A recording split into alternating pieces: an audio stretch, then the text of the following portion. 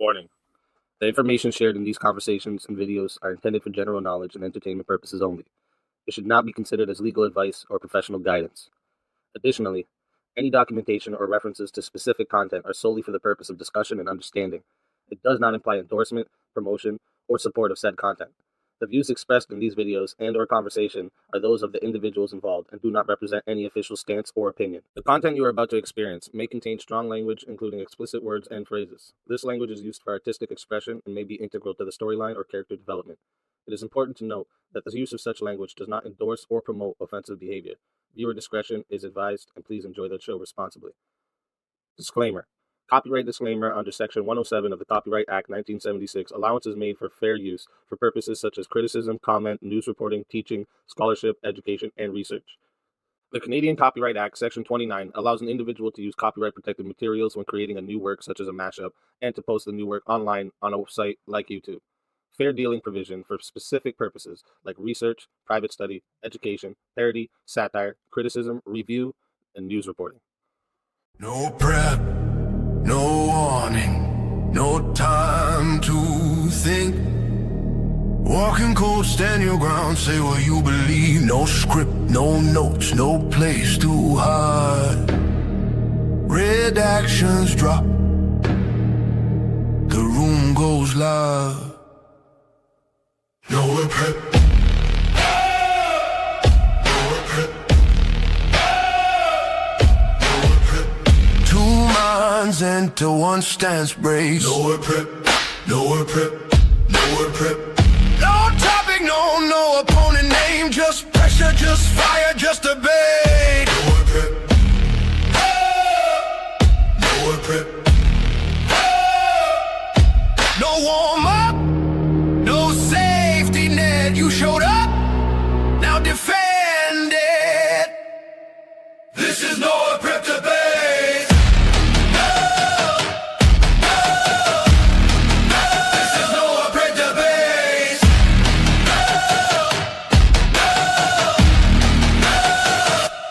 NOerr prep. All right, everybody, welcome to NOerr Prep Debates. For anyone new here, this is a live no prep debate format built around one simple concept. All right, Rob NOerr is walking into this debate completely blind. He does not know the topic. He does not know who he's debating until the live reveal, but the mystery debater does. Okay, they've had time to prepare, built arguments, gather sources, and come in ready. Okay, once the redactions drop, there is no pause, no prep time, no warm-up for Rob. The debate begins immediately. So here's how tonight's going to work. First, we're going to roll the Who's That Debater reveal, bring our mystery debater on screen. They'll briefly introduce themselves, state the prompt, and then go straight into a 10-minute opening statement. After that, Rob will give his own 10-minute opening statement completely off the cuff. Then we move into the open floor discussion. We aim for around 2 hours total runtime, but if both debaters want to continue after that, we'll keep going. And once both sides are ready, we'll move into the 5-minute closing statements. We also have added in some audience interaction a little bit here. So any super chats that are under $20 or Rumble rants, I'm going to read at the end of the stream no matter what, okay?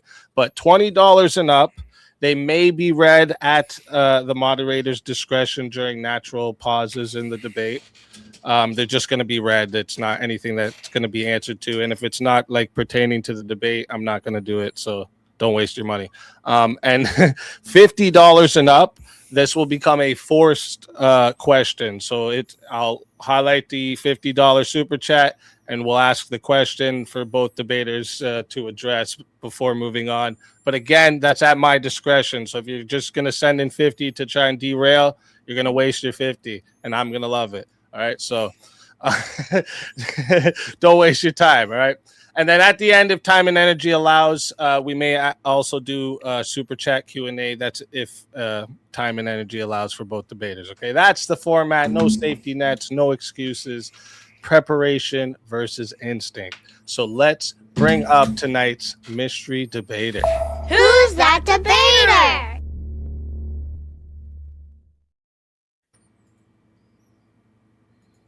Konnichiwa, Casey. Mic check. Working. We hear you. Cool. I'm sometimes streamer on Twitch. You can find me on YouTube, Casey Lee IRL. Do a lot of nerd programming often on stream, but also I'm a fervent porn advocate, and that's what we'll be doing here today. So what's your prompt for today? The prompt is that I affirm the position that pornography is a positive influence on society, that it should be protected for adults with the same fervor that we protect free speech, basically. All right. Thank you. And if you want to get right into your opening statement, let's do it. All right. We have seen a push as of late to infringe on this right. As the U.S. Supreme Court upheld Texas age verification law in Free Speech Coalition v. Paxton, allowing states to room to require age checks for pornographic websites, which has led to these sites blocking entire IP ranges for access to their services. These systems obviously chill lawful adult access while pushing further the ease of while making it easier for the surveillance state to function, obviously, while risking data breaches and identity exposures. The protection for pornography should be treated itself as we treat speech broadly. Adults should have the right to consume legal sexual content, as it is currently the legal and social norm outside of the laws passed of late. Broadly, societies that do allow open sexual expression are more open, they're more tolerant, and less repressive. Other positives from pornography broadly: they can reduce shame around sexuality. That pornography can normalize the idea that people have sexual desires versus societies that disallow it broadly, whilst, for instance, wrapping women in sheets for fear of their feminine wiles. Pornography broadly provides sexual education for some viewers where sexual education is limited or is taboo where they are from.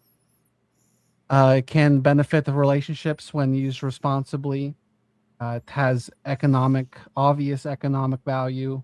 It encourages broader conversation about consent. It represents sexual diversity in its nature. Perhaps the most important point, I believe, is an outlet for sexual deviance, a safe outlet, and perpetual coomers. I'll give the example of the streamer Destiny, who, when he's not on stream, he spends his days texting random women about slurping other men's jizz from their vaginas and doing entire streams wearing butt plugs because it, at the request of some ethot somewhere, is a man who is in desperate need of relieving himself of his deviancy. And a safe, easy way for this outlet is pornography. Obviously, this is a man who desperately needs to watch porn and get the evil out. That is why we should not be oppressing the rights to access pornography. Of course, pornography is not always in itself a positive, and in every case, you can think of some cases where it is not so. But that is the same for most things, like guns, for instance, or speech. We can't look at every case and say it was just a positive. But what's important is that that we don't limit access, we don't limit speech. It's an important part of our society, and it has been attacked as of late. All right. Thank you for that opening statement.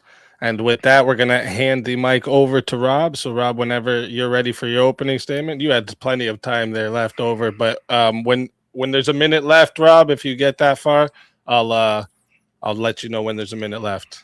Can I just ask a clarifying question? Is the exact wording of the topic what's on the screen right now? Pornography is a positive influence on society? That's what it was broadly. I tried to narrow it a little bit for your sake, but fair enough. That as long as we have a general agreement, that's I'm not trying to get over semantic. I just wanted to make sure. Okay. All right. So pornography is a positive influence on society. Interestingly enough, there could have been a more difficult prompt to say that pornography should be legal. And then you could agree that pornography is bad, but say for free speech reasons, it should be legalized. But it's easier to win that pornography is actually not a net positive influence. And I think Casey would probably agree with me, though we've never met. I think that generally speaking, when we're looking at this prompt, it should be, is it a net positive or net negative? Because as Casey said at the end of the opening statement there are times that it's not a positive. So it wouldn't be sufficient for me to say, here's one negative, but there's a bunch of positives, or sufficient for Casey to say, here's one positive, but the negatives outweigh. So the way to decide the debate, I think we'll both agree on, is it more positive or more negative? And I think the results clearly show that it is by far more negative. Now, as the person who's entering this debate that didn't know the topic or anything, I don't at my fingertips have research that I've done in the past on this subject. But I will be talking in broad strokes about it, and we'll see if I can find on my computer that I have saved that. And I think it's going to be important to talk about the scientific literature on exactly what pornography does to people's physical and mental health. I think that's going to be a key component in this debate. Suffice it to say, when it comes to the discussion that'll be outside the scope of this really, but maybe still something that tangentially we'll talk about, as to whether or not pornography should be legal. It is a more difficult question because inside me I have two wolves, the Christian conservative in me and the former libertarian in me that's fighting. And I will admit, there is something about the former libertarian that says that consenting adults should be allowed to view material of sexual activities, even if it is damaging to them. Just like you should be allowed to drink a bunch of fattening sodas like I do from time to time, but it doesn't mean that those sodas are positive. So I will say that I do think that it's a conversation worth having, what amount we should have. My preponderance of what I'm thinking is I would have no problem whatsoever limiting pornography on a legal basis as well to select places because of the abject harm it does. And there is a history in this country of doing those things. For example, we don't want fentanyl legalized because we understand the damage that it could cause to people. And I think in many ways, although taking fentanyl as an individual action would be more damaging than consuming pornography, I think pornography has negatively affected society in far greater ways based just on how much it's consumed. However, the legal part of the discussion will not be necessary for me to argue whether or not it is a positive influence. There are things that both Casey and I would probably agree are negative influences, but that are still legal, like maybe watching Destiny's show. It's legal, but we'd say it's a negative influence. So I don't think the legality comes into question here. So thank you so much for being here, Casey. I didn't know I would be debating a lady from Dragon Age, or I don't know. I was like, a character looks familiar. But so, all right, so let me begin and give my arguments. I'll basically narrow it down into a few select arguments on my offense. Then I'll address some of the key points that was made in the opening statement there. I think the first reason that pornography is a net negative influence is because it is actually physically damaging. Studies for the past decade have showed that pornography is sometimes more addictive than narcotics. That's how bad it is. It literally chemically alters the brain, and it shrinks, I believe, the gray matter zone in the brain, which is actually leading to people not only being less intelligent and more addicted to this, but it also causes other physiological changes. There are stories that are rampant with men that have erectile dysfunction because they've got too into pornography. There are women whose sex drive is no longer there because they've got into pornography. So the chemical makeup of the body is altered in negative ways. This would be akin to saying that we would say that a serious narcotic, which it seems that pornography is at least that addictive, should be illegal because we would consider, even if it's legal, a negative influence because the perceived benefits wouldn't outweigh that fact alone. So if I win that fact, it would clearly win the debate for me because I don't think that you see many positives as far as I'm concerned based on this opening statement. The second argument I would have is that it affects mental health. And I think that what we see with that is, in addition to just the chemical makeup, we see that it affects people's mental health. I remember reading a study a while ago, and one of the most common things that serial killers that were trying to explain their condition to people said was addiction to pornography. And that sort of like hyper addiction to sexual activity in an aggressive way, which then tends to escalate into more aggressive forms of pornography, which then conversely to what my opponent said, it's not a healthy outlet. It actually makes those degenerate behaviors more likely, up into the most degenerate behaviors, such as assaults on people of a sexual nature or actual killings that occur, and they start with pornography addiction. This would be akin to saying that like low-level drugs are a gateway into these worst things. There is no positive benefit that would outweigh the millions upon millions of people that have had mental health effects of pornography. It has demeaned both men and women. It has made both of them victims in many ways. The men that basically become people that are just drooling idiots over sexual content. The women that feel that they've been objected to, they have to, based on the stereotypes that they see in this, give their body up and have this free sex movement. Pornography is part and parcel to opening the door for all of that happening with mental health. The third thing I'll say goes along with that, and that's declining birth rates. Pornography gives an outlet where people no longer have the former form of marriage that we would have celebrated that was a good thing, which was a man courting a woman and then getting married and then having children. Pornography goes in with the free sex degenerate movement that prioritizes feeling good in the moment and materialism over commitments and duties that we in society have. Men in raising families and working and providing for our families, and women in having those children and being caretakers to help. Instead, we have glorified sexual gratification, and this degeneracy has led to many parts of society breaking down.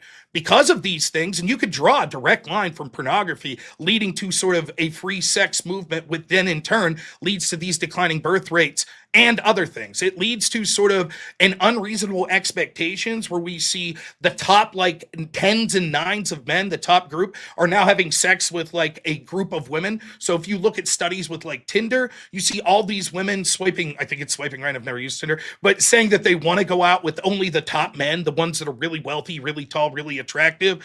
And so that means that the men that are like 7, 6s, and 5s are left without mates. This is a terrible way to structure society, and it all stems from influences that we see with pornography. It's not to say that other influences don't exist, but the unreasonable sexual expectations that are set forth from pornography and the standard that says to gratify your immediate base needs is terrible, and it's leading to generations of young men that are checking out. We're likely to see, because of pornography, we're going to see the increase in AIs being used for pornography, and we're going to see eventually basically sex robots, and that actually could be cataclysmic and have a drubbing to human society as they're trying to figure out how to then have families and children in traditional life when the gender worlds are completely shattered, because pornography addiction has led to AI pornography, which has led to people disassociating from the thing that made society go round, and that was men trying to court women, have mates, provide for the family.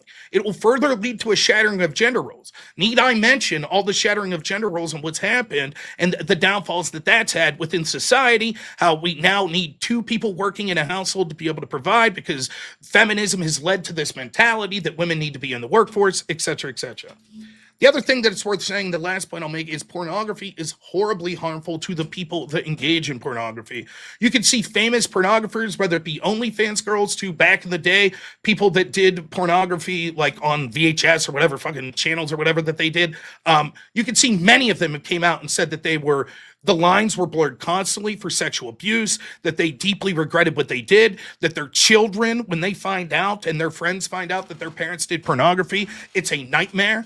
It is shameful, and there's a reason that it's shameful, because we understand that that's sort of behavior that should be private. The idea of being engaged in doing pornography is a step worse than actually watching the pornography yourself. But make no mistake, the existence of pornography and your partaking in it helps make that possible. When we sit back and we complain about OnlyFans girls and how terrible it is for society and how we have more and more money going into this field of pornography, which makes us less and less productive as people in this country, you consuming that pornography is actually a step in that. So it's something that we should reject. Finally, a couple things that was said that I'll play in defense here. I don't think any of the benefits that Casey talked about are all that great. I think they pale in comparison to the negatives that I've talked about. One thing I'll say is the idea of reducing shame. I will say that reducing shame is bad, that actually we need to increase shame. And increasing shame would mean that people are acting less sexual in public. Last thing I'll say, and probably the most important thing, we started off complaining as a free speech issue about the age restriction thing. I'm not saying this about Casey, I don't know Casey, but this is horrific. The idea that pornography is a net benefit and free speech, and so we need to challenge trying to restrict this content for children. Pornography is a direct lineage to children getting involved in sexual activity, which leads to an increase in children being sexually harmed by this. That reason alone should be the most important reason in this debate, and a reason to reject anything but it reduces shame, but it's a free speech issue. All of that should be outweighed. So that's my opening statement. Perfect timing, right on the dot. Like it. That is going to be the opening statements, everybody. So from here, we're moving into the open floor discussion. Like I said, we're aiming for around 2 hours total. At that point, I'll check in, see if the debaters want to continue or move into closings. I'm going to be mostly staying out of the way unless things go like too far off the rails or the talking over each other becomes unbearable for the audience. But quick reminder for the chat, there is some chat interaction during the open floor. $20 and up may be read live during the natural pauses in the debate, but if it's like some stupid shit to try and derail, I'm not going to do it, so don't waste your money, or do. And 50 and up is going to be a forced question. So if you send in $50 because you have a question about the current thing they're talking about, send in 50 with your question. And if it's current, like if it's about the topic, I'll ask it. But if you're just gonna ask, hey, what size is your penis or some stupid shit like this, I'm not. Like I said, you can waste your money. I'll still thank you for the money, but I'm not reading it. So, with that said, open floors is yours, gentlemen, and I'll get this clock here behind here, and I'll let you guys know when we're at 2 hours. Should we start with sort of the conversation of the legality of it? Is that fair with you? Yeah, that's I think that, in my opinion, obviously you may disagree, I think that's the strongest case you make, because saying that it's a positive or negative influence, saying whether or not it should be legal or illegal is a step further than that. Will you admit that just even if you would win the debate that it should be legal, that in itself isn't proof that it's a positive influence? Would you admit that? That it's a net positive.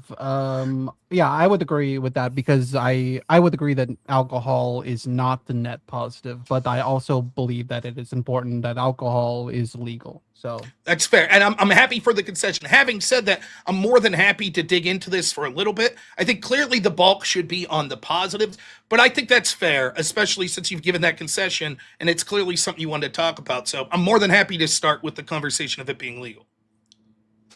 Right, and just to make clear, my policy, like my prescription for like the children of it all, it would be on device restrictions.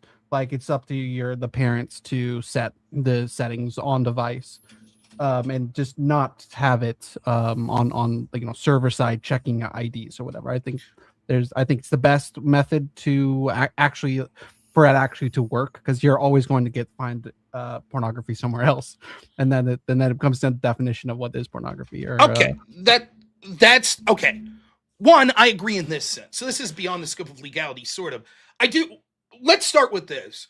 Would you agree? You've given some positives, right? You've given some positive. Would you agree, though, that of everything that I talked about as negatives and everything you've talked about as positives, the idea of mass amounts of children being harmed would outweigh any of sort of the other negatives I talked about or the positives you've talked of? That would be a measurable harm. That would be on the scale. Okay, so I think then that's a good place to start, because we'll see whether or not it's likely lead to these outcomes of children being harmed. Your solution to this, as opposed to trying to force the actual producers of pornography, of big ones where we'll get into a second how much of the market share they have, instead of having them have age restriction, your argument is they shouldn't, and instead it should be left up to parents. But I think that that's obviously, though we may agree that it's best for parents to take an active interest and always be observing what their kids are doing online and what they're doing while they're playing video games or even what magazines, books they're getting, etc. I agree with you there. Parents should be the first line of defense. But me and you are both going to have to agree that oftentimes many parents are left wanting. And we as a society shouldn't say, hey, if your kid gets molested, it was up to the parent to stop it. We'll say, no, we still have laws. We still have things to make sure. For example, we don't leave strip clubs or, strippers in areas where schools are near, etc. So I don't think that it's sufficient to just say, no, we shouldn't have age restriction for pornography because it should be up to the parents to put restrictions on the device. It's a bit gross overstatement to say that leave it up to the parents. I think there should be better on-device options for parents to enable to when they give their children smartphones. Okay, but for the purposes of what I'm saying here, it's still, no matter, let's assume, like I have an iPhone, right? And we were just talking about this before. I have an iPhone 14, I think it is. Pro Max. Oh, it was big time when I got it. Like, let's say we somehow we're like, okay, iPhone, you have to have the best parent security tools possible. We're making that legal. You have to do it. You're still going to have huge swaths of parents that are like, and they're just not going to do it. Yeah.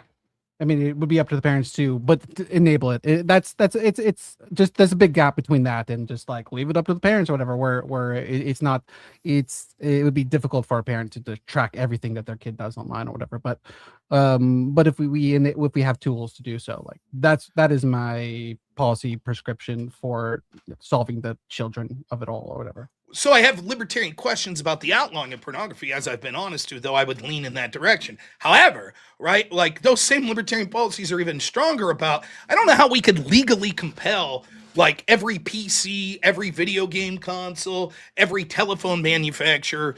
We are legally compelling them that they have to have certain tools available. Okay, but we shouldn't legally compel the actual pornographers to have age restriction access. And I'll say real quick, as you think about that, just one little quick thing. You said, of course, it'll be difficult for parents to do this. Even if you're trying as a parent, you're right. It's impossible to figure it all out. Shouldn't that be why we have multi-tier restriction to this stuff? So sure, we have the parents trying to help. Sure, we buy the devices that give us the tools to do that. But we also make sure the pornographers are doing their part to make sure that it's age restricted. I mean, if it does, but there's a cost. There's a high cost that's associated with ID checks on websites, and I don't think that the negatives outweigh I think the negatives do outweigh the pros in that. Okay, in that so what's scenario. the high cost? The high cost is these pornographic websites having your name and all your information and what porn you like and what you've watched and then potentially even selling that to anyone, including the government, or anyone who wants to out someone for having watched some porn at one point. Like, these data breaches happen all the time. The idea that there's going to be some database out there with something you may have watched even on accident or whatever the hell, just to smear someone if they needed to be smeared, for instance, like. That is a huge privacy issue. Okay, two things. One, you said you wanted to reduce shame, and now you're like, it'd be shameful if people found out what porn you were watching. There seems to be some tension there. Secondly, okay, we have to show an ID to get in a strip club. Why? Because it's all about the cost benefit analysis. There's not the big privacy cost when walking into the strip club. But from what I know, they don't keep online databases of who goes in and who goes out. There might even be rules against doing that. I would be pro rules against doing that. Well, nonetheless, there could be rules against selling your data, rules against intentionally. Yeah, you always run the risk of a data breach, but I run that risk on everything I do, even in the current standard, right? Like right now, if I go to a pornographic website and I'm not forced to show ID, if someone hacks my account, my digital fingerprint, so to speak, would be obvious to determine who I was. The type of person that's sophisticated to hack a database like that, if they truly wanted to look into me, without much effort, would be able to link my digital ID to sort of who I am, my social media accounts, etc. And when we're talking about a cost-benefit analysis, you've already conceded that the biggest impact or the absolute worst negative that we'd have here is the harm of children. So why would we have the slight inconvenience of you being forced to prove your age to go on a pornographic website based on the idea that hypothetically that company could sell your data or be hacked? But then instead we say, well, if we do that, we're ensuring that there's a better chance that children in mass have access to this material. I think the harm way outweighs the benefit in that. I don't think so, because if a parent is like just does the minimum on device protection, then they're not going to be going to the type of site that would have this type of check or whatever. You're not going to be like, that's on the top of the list is like, you can't go to Pornhub if like on these types of protections. Like, so the actual benefit is actually quite minimum. I disagree. I think that two things. One, that implies that the parent is proactive. You'll admit right now that there's devices. It might not be up to your standard, but there are devices on almost every device that a parent would have. The computer I'm using, probably the computer you're using, the one Speakeasy's using, all of our cell phones. There are parental controls on pretty much anything that you buy new at this point, right? Yes. And yet, that's not sufficient to stop mass amounts of children from consuming pornography. In fact, my guess, I don't have the data in front of me. You tell me, what's your guess? I would guess that probably 50% of people under the age of 18, more than 50%, have consumed pornography, despite the fact we have these parental devices. Probably most guys. Yeah, I don't think. My general theory is once, I mean, you're going to be old enough to get around it, to know, like, if you're 16, 17, you're going to be smart enough to get around whatever. Well, that's exactly right. But we would still categorize them as not adults. And if pornography on itself could be damaging to someone who's 16 and have lasting effects as people are in puberty and their sex drive is just sort of beginning, and instead of having a healthy sex drive, they get these unreasonable expectations of pornography. So you would agree that we should try to prevent 16 and 17-year-olds from accessing pornographic material? Right, but once if they're smart enough to get around parental controls on their device, and they're smart enough to access a website that won't be registered as needing to ID, and there'll always be accessible pornography on the internet, like always, torrents, that may be, or anything. But that's not going to help your argument, though, because while it is true, we hear this argument all the time. Why build the wall at the border? Can't people just climb over it? The same, you could be like, why require ID to purchase alcohol?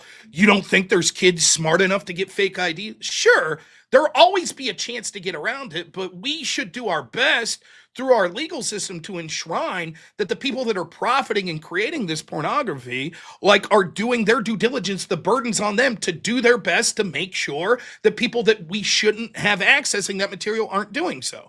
And I don't think it's efficient. I think you see this shit from Pornhub all the time and these other big sites that are like, this is, oh my gosh, if they force us to age restrict, hypothetically someone could hack us.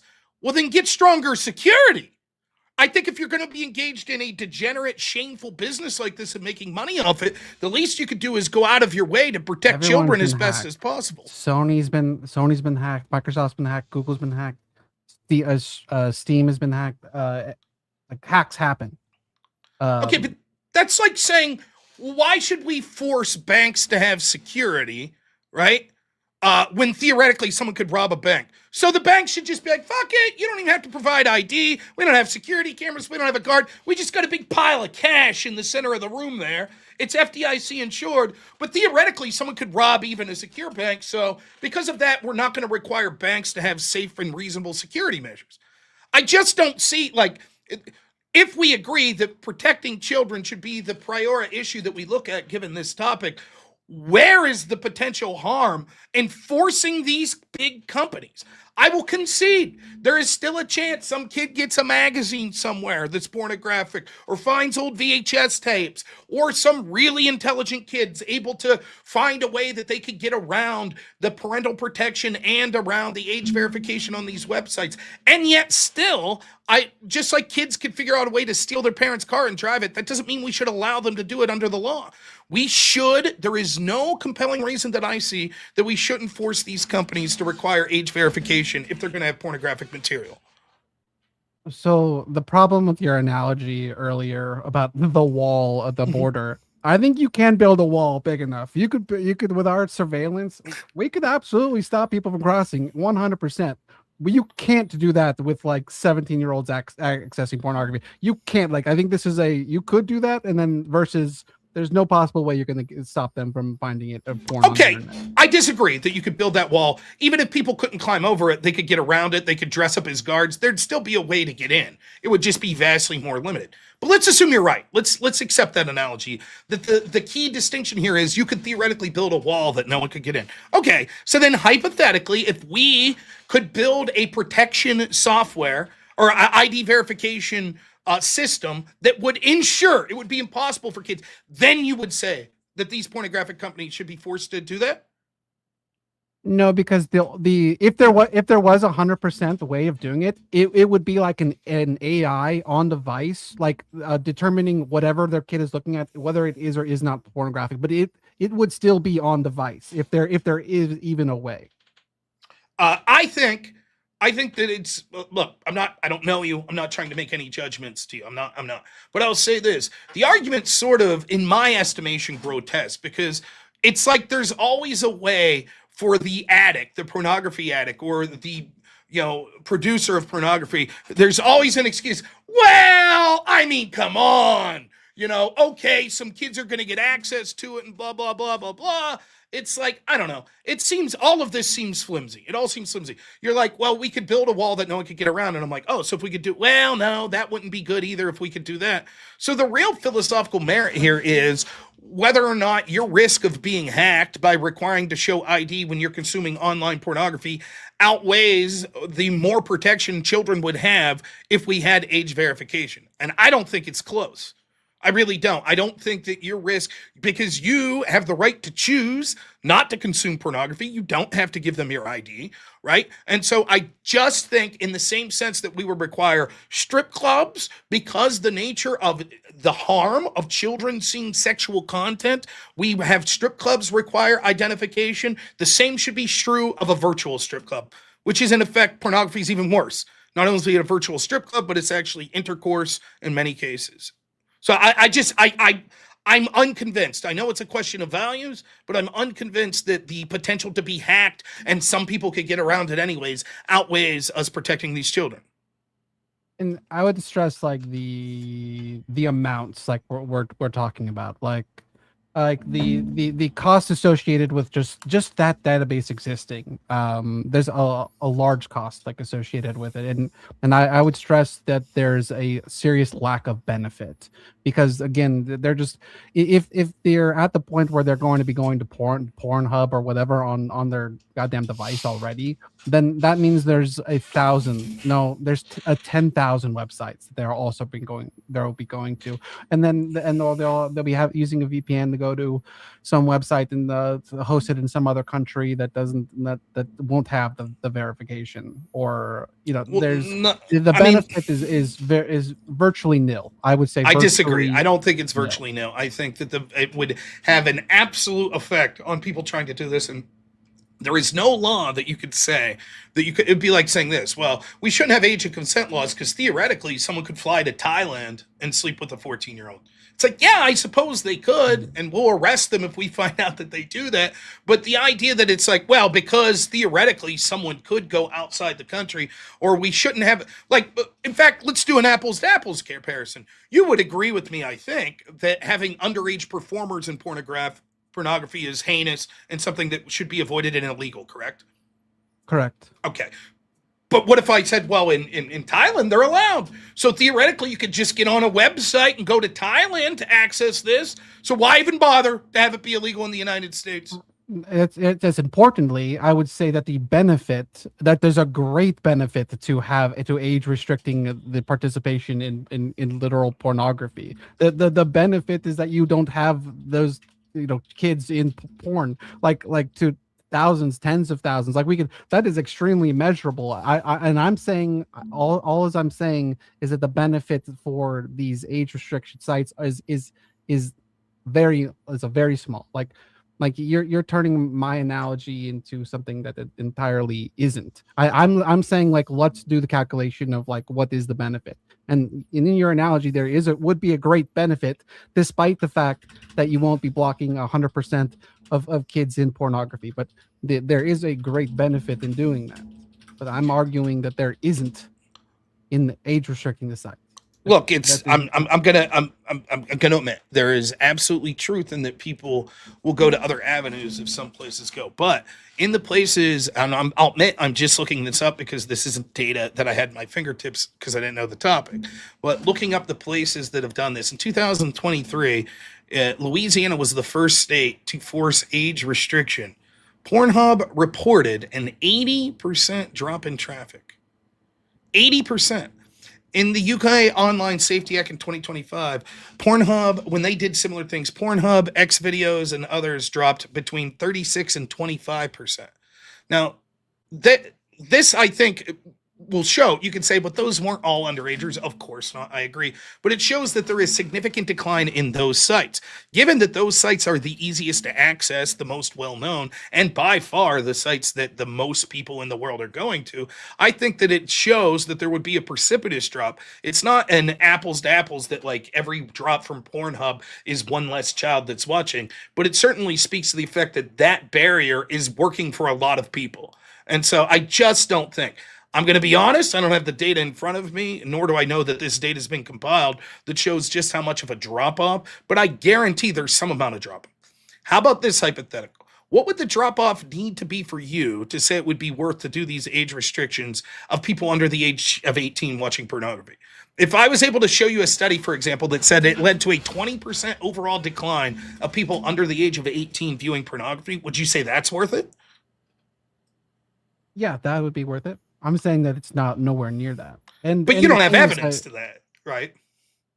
I don't have evidence that that's not that. Yes. Because it's not that.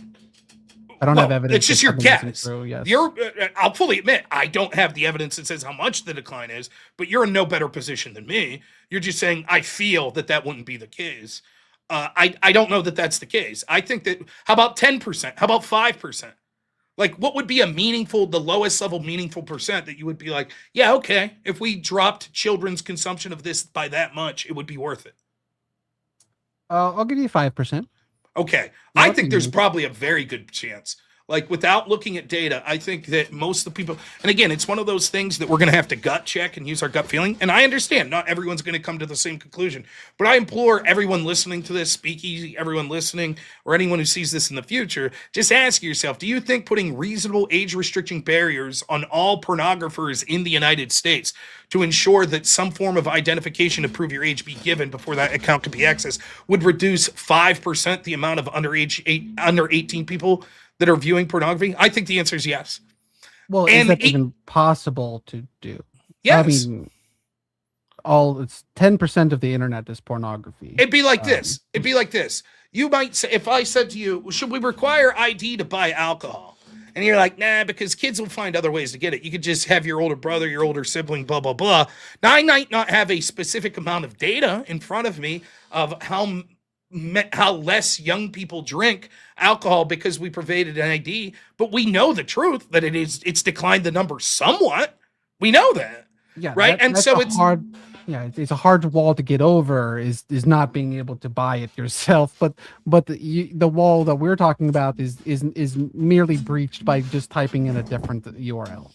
Yeah, but if we did this ubiquitously with all US sites and we punished the sites that were US oriented, and then we started to intentionally block pornographic sites as they popped up that didn't require age verification in the United States, I think that we would start to see serious inroads.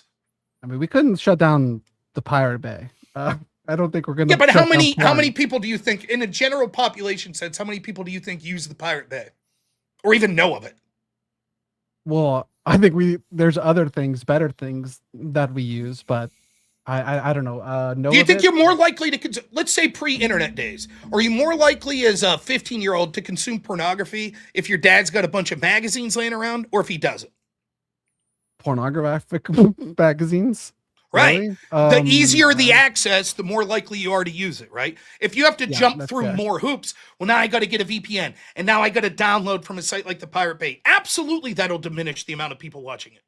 I don't like, I just, I would just say from my perspective, and I know I'm a boomer, I wouldn't know how to use the Pirate Bay to get pornography.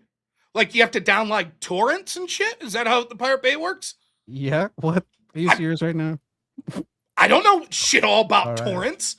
I just don't. Like I remember the only thing I remember of this is I remember Napster, right, and LimeWire for music, and I remember like that I had some friends that had like a PlayStation emulator, and I think they'd go to Pirate Bay or something, and they would like get torrents of games, right? Like, and then they would play the games.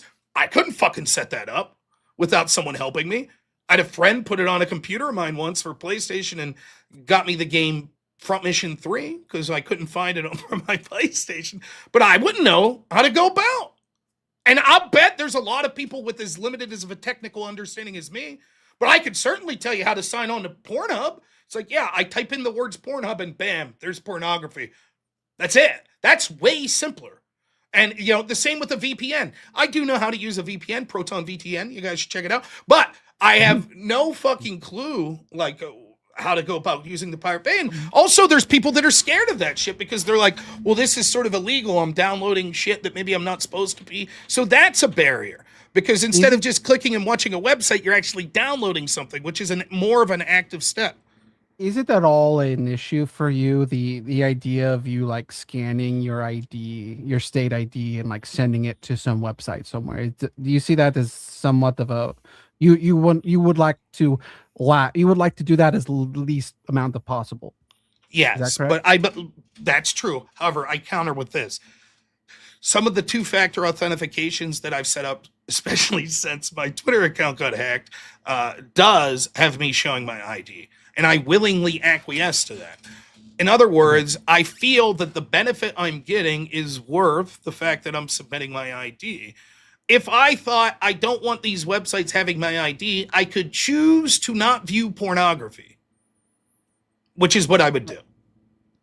Well, while we could, the trust amount on Twitter, it's relatively high, and yeah, I would even say the trust amount in like a site like Pornhub would relatively high, but I'm saying that the thing that you're asking is actually impossible. You're asking hundreds of thousands of websites to be asking for these IDs, and no one trusts these sites. No one's gonna do that, right? I mean, all the more. I mean, again, think of what you're saying. Yeah, pornography is a net influence. It's good, right? And, it would be a shame for you to have to give these IDs to these sites, and we shouldn't have age verification because these sites are horribly untrustworthy. Do you see the contradiction? Yes. Let me take this in slightly a different direction. You're aware of the fact that there have been several instances on some of these big pornographic sites like Pornhub and other ones like that where underagers actually had videos on there performing sexual acts. Yeah, I think so. Okay, well, if you're admitting that can happen, and you're admitting no one really trusts these sites, you don't see the problem here? Well, hold on. I would be for, if you're uploading content, I'm all for you having to verify the people who are in the videos or whatever. And with what, ID? Yourself, yeah, if you're gonna add content. Okay, that's a big gap between that and going to view what's on the site. But again, I could make all the same arguments that you just made about having to show ID to view the content against having to show ID to upload the content. The same arguments would still apply. And you're just like, yeah, but I think if you want to upload it, you should be willing to show your ID. Okay, I think if you want to consume it, for the same argument you just gave there, you should have to show an ID. Now, I'll give you the last word in this because I think, as we both admitted, this is tangential to the actual topic, but I wanted to give you the courtesy of talking about it. I think I've made the case that I want for it. I think it's damaging. I think reasonable age restriction is something we should do. Too much, we sexualize children, and the companies that are making millions upon millions of dollars ought to do their best to invest some of that fucking degenerate money into preventing children from accessing that service. That's my opinion. But I'll give you the final word on it, and then we should move to something maybe closer to the topic. Fair. Yeah, I agree. I think there should be stronger protections and easier to enable protections on smart devices broadly to stop this type of thing of happening. I think that's where you're going to get 99% of the blocking is going to be on device, and on the flip side of it, this is entirely unreasonable / actually like an impossible thing to ask for all of these sketchy ass websites out in the nether that have porn on them to ask for people's IDs. They're not going to give them. They're just going. They're going to switch their hosts to somewhere outside the U.S. or like they're just it is an unreasonable ask, and the legislation is largely just targeting the larger ones, but that just is going to divert traffic to less large websites. And by the way, we're also going to, the more websites that people are going to broadly, the more difficult it is to find instances of like children in these videos themselves, and to hold those people accountable for uploading that and or for hosting it.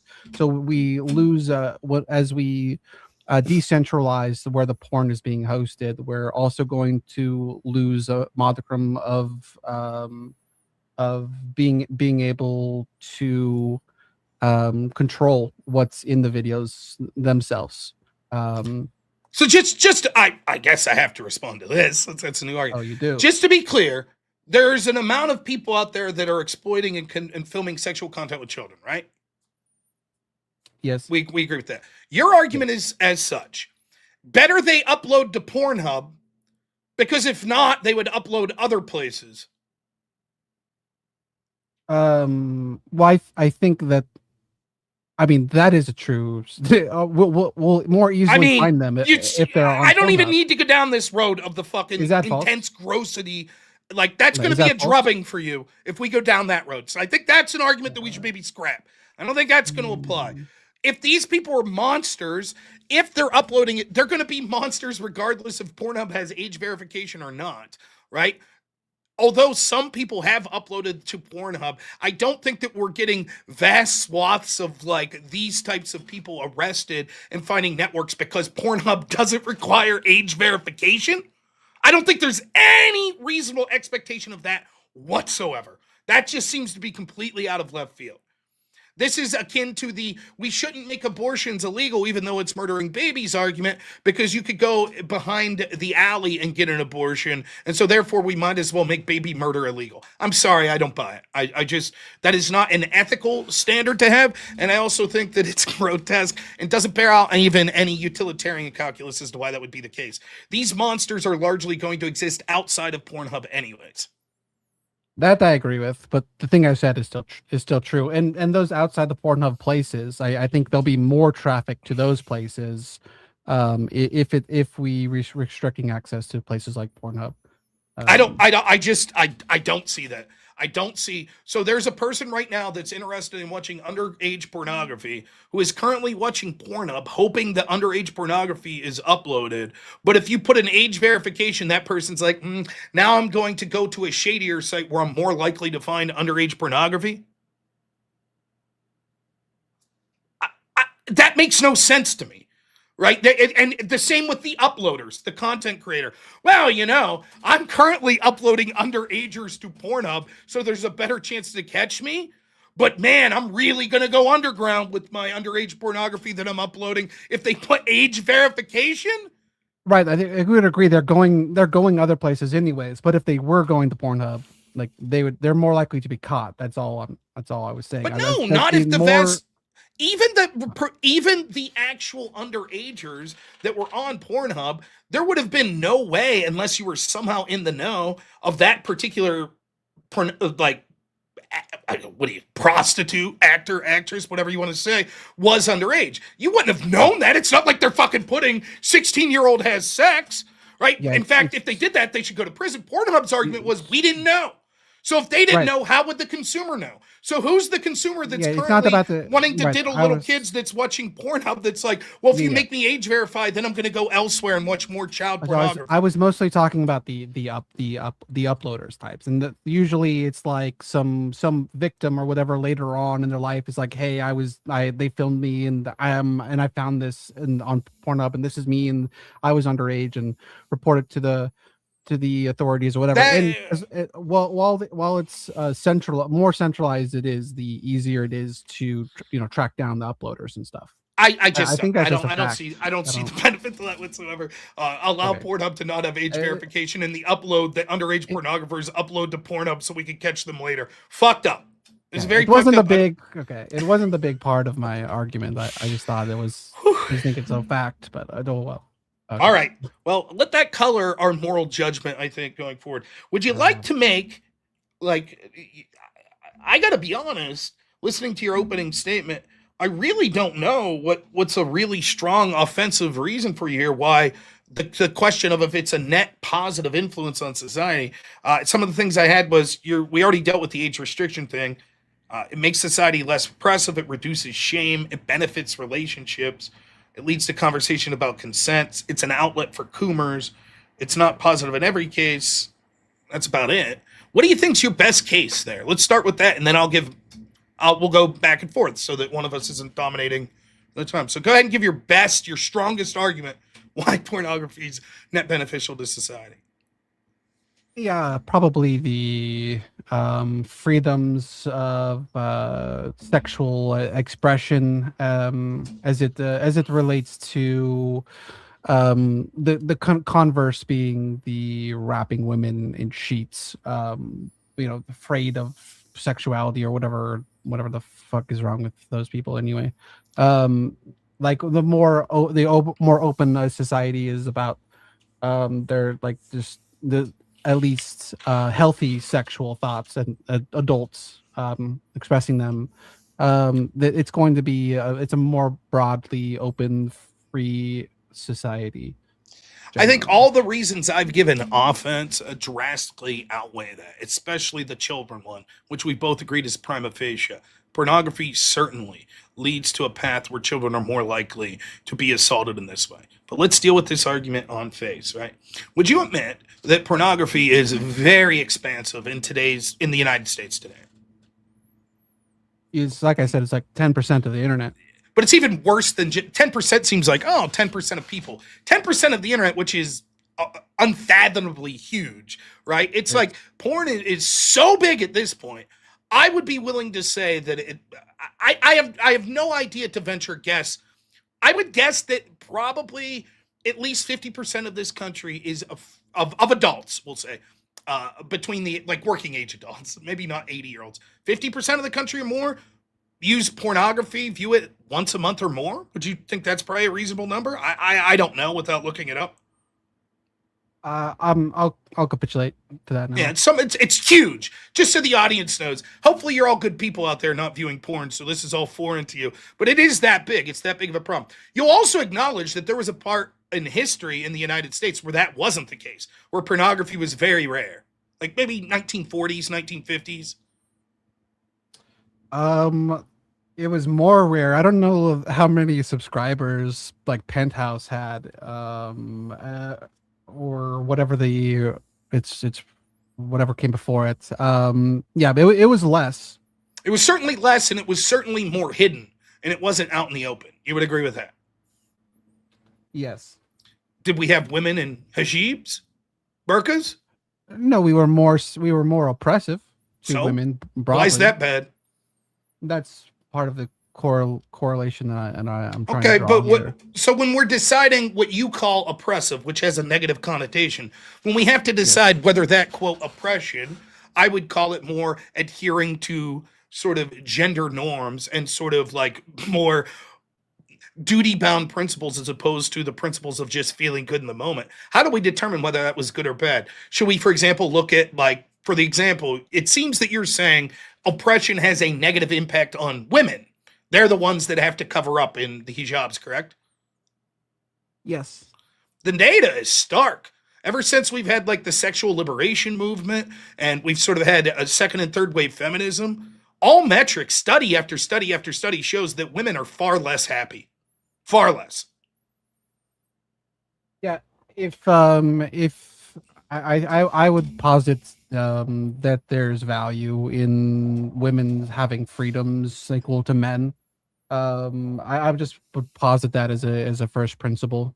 Well, just to be clear, that's a different question when it comes to the concept of pornography. On the question of feminism in general with freedom, I recommend a book to you. It's called Occult Feminism. It's by my friend Rachel Wilson.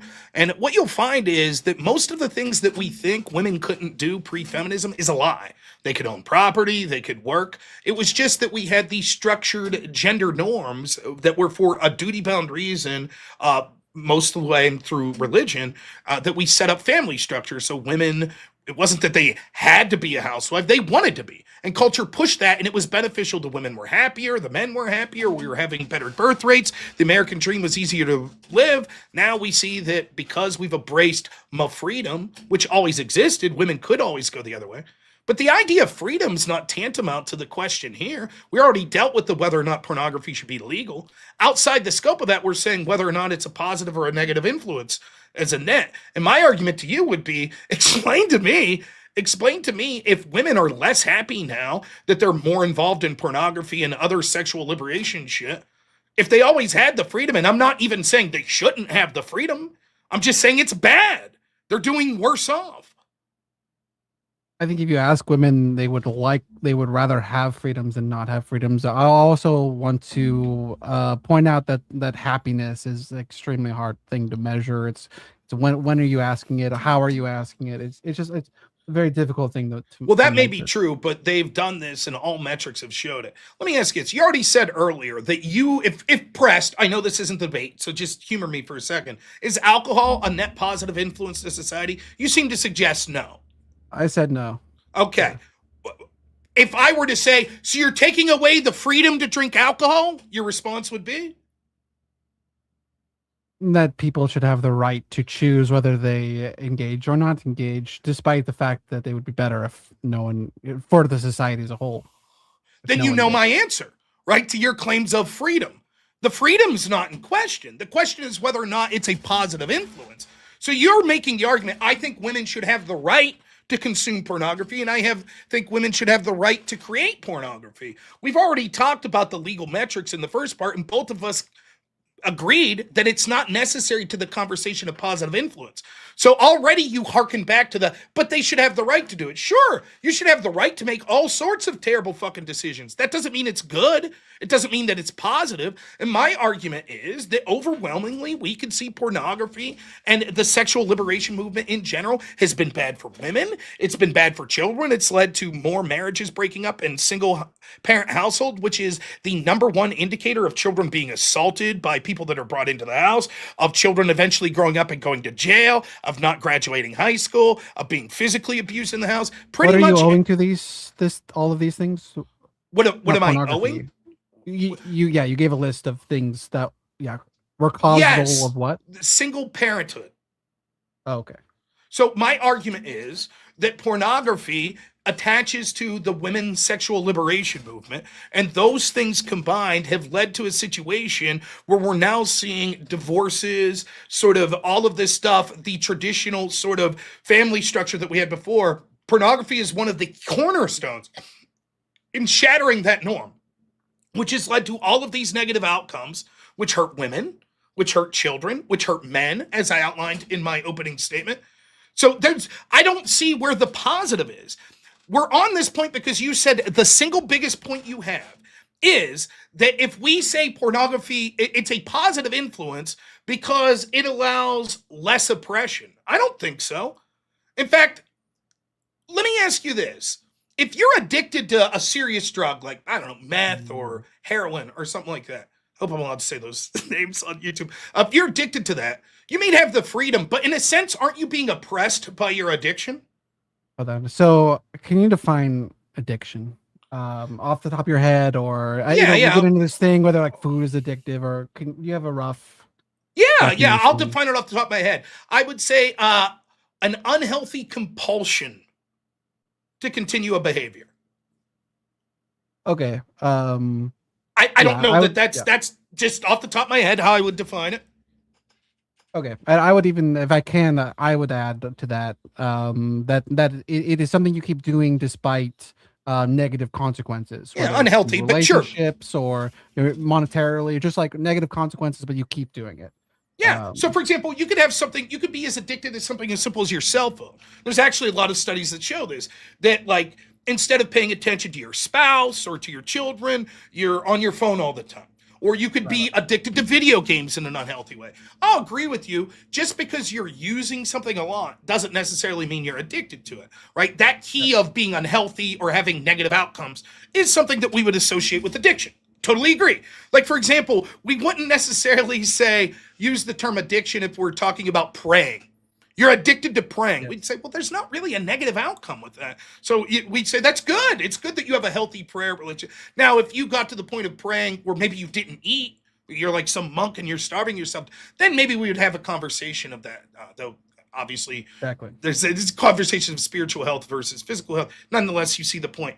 What I'm trying to say here is, though, like, the addiction to pornography. Now, I just want to be clear, just to wrap up this, I don't think you've made the case whatsoever that if we said that without pornography, that we would have women in hijabs. I think that when pornography was far less prolific in the country, right, women were happier, children were having better outcomes, men were having better outcomes, and it's not just correlation, it's also causation, because pornography is part and parcel with the sexual liberation and feminist movements, which actually led to all of these negative outcomes.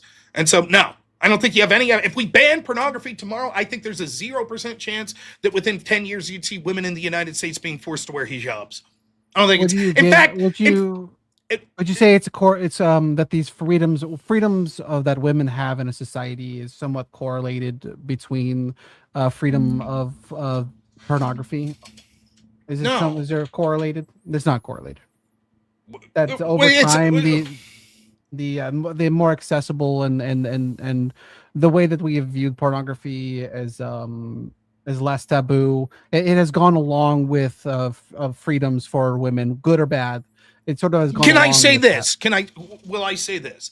That pornography and all of this has led to what maybe you would consider more sexual liberation for women.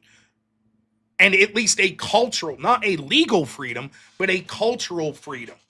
Right, to do what they want. More freedom. For example, it was never illegal for a woman to have premarital sex in the United States, right? But culturally, it was shamed. Well, right? I'll take your So, word like, for it. 1940s, it wasn't illegal for a woman to go out and have sex, like, after prom. But we looked down on it. We said, that's shameful. That's not good, right? So there was more of a cultural liberation more than a legal liberation for women. There's all these misnomers that there was all these restrictive legal rights. Women couldn't work. They couldn't own property. They couldn't have lines of credit. Not true. And what you see is that most of these are just myths that were spread by feminists. The idea that since we've got looser with pornography being more readily available and we've taken away the cultural stigma of it, at that same time, women's sexual liberation has opened up and more women have gone in the workforce. That's true. And that's basically what you're saying? No, the women not being able to open bank accounts, that's not a myth. That's okay, show me. As far as I know it. Show you. I don't. Also say is, I guess that's beyond the scope of this debate. I recommend you read Occult Feminism. Most of these myths were garbage. And to the extent that, like, any of the little kernels of truth that were there, it was because even though it wasn't enshrined in the law, our cultural duties that we placed on men were actually there to ensure that women were far happier, as all the metrics show us. What I'm saying is, if you answer the question in the affirmative, when you say, is it correlative, pornography correlative to all of these freedoms of women, and I outline them as, sure, the sort of cultural acceptance of, you go girl, go in the workforce, sexual liberation, don't worry about having kids. I agree with you. It is correlative to that. The only difference is I say all of those are bad for women, for children, for men, and for society as a whole. And you're saying they're good. So we're both willing to agree that pornography is at least somehow connected to this shit. I say it's bad, you say it's good. I think the evidence overwhelmingly in this debate supports that my position's correct. And we haven't even got into sort of the reasons that I outlined in my opening statement to prove such. But to this, I'll give you the final word on this. If this is your strongest point, that women will be in hijabs if we don't say pornography is a positive influence, I don't see any connection whatsoever. I think pornography enslaves women.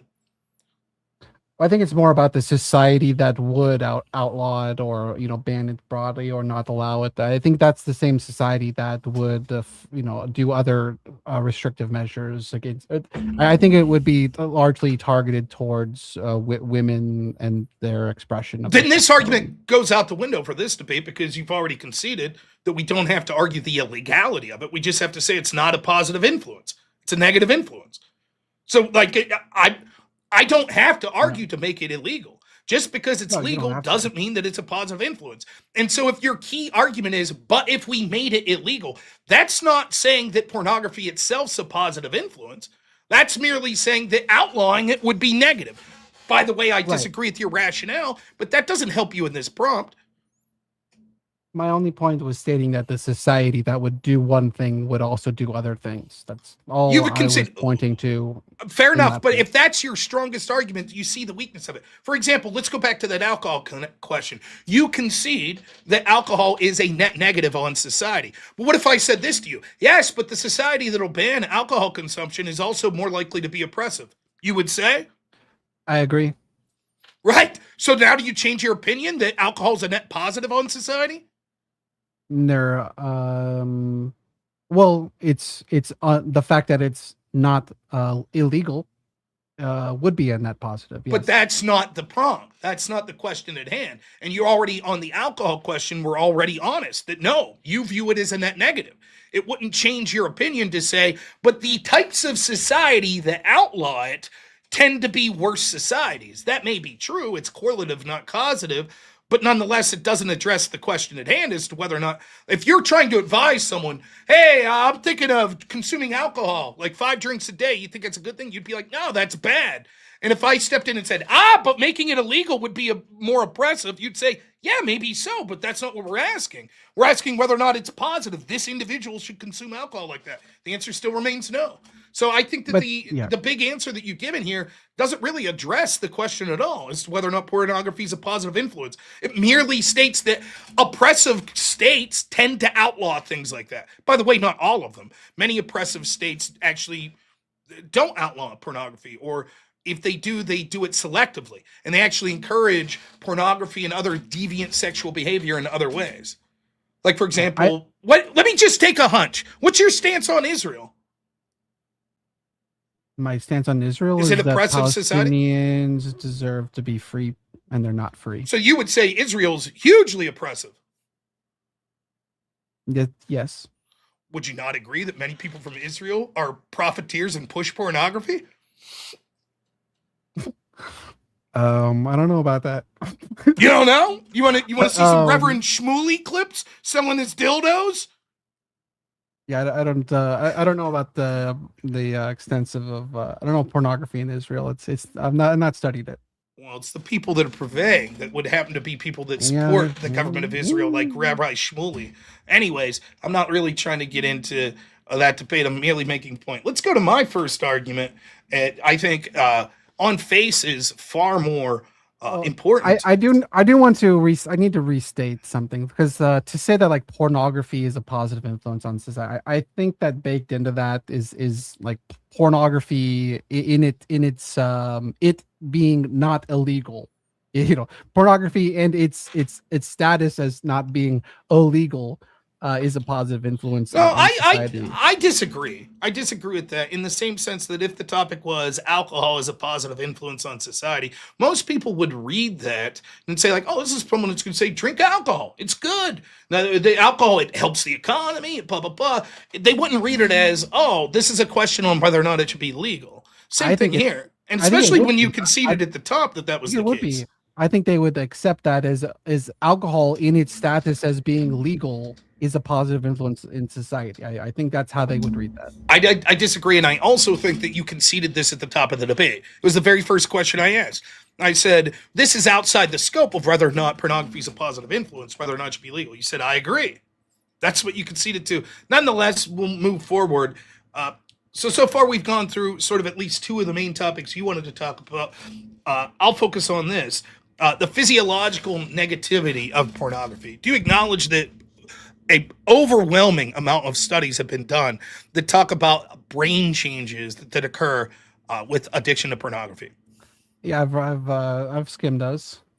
And so Brain your answer changes. to, if that's true, if pornography is as addictive as hardcore narcotics, as study after study has showed, and by addictive we do mean, It doesn't show that. okay, what's it show? Like this same group of people who looked at internet video games and decided that it would be classified as an addiction. The same group of people decided that internet pornography should not be considered an addiction. Who? What's that study? It's not the study, it's the AMA looking at whether to classify internet pornography as addictive, and they said, where they said that internet video games should be and is classified, they also said that internet pornography isn't.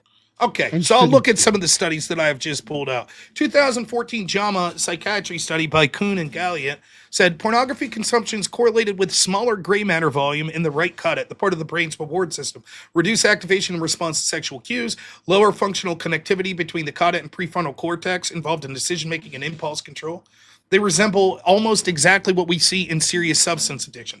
2025 fMRI study on the internet pornography found that frequent viewers show altered brain connectivity similar to drug activity, with hyperactivity in some reward areas and inhibited function in others, plus stronger sexual arousal but cognitive emotional disruptions. Then we see with the mental health. 2023 study by Prevera, which I've read this one, says pornography use strongly linked to higher stress, anxiety, depression, and conflicting emotions. If I recall, when I was reading that study back in 2023, what it suggests is that it's sort of exponential, that limited amounts of pornography have small increases in anxiety, stress, whatever, but the more you consume it, and it was talking about people that are consuming it like more than 3 times a week, you started to see those numbers exponentially rise. Like, there's also the evidence that shows that it leads to weird sexual compulsion, it leads to lower self-esteem, it leads to less social behavior, so antisocial behavior, and almost all of the studies show this. A BYU study in 2023 says any level of pornographic use by men or women negatively impacts romantic relationship satisfaction and stability. Longitudinal data by Perry et al. Says that pornography use roughly doubled the likelihood of divorce from roughly 6% to 11 to 16%. That number was actually higher for women that use pornography. So almost all studies that we see on this shows that it has physiological effects on the brain, it affects mental health, it affects social health. Studies. You don't get to list 3 studies or 4. Show me the study that disagrees. I'm cool. Yeah, I'll point you to the DSM-5, which does not list internet pornography or porn addiction as a formal diagnosis. And how does that responsive to what I'm saying? Yeah, obviously, such a medical body would be looking at all of the evidence, not just a study here and a study here there, which is important in science to look at all studies. No. That's not true. Just because it doesn't list it as an addiction, quote unquote, does it list video game addiction, DSM-5?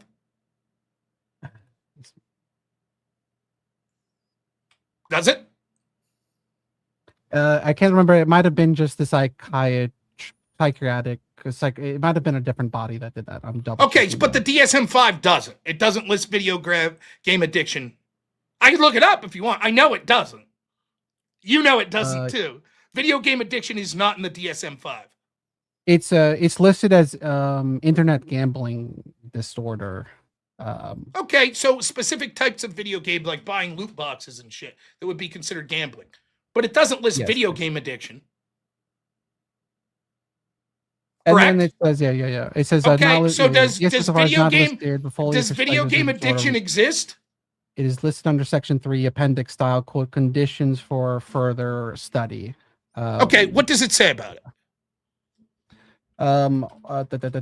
Conditions, the APA says IGD, internet gambling disorder, included as a condition needing more research, while gambling disorder is the only behavior addiction formally identified. Okay, so if it doesn't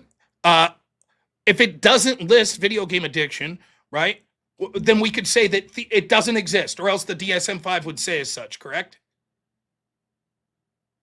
It doesn't. I wouldn't say that it doesn't exist. I would say that it's strong evidence that the science is not conclusion. And so when I'm citing specific studies that they've done on people that consume pornography, and there's a litany of it, and you saying the DSM-5, by the way, the same DSM that was like advocating all of these gender treatments for children that were a fucking abysmal disaster, but the appeal to my science and my experts, it doesn't appeal to me in that sense. When we see these actual studies that correlate with anecdotal evidence that we've seen, like, yeah, it absolutely makes sense that these individual studies are showing the negative impulses that come with pornography and the consumption of it, especially once you start to get to an addictive phase of it. And just saying, yeah, but the DSM-5 doesn't specifically say pornography addiction. I'm sorry, that's not responsive to these studies.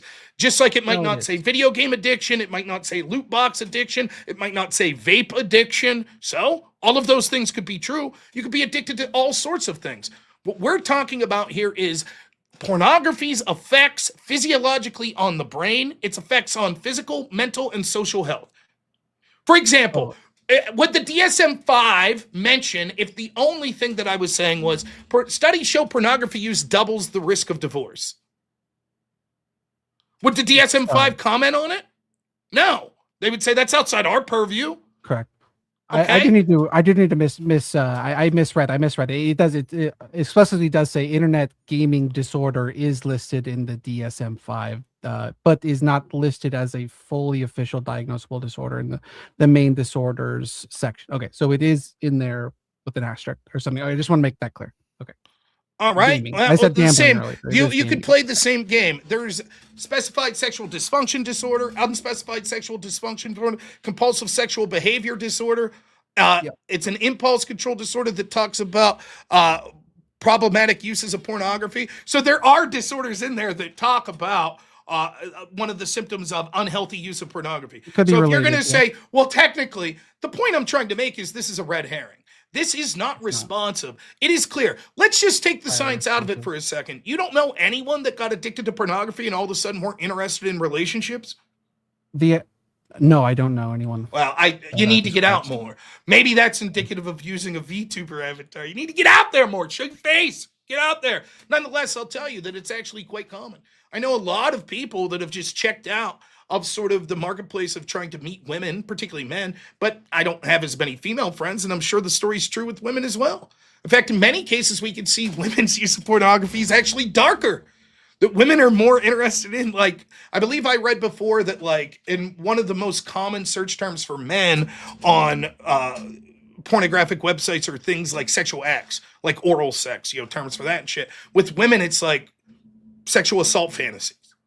Right? So it's like the idea that women are also, utilizing this isn't true. The evidence is overwhelming, though. And anecdotally, it matches up. Go ahead. I'll never say that the internet's pornography. Like, there's not like negatives, even some, like, especially that individuals can experience, or even that there isn't someone out there that the way that you described them not being interested in relationships anymore. I'm not ever saying that person doesn't exist, or they're not collectively. How many of those people exist? I have no idea, but I'll give you that they exist. But a lot of things like have negative consequences. A lot of things, especially when individuals, like, again, the alcohol thing, a lot of it affects people in different ways. That's obviously addictive. Even outside its addictiveness or whatever. Like just taking alcohol affects people in different ways. And I'm not saying that there's not ever like negative things associated with pornography. I'll give you that individuals might have had that negative experience. I object to the labeling of it as an addiction, because broadly speaking, people don't keep doing it. They won't. It'll be like, they won't go bankrupt. No. That's a different question. I'll concede. Is it possible to utilize pornography without it being an addiction? Sure. Let's say that you've looked at pornography 2 or 3 times in your life and you're 30. Would I say that that's a pornography addiction? No. Does that mean that pornography then is a positive influence or not a negative influence? No, not whatsoever. the more you use it, the more likely you are to become addicted to it. And there's certainly the problems get worse as you get more addictive. But as you heard from some of the studies I was mentioning there, it's sort of a rising scale. Utilizing it, even in limited sense, tends to have negative repercussions, such as in marriage, right? And it certainly makes it more likely that you'll consume it more, which makes it even more likely that all these negative outcomes are exacerbated. So I think you're doing a clever sleight of hand here. You're like not really challenging the negativity that could come on the physical, emotional, and mental impacts of this. You're merely saying, I wouldn't call it an addiction because you could utilize it without being addicted. I agree with that. It's not that everyone that uses it's addictive. It's that many people get addicted to it, and the use of it in the first place opens up the risk to becoming more addictive, and in its own right is negative, even limited uses of it. And I could take the debate to the spiritual, which I'm not going to, right? But you could look at why this is sinful and its behavior in the eyes of God, that's something to be, rejected. But I won't do that. I won't take it there. I'm merely keeping it to the societal, and in this case, to the physical body. It is worse for you. It is worse. One of erectile dysfunction, for example, rampant with people that are frequent users of pornography. False. What those studies are doing, what they're saying that people who watch pornography actually last longer in bed, and they're calling that erectile dysfunction. If you actually read those studies. Okay, let's try to bring one up. We'll go through it. Let's see what I have here.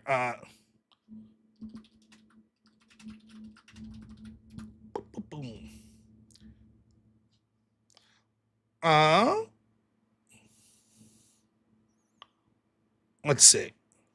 So we have the National Library of Medicine, associations between online pornography consumption and sexual dysfunction in young men. Multivariate analysis based on international web-based surveys. Let's see. Result. According to the scores, 21.48% of our sexually active participants had some degree of ED. Higher CPAT scores indicating problematic online pornography consumption resulted in a higher probability of ED while controlling for covariates. Masturbation frequency seemed to not be a significant factor when assessing ED.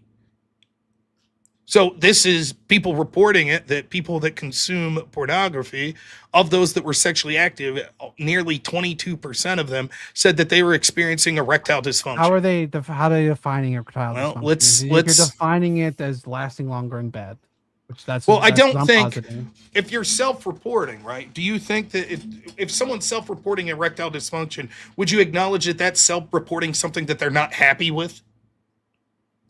Yes. Okay, so at least we know, regardless of how each individual responded, that they were experiencing erectile dysfunction. Even if there was a variance in what each one meant by that, what we could clearly assume is all the people saying they're experiencing ED weren't happy with it.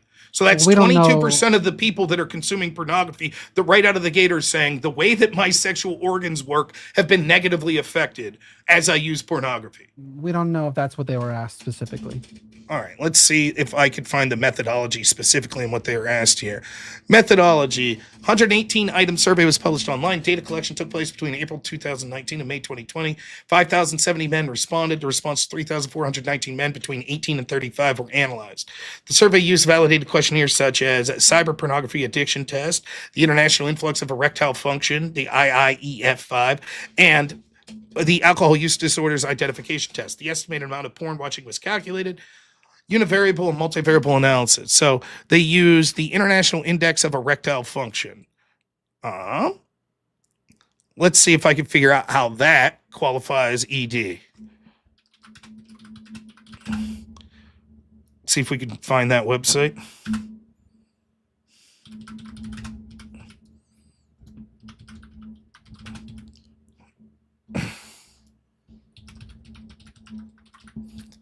Nonetheless, you've already conceded that these people are identifying it as something to be negative.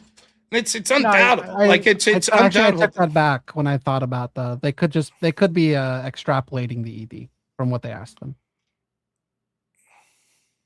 It could be, do you last longer in bed? And then it's like, yeah, I do, or something. Or I mean, a hell of a thing to be talking about on a Thursday or Friday, or what is it, Thursday night. Here we go. The IIEF5, the International Index of Erectile Function 5-item version, also known as the Sexual Health Inventory for Men, is a short validated questionnaire used to assess erectile dysfunction. It does not give a strict binary yes/no, but instead provides a total score from 5 to 25 that classifies the severity of erectile dysfunction problems. So, for example, a score in the range of 22 to 25 would indicate no ED, whereas a score between 5 and 7 would be severe erectile dysfunction. Here is the 5 questions that it's seeking to analyze. Number 1, confidence in getting and keeping an erection. Number 2, how often erections were hard enough for penetration. Number 3, how often you could maintain your erection after penetration. Number 4, Bingo. difficulty in maintaining erection to completion of intercourse. Number 5, how often intercourse was satisfactory to you. Now you said bingo on number 3, how often you could maintain your erection after penetration. That implies it's erectile dysfunction if it's not long. Not if it's a very long time. It's the exact opposite of what you're suggesting, as is made evident by question 4, which is difficulty maintaining erection to the completion of intercourse. If they were defining erectile dysfunction of you stay hard for too long, then that question would make no sense. Right. How long you can maintain an erection. If it's a short amount of time, they're going to say that's ED. Correct. Right. Yes, that's exactly my point. So this is people that are saying, I'm unhappy with my sexual life because I can't get an erection. I can't maintain an erection. I can't hold my erection through penetration. I can't hold it through sexual satisfaction. So I'm exactly right when I'm saying that when they're identifying as having ED, they're saying my sex life is suffering because I can't get or maintain an erection. Or maintain an erection. Correct. That's erectile dysfunction. Yeah, but except don't clip that, you motherfuckers! I see. Except that it's not. It's not that they ended early. We're missing the part where you lose your erection without having done the load thing, right? You know. Yes, that would orgasm, be part of considered erectile dysfunction. I would think that would be an important, to actually tie these things together would be no. That still would be part. You're saying a person who does not climax, right? Because they lose their erection before they climax. Yes, that's erectile dysfunction. Well, that's part of right. I'm saying that they're saying it the other way too. I'm just saying they're whatever not. Whatever they're the not. time That's your that you are assertion. climaxing. That's your assertion. That's not what this study and this amount organization. Of time that you're able to stay erect. Right, but it doesn't outline the conditions. This is what you're arguing. In effect, this is what your argument is. It's erectile dysfunction if you can't maintain an erection that long. It's erectile dysfunction if you maintain an erection very long. Everything is erectile dysfunction. No, it is clear that's not the case. Then explain to me why this organization doesn't mention that anywhere in their questionnaire. Why doesn't it mention it anywhere? The study is using this international test that they use to identify erectile dysfunction. Nowhere in that test does it mention.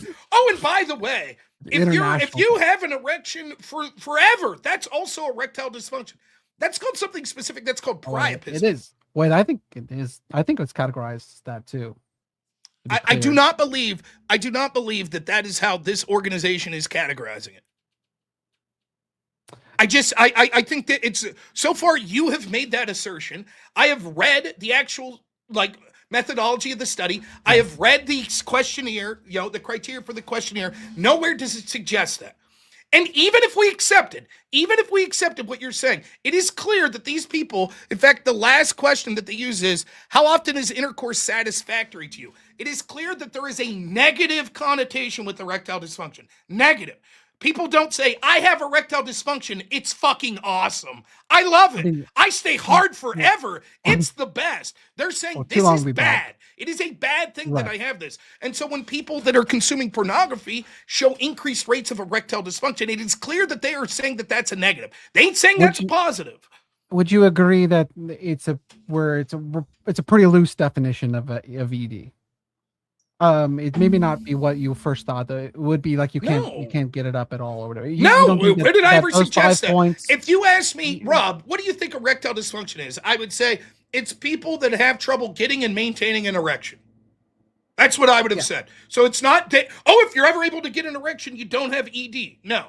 What most people that consume pornography, and you can see anecdotal stories of this all over the place online, what happens is because of the hypersexual and unrealistic standards of pornography and the fact that it's being consumed by people, it means that it's sort of mundane. It's sort of like the arousal portion of the brain, and it makes sense when you factor in the other parts of sort of the areas of the brain that are shrunk and activated when it comes to consuming pornography. They're sort of overstimulated with the pornography, which means that traditional sexual intercourse with an active partner becomes something that's less likely to have the same levels of mental arousal. In addition, the same levels of the physical capacity that goes into the parts where you're getting and maintaining these things. And so there's all sorts of other health reasons. It leads to, not only does it lead to increased divorce, it leads to likelihood of people having more violent sexual tendencies. It leads to, like, serial killers that have been interviewed said that their first step to getting in this was grotesque consumption of pornography. So in all these metrics, when it comes to physical health, you haven't provided one piece of evidence why it would be something that would be positive for physical health. You make an assertion in your opening statement. You said, you said two things. Oh, wait. You said it reduces shame. Okay, I think shame's good. I don't have a problem with that. You said that it leads to conversations about consent, which we'll get to. And then you said it's an outlet for coomers. That's important. That's a really important point on my half. I'll underline that especially that these we are a society we're being overcome by coomers. And all that they are on the internet all the time, just cooming in some Twitch channel. It's important. Define cooming for me, just so we're on the same page. Oh, sure. Cooming is like you're thinking about sex and sexual activity, like for a long amount of time without doing anything about it. You're just have it on your mind. You're cooming. You're that's what you're okay. You're doing. Do you think pornography makes it more likely for people to be coomers? Less likely. So just to be clear, but you have to use it responsibly. I just want to be clear with what you said. Yeah. Access to porn makes it less likely that people are thinking about sex as much. If you're using it responsibly. No, I mean, come on. You don't believe this. This is I do. It's an important part of my belief system. Yes. You need to watch it and then you need to get on with your day. That's an important part of good use, of healthy use of pornography. You can go on the porn site and you could spend 3 hours there. Yeah, that exists. But I think those people are going to be like cooming anyway, wherever they choose. 10% of the internet is porn. And you're like, thank God, because without that, people would be thinking of sex. But guys, would you agree that after you whack off, guys are not thinking about sex anymore? I don't know. For what? An hour? You say you wouldn't know? Yeah, like I said, I don't know, an hour maybe. Hours. I mean, I just like depending look. On This is one of those things. It's like a source please moment. I mean, get the fuck out of here. Like rampant sexual imagery online is not decreasing the amount of time that people think about sexual imagery. I mean, it's outlandish to entertain the argument. It is one of the silliest arguments I've ever heard. When I'm not used responsibly. It's just outlandish. When used responsibly. Let me make your argument for you better. Yeah, of course, Rob. It probably does lead to more coomers to have pornography. However, it's a net benefit because it gives them an outlet. So let's say that it increases the amount of coomers, or the people that are hypersexual in their thinking, by 40%. But if it overall diminishes the amount of like sexual assaults, etc., by 50%, wouldn't that be worth it? That's the argument you're trying to make. You're not trying to make the argument that there's a problem with people thinking about sex and sexual imagery a lot. So thank God there's porn, which reduces the amount of people thinking about sexual imagery. Both are true. Yeah, you said it better than I did. But, I know. I oftentimes am able to do that. But no, I don't think there's any proof of that. And think quite to the opposite. I think that probably what you're likely to see is people that engage in sort of heinous sexual acts such as assault, maybe statutory crimes, other such things. I'll bet a disproportionate amount of them are vast consumers of pornography.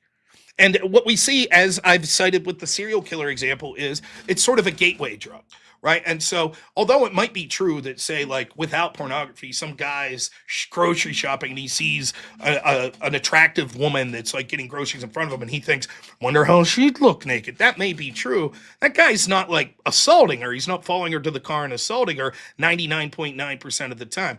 But the more you get into pornography, and the more you then take the next step into violent pornography, what ends up happening is it's sort of like affects the brain in these negative ways, like an addiction in many cases, that makes it more likely in severe cases for that very guy to go do that.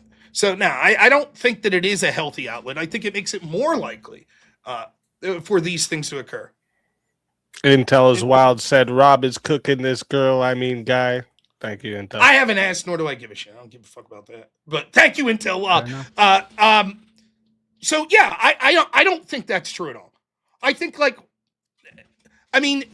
is what you're really saying this, that there's some guy out there that maybe may go force himself on a woman, but instead he's like, well, I'll just watch Pornhub instead.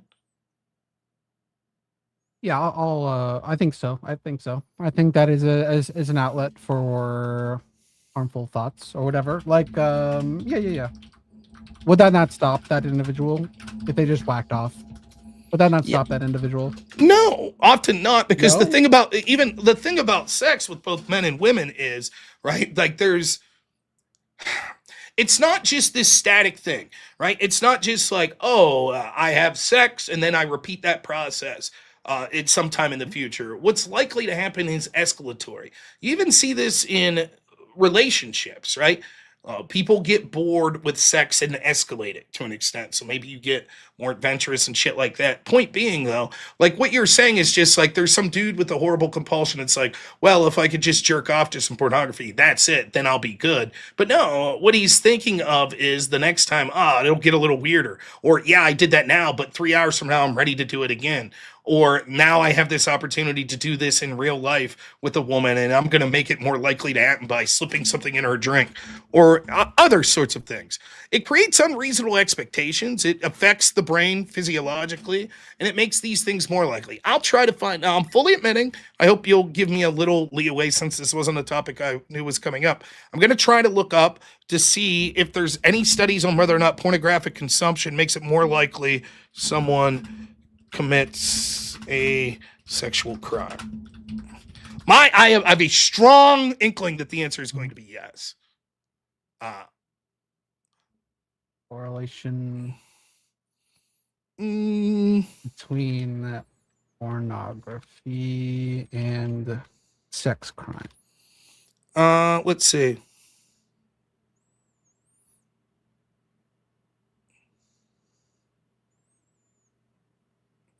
So there's mixed reviews. Right in all study, it seems it says 22 studies analyzed that said that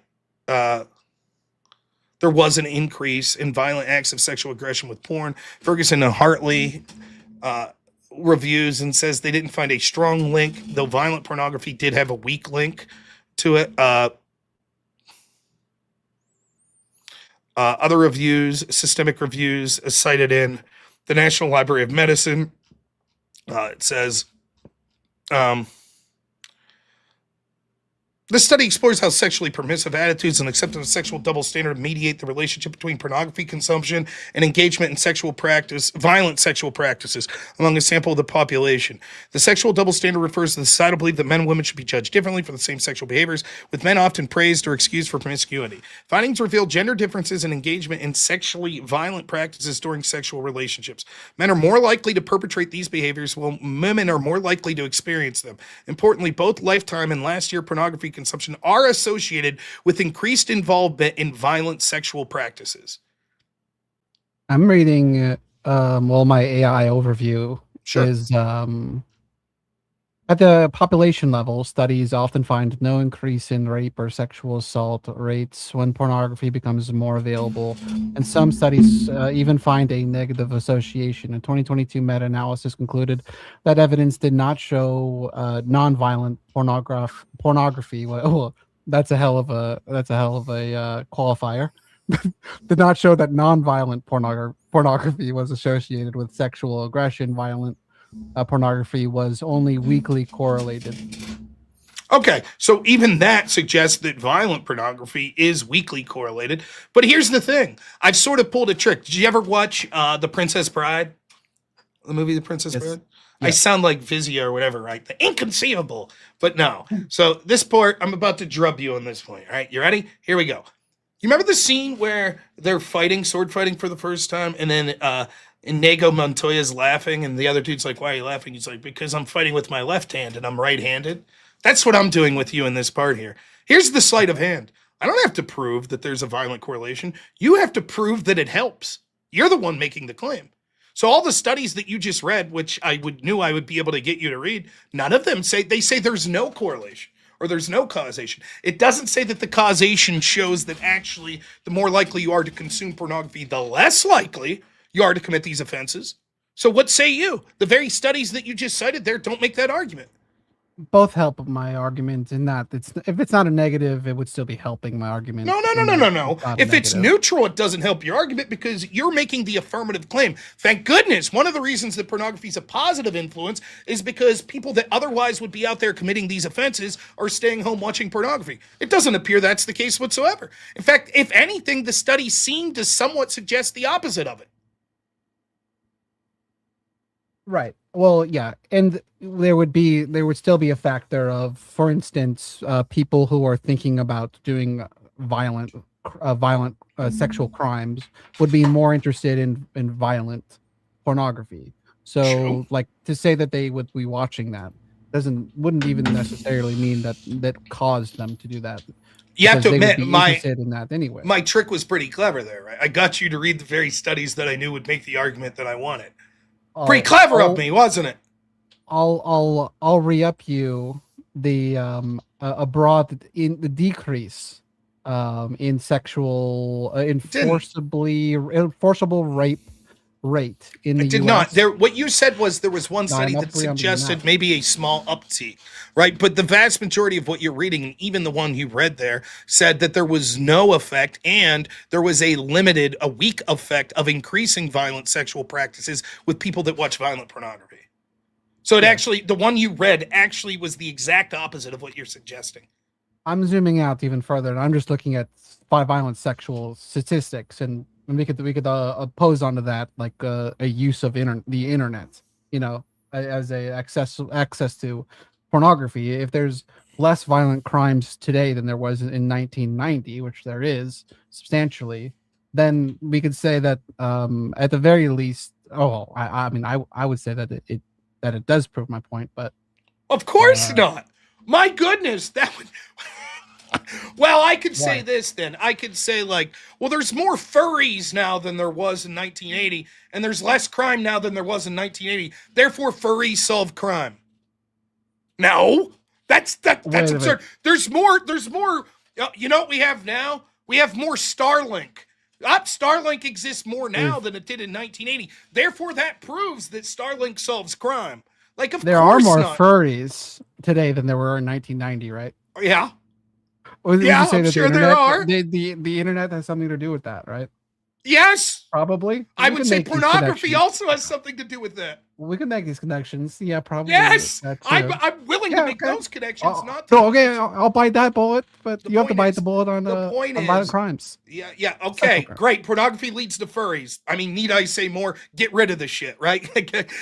As bad as porn is, like less furries, good thing. So yeah, you have no evidence, right? Like just making the assertion there was more crime in the 80s, but there's more porn now proves that porn solves crime is a joke, as you know, and anyone listening knows.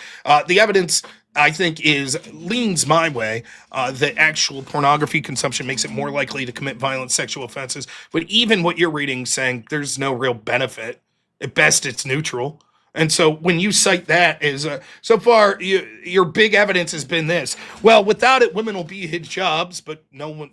The prompt isn't suggesting making it illegal, and there's no evidence if it was illegal would lead to hijabs. And then you're like, well, okay, but it's an outlet for coomers, but you have no evidence whatsoever that that's the case. Now, I'd like to get to my next part, which we talked about kids being able to get access. We already talked about that and how that outweighs everything, right? And so I think that what we see is pornography makes it more likely to open kids not just to having access to porn, but making sexuality more prolific, which in itself makes kids more likely to engage in sexual behavior, both with other kids and also with adults. And this harm should outweigh anything that you possibly talked about. And I think it's indisputable. Pornography is part and parcel to the increased sexual revolution, right? And the idea of making sex less shameful and more open to society. You would agree with that? Say it again. Last sentence. Make sex more open in society. Yes. Okay. And that it means that sex is more culturally available for children. Yes. And that's bad. That's leading to more children having sex, and that's leading to increasingly more adults hooking up with children and exploiting children. Is that a fact that more kids are having sex today than they were? Yeah, so we can see, 30 for years example, so, do you know my boy Chris Hansen? You want me to send you some? What we could see is pornography. I think that certainly we can see with the advent of pornography, and these online predators oftentimes are sending pornography, whether it's individual pictures of their own anatomy, which would qualify as pornography, or other forms of pornography to break the ice to talk to these children online. They're also doing it in games like Roblox, where you see these adults that will put pornographic images in order to sort of groom these kids to coming to them. It's one of the most frequent ways that adult people that assault children use to break the ice.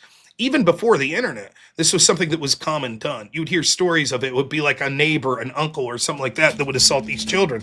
And oftentimes the way they would broach the subject is by showing pornographic images, nude videos, etc., to make it seem like a more normal situation. So I think it is I'm all for age verifying Roblox, except opposite. Like if you're over 18, can't go on there. Like there are some definite predators on there. I've looked up at the first sexual intercourse rate, or it says it remains steady from the 1970s. So the things that you were saying, was it lower before the 70s? Super broadly sexual active has remained steady since 1997. Oh, I misread. Since remained steady. Okay, that's a far different conversation. The implication then is that it was lower previous to that. Now, at least when we're talking now, weirdly enough, if you go back in time to the point where it was common for 15-year-olds to get married, you actually may see an increase at that point. But I think that it's evident. You might even say, well, I blame the internet, right? Because now predators can use the internet to get access to children that otherwise they'd have been unable to, right? But even that, what I'm saying is, even when it came to assaulting children in the past, before internet pornography, they still use pornography many times to broach the subject with these young victims. So it's making and it's undeniable that the culture we have of nude images, pornographic materials, etc. online has made sexuality more common in youngsters. It's undeniable. It's just, and I think that kids being able to have access, even if it would just be a small amount, I think is grotesque and outweighs any of the things you talked about, which shows that pornography is actually a negative influence. You conceded that the children should be the issue that we look as the biggest impact in this debate. And given that you have no potential argument for why pornography is good and positive for children, and I have plenty of evidence why it would be bad for children and leads to worse outcomes for them, I think that alone is enough to win me the debate. So the prompt pornography is a positive influence on society. There's an ought here, like more than like even a moral. There are oughts connected, especially when I go right into laws that are restricting access or whatever. Isn't there an ought involved here? If I said the pornography is a positive influence on society, isn't there legal oughts that I'm baking in? No. Like, for example, there's so many things. Is infidelity a positive influence on society? No one would assume that's like, oh, you're suggesting making it illegal. We would say, so I don't think the ought's there. I would argue that even with the ought, I argue in two frameworks. You conceded at the beginning that the legality of it wasn't part and parcel to this, and we've operated under that framework. If forced to accept your change and saying what really the prompt means is, should pornography be legal? Is that good for society, having it be legal? Even in that case, I think all of the arguments I'm making still applies to why it would still be a net negative. But I don't think that I should grant you that that's what the topic is. You could have easily worded the topic and said pornography should be legal. Right, You but could have worded it in that I think manner. the ought is like don't restrict it for adults. No, you've That's not already the proved ought. you've already proved that's not the case when I asked you about alcohol. You said you would freely say that alcohol is a negative influence on society. However, your statement does not suggest the ought that it be made illegal. So you've proven it with your own argument. If I was going to make the case, I would use whether it was a positive influence or not. You So may say part of the even argument you may make in suggesting whether or not something be legal or not is to say that it is positive for society. So, for example, if you said, I don't know, let's say you had a peanut allergy and you were like, I think peanuts should be made illegal. I may make the argument, no, peanuts are actually very good for society. They help the economy. It's actually a healthy snack. It's better than potato chips and stuff. George Washington Carver made an entire fucking lifestyle out of the peanut and how badass it is, So no, I think this would be a bad idea. So me saying that it's positive might be a reason, but I could also make arguments independent of that and say, but even if you're right, that it's bad and it's fattening and that some people have allergies, here's why it shouldn't be made illegal. And that's because of sort of freedom of choice reasons. But that's different. Again, I think we're arguing semantics on the topic. I mean, I just to be clear, I wasn't trying to shirk away from this debate. I literally asked if this was the exact reading of the prompt and then started the open dialogue with, well, can we hammer down on this question of legality and whether or not you're arguing that it's necessary for that to be a positive influence? And you declined. You said, nope, that it could be a positive or negative influence, regardless of the conversation of legality. I think saying that I'm allowing for the conversation to extend beyond the legalities or not. Like I would say that yes, I'm still allowing for that to happen, but I feel like you're sort of twisting it into like pornography. Like you have a Thanos snap. It's yes or no. Like I think you're trying to make the debate into like some impossible existing or not existing, like we're like that's as long as we're not in magic land, as long as we're assuming that pornography exists, and then when we're talking about how it exists and how it's accessible and what we're doing about it or with it, and we're making realistic oughts that aren't associated to Thanos snaps, then the idea of what we're doing legislatively is baked into the prompt, which is why it was the first thing that I might I offer a competing perspective. I think this is what's going on. I think you're getting your ass kicked a little on whether or not pornography is positive. And so now you're resorting to, well, even if not, it should be legal. And I interpret the prompt, even though I initially said otherwise, the exact inverse, I now realize I'm in a bad place because I'm losing the specificity of whether or not, independent of the legality, if it's positive or not. So now I'm retreating to, well, I determine the prompt means positive as if should it be legal or not. That's what I think's happening. So all allusions to Thanos snapping aside, I think that's clearly what's happening. I think that a perfectly reasonable person could say, look, for free speech reasons, etc., I think pornography should be legal with severe restrictions. However, it's still bad. I would recommend against it. I think it's a net negative on society. And I think there's a lot of things that are net negatives on society, but I wouldn't want to restrict people's choice to consume it. I think absolutely a reasonable person could come to that conclusion. I am operating in both worlds that I question whether or not it should be legal. I admit that there are some compelling free speech arguments, none of which you've really made in this debate. But to the question of the positivity of it, I think overwhelmingly it's negative. Overwhelmingly, which is where I've put the force of this debate. Overwhelming. Yes, overwhelming. I don't think you've made a compelling. Of course you're going to think that. I mean, you're debating me, right? But I'm trying to make the case not just to you, but to other people out there.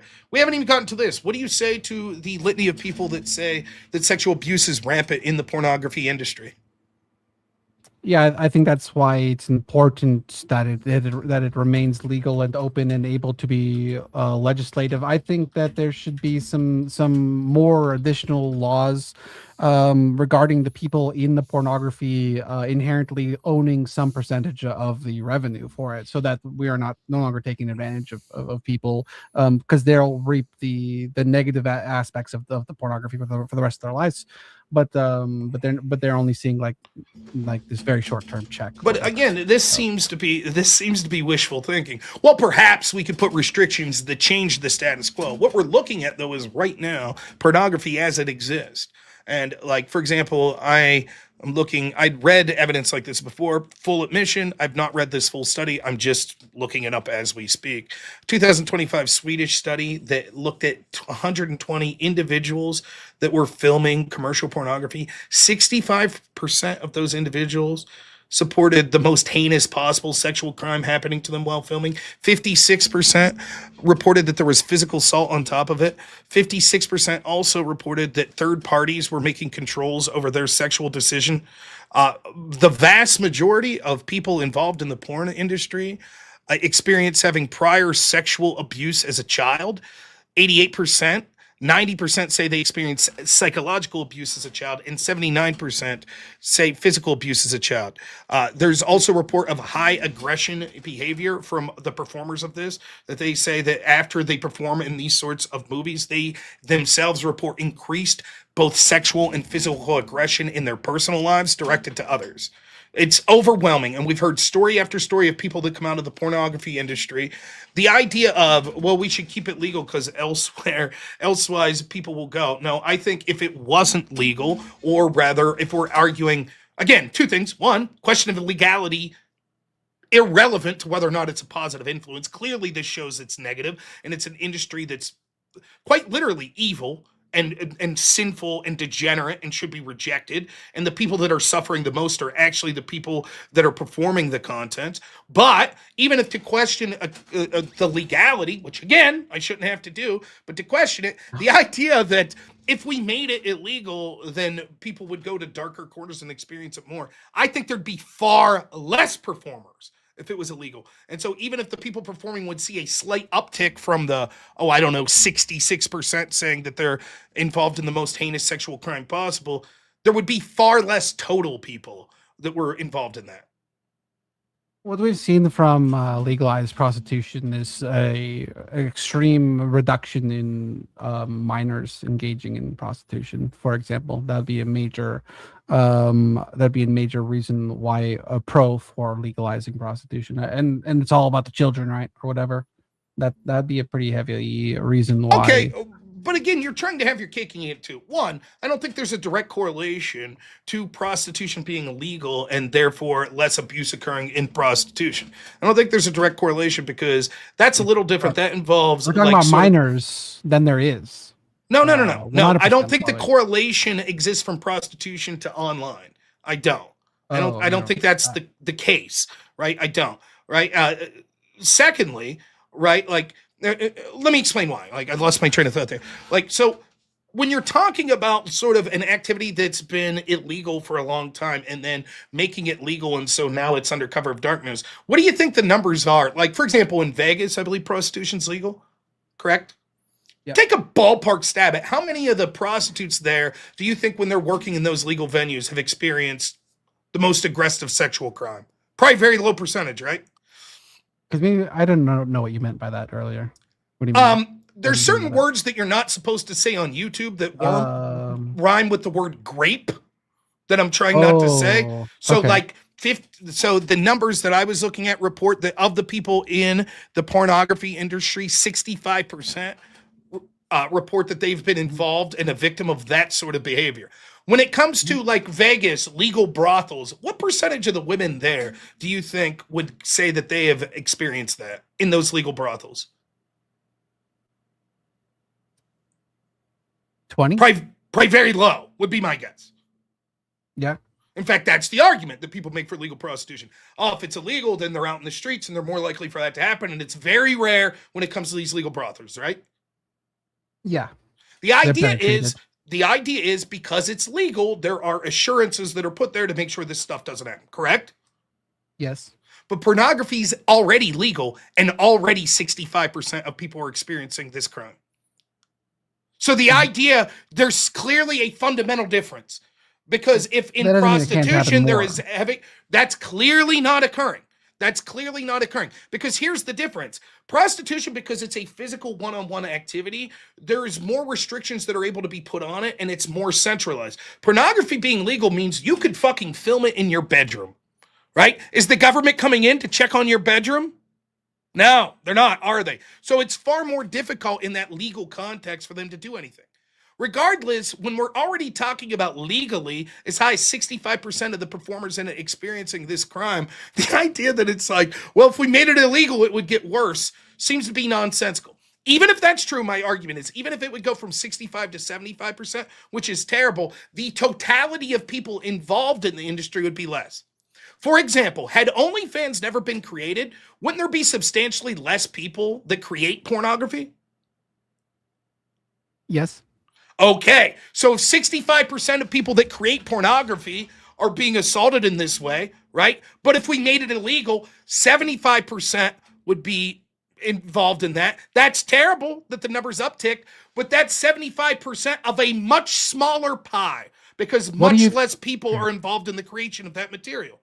What do you think that number is for, if we're talking about OnlyFans pornography in particular? How many people who have only done OnlyFans have experienced grape juice?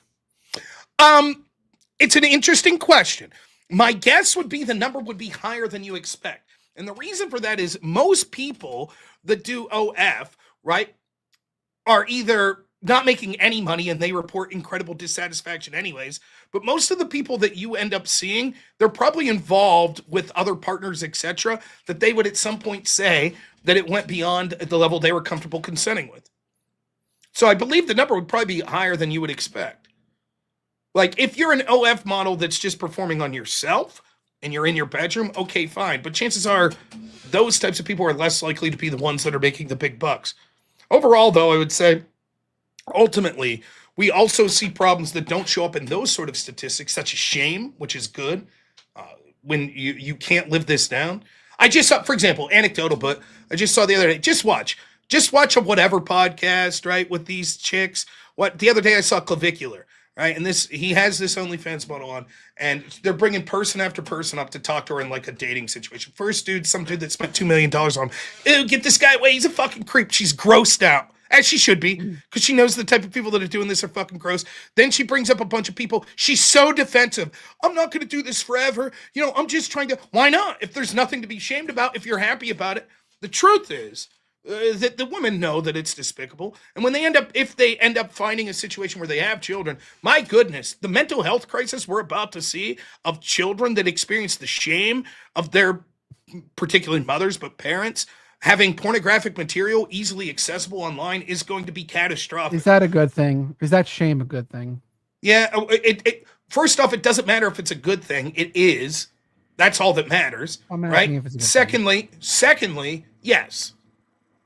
Why?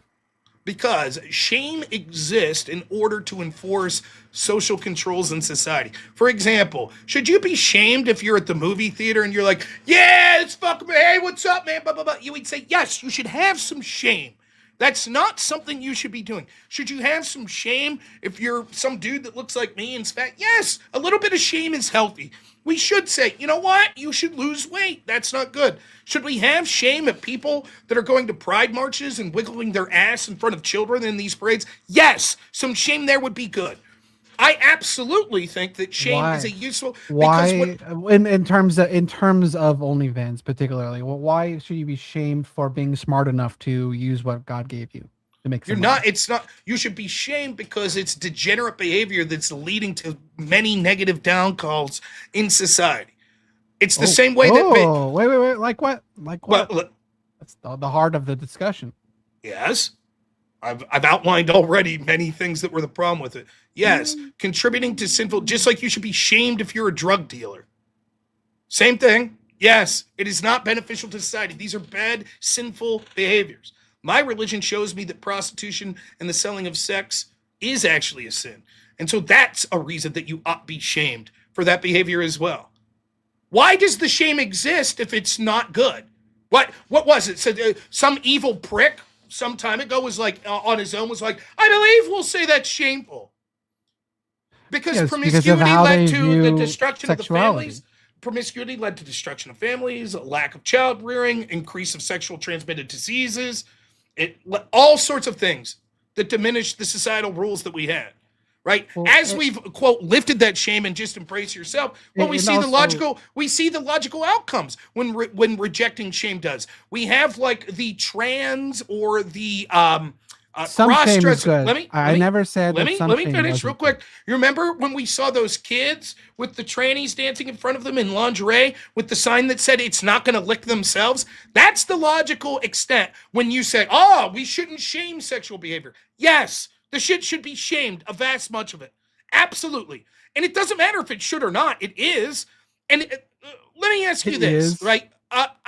Look, I'm not trying to fucking have this conversation. I have my feelings on the trans issue. I'm not trying to fucking have a debate with you on that. What I am going to ask you, though, is I don't know if you're a biological man or woman, right?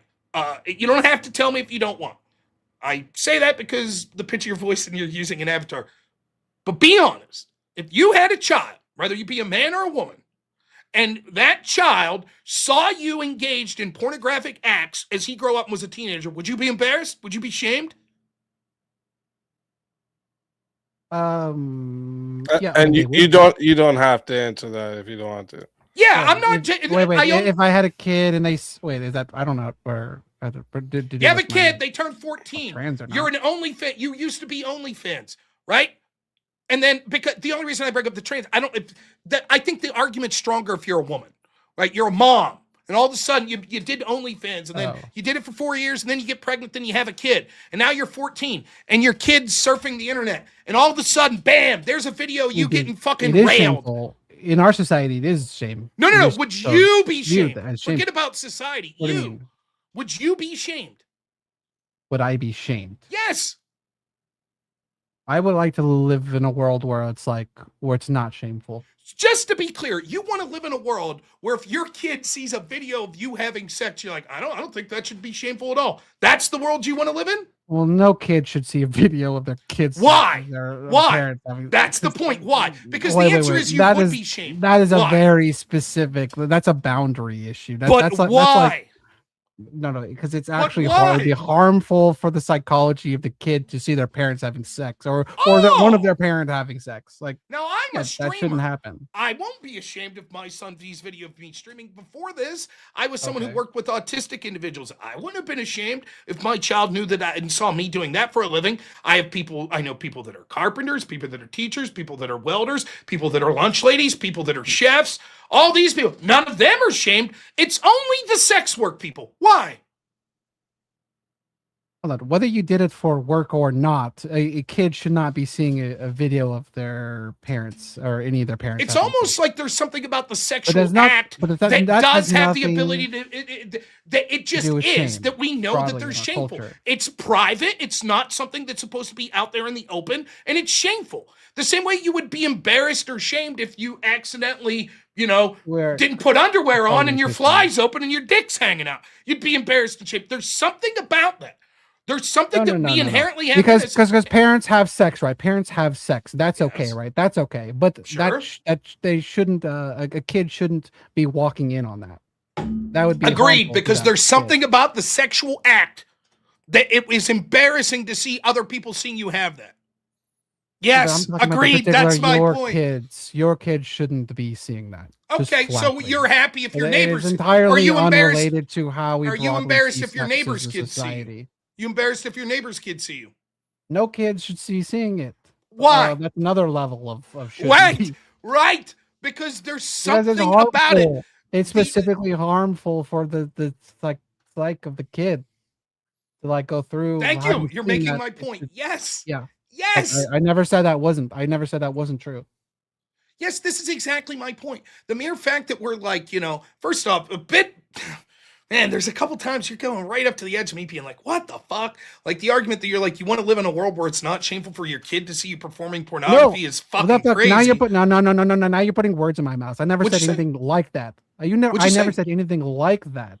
I thought that's what you said. You can correct it. I said amongst adults viewing another adult doing pornography. I would like talking about your kid inherently shameful. No, you brought your kid up. I don't. No. We were trying to get away talking from that. specifically. I always said that was flat. That was flatly like damaging to the kid, regardless of the shame thing. So don't put words in my mouth saying that. Well, it sounded like I wanted to live in a world where that wasn't shameful. I never said anything close to that.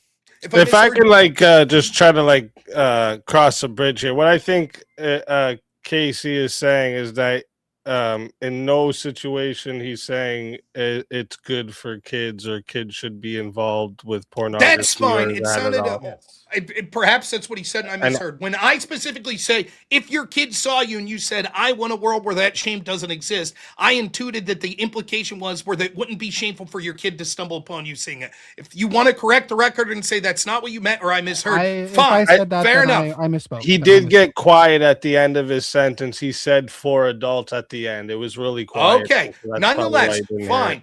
The point that you're making for me is the mere fact that we say, yes, we don't want kids seeing this behavior intuits that there's something different about this. No other careers do we really suggest that of things that we consider really positive, or at least very rarely. Even careers that we might think are scummy, like lawyers. We're like, if your kid sees you practicing as an attorney, you would never be embarrassed. There is something about that. It's ingrained into us, right? There really is. And I don't have to get to the biblical sense to argue why.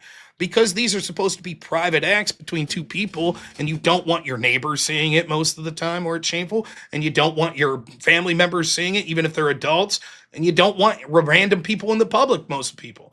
That's shamed, and rightfully so. It should have been. It exists whether you want it to or not. And your kids will have to deal with the consequences if you're engaged in this sort of content creation. They will. And you might say, society shouldn't be like that. My kid shouldn't be shamed because all of his friends are picking on him, that they could see me getting pounded in the ass online. That's ridiculous. That shouldn't be, but it is. And you're doing your kid a disservice. And you could say, but should it be like that? It doesn't matter if it should. Yes, we should discourage pornography because it is shameful on its face. And I've articulated why, because of all the negative consequences. We could have more at length about that. But it is, regardless if you want it to be or not. You could I wish that we didn't have to eat food to survive, I guess, but we do.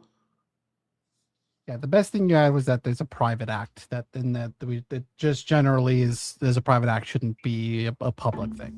Okay, so porn's not good. I'm saying that was the best point you made for why why it should be shameful broadly. I think it should at least be much less shameful than it's viewed by many people today. Because again, I would reiterate the idea that some people are engaging in they're just making money because of they have an asset and they're just using that asset to make some money where they wouldn't be otherwise. So I don't think within that framework it is should be viewed as particularly shameful. When it comes to not just the societal impacts but also the individual impacts, we can see when there's behavior that leads to sort of drubbing your health and bringing it down precipitously, we would say that there's probably a reason inherently that we shame that. So it's not just about how it affects negatively everyone else, it's also about how it negatively affects you. That's why, for example, if you're an opiate addict, right, it maybe doesn't affect your neighbor, it doesn't affect this person, that person, but it affects you, and we consider it shameful. So when we see not just the assault numbers that I cited before, that same Swedish study reports 83% of performers of pornography experience significant PTSD symptoms. 78% show high levels of dissociative symptoms. 53% experience severe depression. 80% had at least one mental health diagnosis. 69% had attempted to end. Let me finish. Okay, please. 69% attempted to end their own life. And it's not just this study. We see other studies. 2011 California study that showed 33% met the criteria for depression compared to 13% in the control group. That's more than double your risk of depression for performers that are in this. We can see qualitative studies outside of that show that PTSD, bipolar disorder, trying to take one's life, depression, etc. These are all incredibly common. The only argument you could have against this is, well, that's correlative and not causative. Nonetheless, we then want to ask our question. I think, one, that's not true. The numbers are so stark that it shows the behaving in this behavior, as has been self-reported by many people, helps exacerbate these things. And secondly, we should ask ourselves why there's a people. It's the type of people who I disagree. who get into I pornography. I disagree. Typically, they're like damaged people. Okay, right? if 65%. Okay, so let's look at it this way. Do you think that if you were raped, that would increase your chance of having depression? Yes. If 65% of the people in this same study said that occurred to them, you're saying it's purely correlative that the 80% that experience PTSD experienced that even before they were in pornography. That's your argument. My argument is that the numbers are extremely inflated because a lot of those people likely are experienced rape. I will argue that you're probably right and be willing to make a concession limitedly. In other words, that yes, this probably attracts the type of people that already have mental health conditions, but I certainly think the evidence strongly suggests that it makes those worse. And even if not, even if I wouldn't win that argument, we would have to ask ourselves, is it a positive industry that's attracting people with such rampant issues of mental health disorder? Yeah, I would say that I want to defend the porn industry as it stands today, but just merely the idea that it can be done a lot better and should be done a lot better. It should be legislated different things for or highly we should legislate more controls over the pornographic space so that it's done better. So just to be clear, the prompt isn't about hypothetically what porn could be in the future. It's as it exists now. And secondly, let's assume that that's possible. Can you show me one time in history when pornography was... Let me finish. Can you show me a time in history where pornography was done in the healthy way that you're suggesting? No, I'm advocating it to get better. I think it's gotten better. Probably, so it's a no true Scotsman's fallacy. But also, I'll highlight the fact that you said that the debate is about how pornography is today, and that the pornography then that would apply to the legal status of pornography as well as the how it is the legal status. The legal status is irrelevant to that point.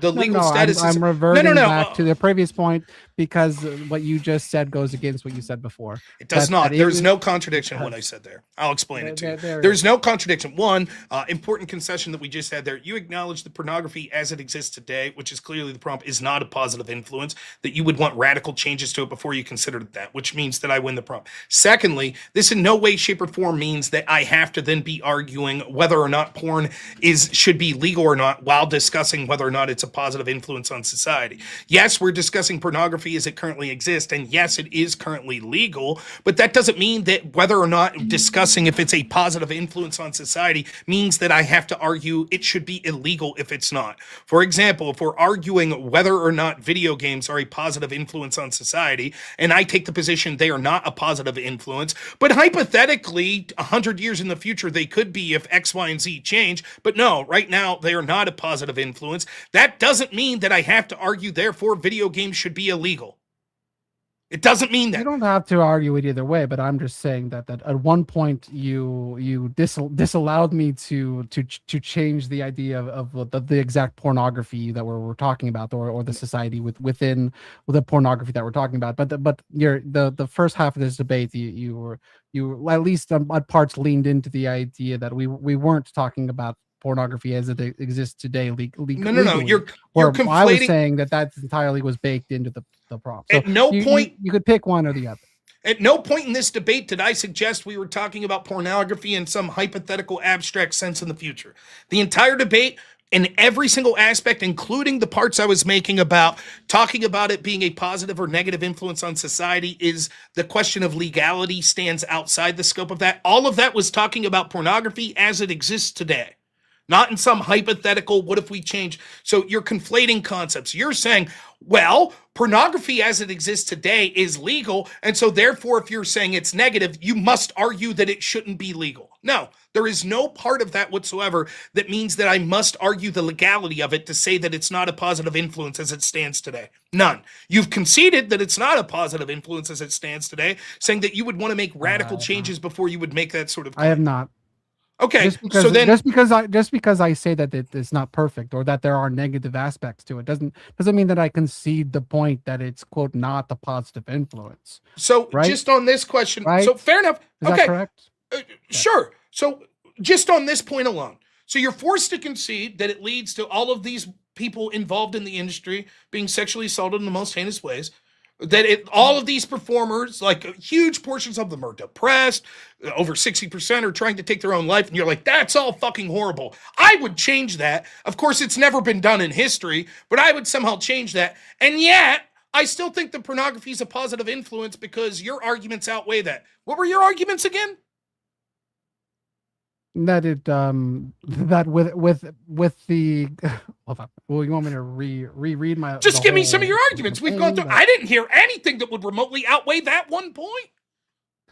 Well, outweigh the point of how how damaging it is to the performers treated. Yes. Right. Versus a world where we don't allow pornography. Back to the legality question, which is irrelevant to the prompt. Just to let you guys know, we've hit 2 hours.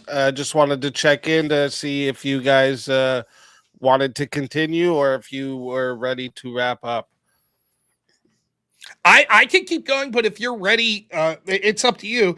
I don't know how much more room we have to cover. I think that... Go ahead. What is in the wrap up? What is that? Is that like we get? There's like. Oh yeah, like if you want to go into closing statements, but if you still think, because to me it sounds like there could be some more meat on the bones here. So if you want to keep going, I can check in again in another hour. What you want to go like? You want to go like 10 more minutes, Rob? Sure, I'm fine with that. Yeah, I have no problem. Like, I mean, again, I'll put 20 on the clock because 10 usually means 20. Okay.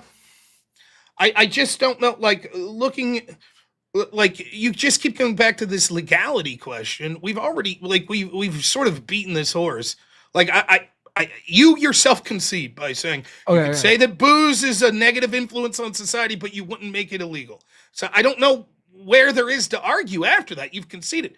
But I guess for the sake of humor, I guess you'll force me to argue because quite frankly, you're getting your ass kicked in the debate. I hate to brag about it in that way, but that's why you're so desperate that all of your offense on this is, but it should be legal, but it should be legal, but it should be legal, which is not a statement of positivity. It's just saying, regardless if it's positive or negative, we should allow it to be legal. I guess I will go back to that, which we started the first 40 minutes sort of on that. So, okay, part of you saying that it should be legal is that we should not have age verification for children. That we should have only the device side restrictions. Part of it, let me rephrase. You're saying there should be restrictions on the device, but when it comes to pornography, websites, creators, etc., they should not. It would be bad, and it would be against the prompt in your estimation to force them to have age restriction. For viewers. Correct. Yes, correct. Okay, I massively disagree. I'm willing to argue on that hill. We could beat this horse again, but I think that I proved it. I think that this is a way to make excuses for allowing children to have access to pornography. And the burden that's on people who want to willfully consume pornography, just like people that willfully want to go to a strip club to force them to prove that they are 18, that's outweighed, that minor inconvenience is outweighed by doing everything we can to restrict children from getting access to pornography. We could do a lot of things that just wouldn't affect it, and we already made the argument that that 99 point whatever percent of stopping underage individuals from accessing pornography would be done on the device side, and if you're trying to, you could apply these age restrictions to like a couple of sites that might do what you said, or they might just ban the IP range, which they've already done. They don't actually do the thing. They just ban IP ranges from the places that weren't. And then those people just give a VPN, or they'll just go to a different site. So it does virtually nothing to restrict these. I disagree. You have no evidence. You have no evidence that it does virtually nothing. Evidence of what? You have no evidence that it does virtually nothing. You're making assertions. You're like, well, people could find ways around it. Children could find ways around it. We've already gone through this and said that, yes, you could do this with all sorts of things and say not to make it illegal. Shouldn't be illegal to purchase booze when you're to have to show ID. Are you saying that there aren't easily ways around it? Are you you have a problem? If you have a problem with that statement, then tell me why I'm wrong. Yes, the blocks that you put up, while they can be evaded, still make it more difficult, which means that less children would be involved in that activity. Just because we wouldn't be able to prevent 100% doesn't mean that we should then say then we shouldn't even try, because like I could make the same argument to me. Why have any restriction on the device? Can't kids get around the restriction? Won't there be some parents that don't use the restriction? Yes or no? Yeah, but what we're talking about just is yes the or no, please. difference If you want to between do, typing in Pornhub yes or and no, typing in yes or no. something Would it be possible for children to get around that? Yes, I never. Oh well, then we might as well not have restrictive devices. No. We're talking about the extremely arbitrary difference between typing in Pornhub and typing in some other website that has all of the things that Pornhub has. There's probably like 30 mirrors of Pornhub that are just like okay, and then we ban those. It's the equivalent of saying, well, there's no sense of taking down like places that we find out are producing child sexual content, because if we do, other places will produce child sexual content. So no sense taking one down. No. You don't get the straw man me into like this is it's like I'm arguing that I'm against all like preventative measures of anything ever. I'm describing why this preventative measure does nothing. Like don't turn it into some weird fucking analogy of because that's what I'm talking about. I'm talking about a very specific thing. That's fine. Okay? If we're going to get a little heated here, no problem. I'm willing to engage in that as well. I think you're a degenerate fucking freak that wants to make it more likely for children to get access to pornographic material, which is why you're against age verification, and many people are. There, dude, now are we happy that we're getting a little more heated? If you had a problem with the analogy, we happy with that? We happy with that? That's what I think. Let's take a poll for the audience to see if they think you're a degenerate fucking freak because you're against age verification for pornographic sites. By raising my voice. My feelings aren't hurt. My feelings aren't hurt at all. If you want to get aggressive, I'm more than happy to engage in that level of argumentation. No problem. I've been holding back for the sake of politeness, but there you go. Age restrictions. Yes, I think arguing against age restriction for pornographic sites shows that you're most likely a terrible person. You can't tell me why someone can't just type in a different URL. Sure, they can, but that's what they've done. But the truth is, you don't. Exactly what they'll do. The truth, that's not true. It puts up measures that will make it more difficult, that will precipitously lead to the decline of people being able to get that. And the truth is, there is no reason that a reasonable person would say, oh, because there's other ways that they could go to other websites, we shouldn't even try to have the major pornographic places have age verification. The most logical, Occam's razor would suggest that the reason that you're suggesting that is you don't care if those children get access to pornography. Then why would I prescribe an actually good way of stopping them? You're not the only good way. Yes, you're describing the status quo where children restrictions. No, I even said more. I even said better than what we. Give me an example of what that is. I went through. I mentioned earlier. You could have the AI. You could have AI and analyze what someone is viewing on their device, and having categorized it as explicit or not explicit. And if it's explicit, what is that? And it locks you out. Okay, like nonetheless, we could already do that with actual shit that you could program on your phone. Yes, right? Yes, you could do that. Yes, I'm saying that it should be on Google. So let me get this straight. Let me get this straight. AI, which we know almost every AI out there, the companies that do this are actually collecting your data, the very things you have fear about having to provide an ID. You're suggesting that even when an adult wants to get on pornography, that we set up the computer and phone to automatically have an AI that is monitoring all of the activities you're doing. No. Okay. It has to be enabled. Let me finish then. Let me finish the point then. If you're suggesting it's something that has to be enabled, we already have devices that have to be enabled in order to access those websites, and it's not effective because kids find ways around it, and so many parents aren't proactive. So why would having an AI be added on and make it more proactive? Now you're making the opposite argument that there is no good way of doing it. Though it doesn't matter if you do it or not. You're making the opposite argument now. Like I actually brought up a good method of stopping them from accessing it. Your method right now isn't that a good method? Right now, can I ban Pornhub on my kid's computer? Yeah. I have to proactively set that up, correct? Yeah, some sort of your argument is section. We should program an AI to realize if my kid's on Pornhub, but I also have to proactively set that up. You would have to enable it. Same Is way that a I big- would right is that now. a big jump? Right. Yes, you would have to enable it. In both cases, I have to enable the restrictive thing. We already have, we already have right now on my fucking Windows computer, I can set up to restrict adult content, and it's very good. It restricts 99% of it. So your big solution is, I have this radically new plan that All will right, solve this. We use tell me- AI. I never said it was radical, but I think it was an improvement. And how does it detect? How does it detect what's porn and not porn? Can you tell me? Yes, because the way I believe these systems work is that there is some proponents of it has access to imagery when it determines whether or not these images are pornographic. That's why you can see, even if you go to like a Google search, Google Images, it'll automatically, if you don't have it set up otherwise, blur what it considers pornographic images. The way it does is it uses some sort of metric to determine whether or not that reasonably looks like something that's pornographic. I believe there's probably also metrics in that's individuals or AIs or some form of both that are flagging websites as adult websites.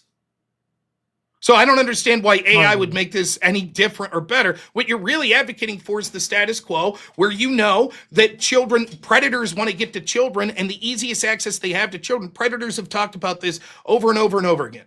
The people that they target are the people that they know come from families that are the least proactive. Of course, we both agree the best measure of defense of this is proactive parenting. But the truth is there are an awful lot of parents that don't do that. So if we're trying to stop children from being victimized, the very thing that you're talking about as a measure to stop them would require proactive parents, which won't exist. And so therefore, as a line of defense against those people, or for those children, we should have the actual pornographers themselves have age verification. And I would suggest a strong suspicion that not only do you know that, but you don't have a problem with those vulnerable kids getting access to sexual material. Dude, that's my suggestion. Dude, if you're gonna accuse me being a pedo, I'm gonna fucking hang up. Like right the fuck now. See you later. Stop getting aggressive then and trying to be a tough guy. Now, back to the point, I don't think that see you later. I tried to be polite the whole way through the debate, but if we're gonna get there at the end, I definitely get the heebie-jeebies when someone's making the argument we shouldn't have age verification for accessing pornography sites. So, well, that's that. I bit my tongue, but if we're gonna get aggressive, there you go. Fair enough. It's there's bound to be at least a couple rage quits through these NOerr preps, so you know. Now, to be honest, I don't know, right? But this is the exact type of argument that a predator would make. I'm not suggesting, right? If I'm on here and I'm talking to a libertarian, maybe the question's a little different, but they would be able to argue a little more competently on this question. But my argument to the libertarian would be this, like, we have to weigh as a cost-benefit analysis, unless we're going to have a full ANCAP society with like none of these legal controls whatsoever. We have to argue like when it is worth having limited restrictions.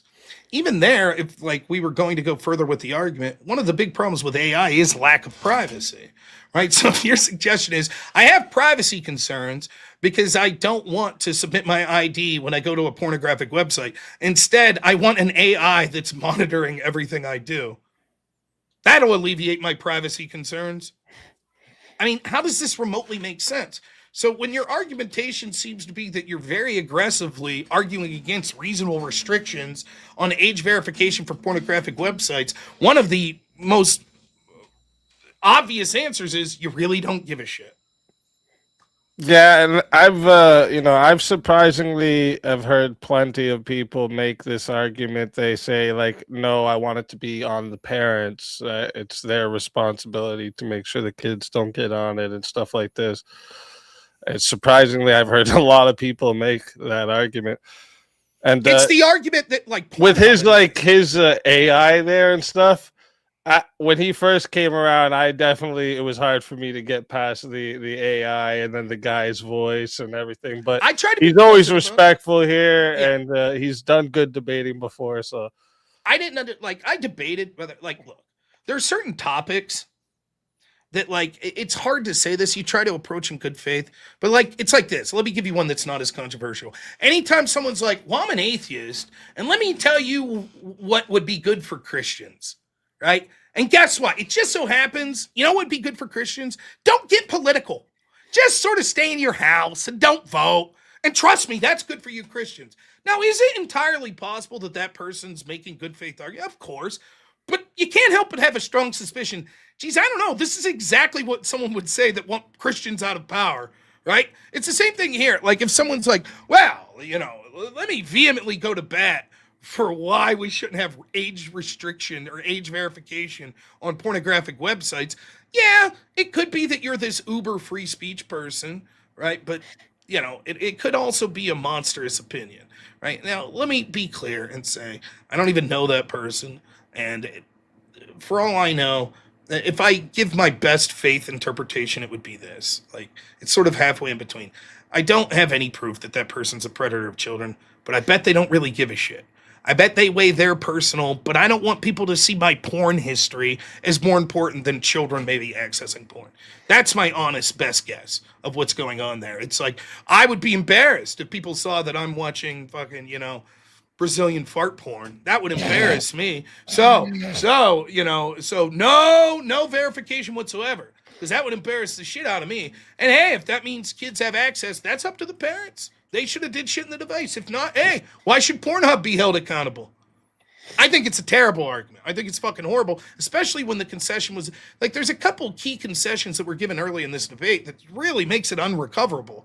The concession that it doesn't have to do with the legality, the prompt, whether or not it's influential. Easily could have said pornography should be legal, could have been the prompt. It would have been a far more difficult prompt for me, but specifically chose this wording. I asked specifically, and then specifically was like, can we acknowledge that the legality is sort of tangential but outside the scope? For example, you could say it's a negative influence, but it should still be legal. Yes, he says. That's a terrible concession, right? And then, though true, it's true, you know. And then the other part was that we should look at it primarily as the biggest impact on the children. Yes, a concession. Then what's the argument? What's the possible benefit for porn for children? I outlined a ton of negative consequences. So, I mean, I think and to be fair too, from what I've heard from Casey Lee in the past, I actually do think it's more like the I want the government to stay out of everything type of person. I think that's more because like he seems like the arguments I've heard him make before on other things, he seems like he's one of those I mean, I bet you I could get him to agree with like a lot of like anarchism type fucking policies. Well, I where it's tried. just like, no government, nowhere ever. But I tried to test that. Should we have to show ID to get into a strip club? Yeah. Okay. Should I have to show ID to buy alcohol? Yes. That doesn't sound anarchist to me. Anarchists say, what? State issue ID? Fuck all that. Yeah. Right? No. Yeah, there is a line. Yeah, there's that line. And he said this too before where he like, but when it comes to kids, I think there needs to be different rules. But I can see why you point out the contradiction in that, right? Like Casey, if you want to come back, I'll give you this compromise. If you're listening, you're probably not. I'll give you this compromise. I won't say that you're a predator. I will say that my honest opinion is that you care more about your personal feelings than children getting access to this. And so that colors your bias. That covers your bias. Wait, what's this? You getting a super... Oh, I've actually debated that person. It's interesting. I didn't know that. What? Casey? Yeah. In the past. Yeah, my editor was like, I think you've debated this person. And sent me a little clip. I'll have to go back and check that debate. I don't know. I thought it was a pretty reasonable debate then. I think actually it got into trans fucking medicine, if I remember. And I actually got a concession that was like, this sounds bad. I don't know. But I just didn't understand the hostility there towards the end. Right? Like, it wasn't like uber bad or anything, but I was on the fence anyways. Because I just, there's something about it. Maybe that's not fair. Maybe it's not fair on my part to be like that I raise suspicions when someone's like, let me impassionately defend why we shouldn't have porn websites verify age. I mean, I guess I'm just human, and I'm like, because on like when I do my panel purges, like when I go to other people's open panels and like pose topics to them, I've done that one. There was like weeks where I did that one straight where like porn should be banned off everything. And like a lot of people make that same argument is that like when I said would you come to a compromise if I just said we should have age verification, and they'll say the same, no, I'm not fucking giving my license to the internet, blah blah blah blah. It's like then go to the fucking adult bookstore and buy some porn DVDs if you have that much of a you really need it that bad. Right, yeah, that's it's not that like the thing is it's not like I can see if you're like, you know, I want to go buy groceries. You should have to show an ID. Fuck you. No. Right? Like that's absurd. I shouldn't have to show an ID for that. But when it's something like this, like the same principle of why you should have to show an ID to get into the strip club applies to why you should have to show an ID to view pornography. Same principle. I agree with that. A lot of the time what they give me is like they'll say, well, yeah, but one's going through the internet where they're saving all the information. The other one's just showing it to some random person. So, you know, and it's like people are saying the principle's still the same. So I'll tell you a story. And they scan them now too. They scan the licenses and shit now. Yeah. So I'll tell you a story. There's a town about 20 minutes away from me that has a Pizza Hut. And me and my wife love going to this Pizza Hut. Now, there's nothing special. I'm not the biggest fan of pizza. I don't dislike it, but it's just pizza. You know, there's local places that are better. But here's the thing. Here's why we pick this specific Pizza Hut. We always get the same booth, and we go at a time when it's not very busy, like during the day. And that booth sits next to a nice window that then the highway's there. And across from the highway is the Smut shop. And so we love to sit there and watch these shameful guys like get out of the car. We're like, look at this loser. And then we'll just sit there for like an hour and be like, oh, he's got 3 bags of shit. Look at this guy. Like, oh boy, we got you, buddy. We got you. Fucking, you're just like, look at that guy. Yes, that's right. Me and my wife are getting amusement out of the fucking shameful That's people. fucking hilarious. Yes, that's fucking hilarious. And guess what? Those shameful people are showing their fucking ID when they go in and buy their dildos and their DVDs and shit. You know, as it should be. As it should be, you know. I'm as much of a like, you know, fucking get the government out of my life too. But when it comes to keeping children from sexual material, that's one of the downsides of the internet. If you were going to, you know, if you're going to fucking like, look. We have YouTube had some people call me authoritarian. I wouldn't even allow kids on the internet at all. Like they're not allowed. Period. If you fucking get caught letting your kid on the internet, you're in trouble. That's how I would. I'm fucking. That's how much I don't want kids on the internet. It's horrible now. What's going on, dude? They're finding kids in Roblox. Even kids try to play Roblox with each other, and there's some weirdo on there like, "Hey guys, like what the fuck." The age verification, like even YouTube has it. It's not an ID, right? But I don't know. I've never used YouTube as not an adult, right? Because I'm a boomer, right? But like if I'm making a video or a live stream, one of the questions it asks me is this adult content? Now, the implication I get from that is there are people that create accounts that aren't adults, and so therefore it won't show up on their feed. If someone that has wrote down I'm 12, it even says it different. It says, "Is this for kids?" And right? Yes, that's what it says. If it's not for kids, right?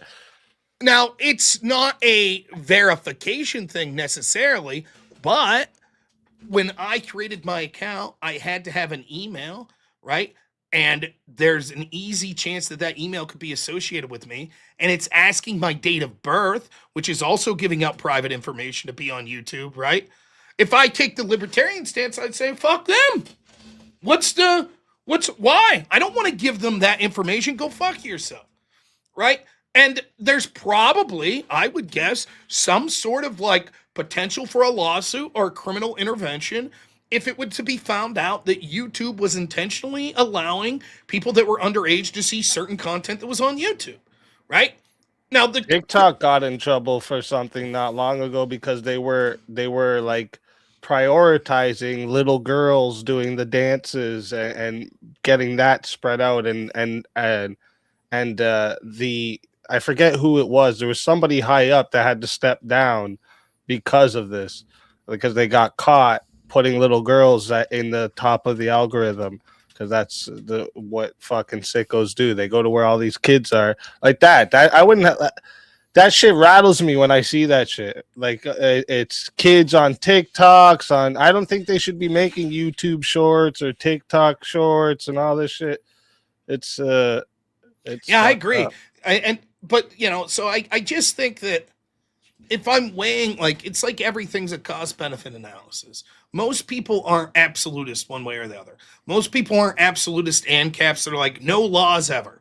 Right? Most people aren't that, and most people aren't absolute like authoritarians that are like government has control over everything in your life. They tell you literally you must ask the government permission. Can I go on Amazon to buy a new pair of shoes? You must request it. Like most people aren't in those two. So we're all somewhere in between. And when I'm weighing it, although I find it fair to have privacy concerns, of course, given how in our society, the way it works and how people just freely give away their fucking personal information, you do it to get on Facebook. You do it to fucking, like, everywhere. You're giving away your personal information. We're going to vehemently draw the line at age verification on porn? That's the one place that all of a sudden privacy concerns outweigh children viewing pornography. No, I'm sorry. I don't buy it. We've accepted as a society all these other infringements on our, sort of privacy, but this one issue, no. And I will say, I will say for the case of Casey, look, we're fucking arguing back and forth. I do have a reasonable suspicion anytime someone makes those arguments, but I don't have evidence that Casey's that way.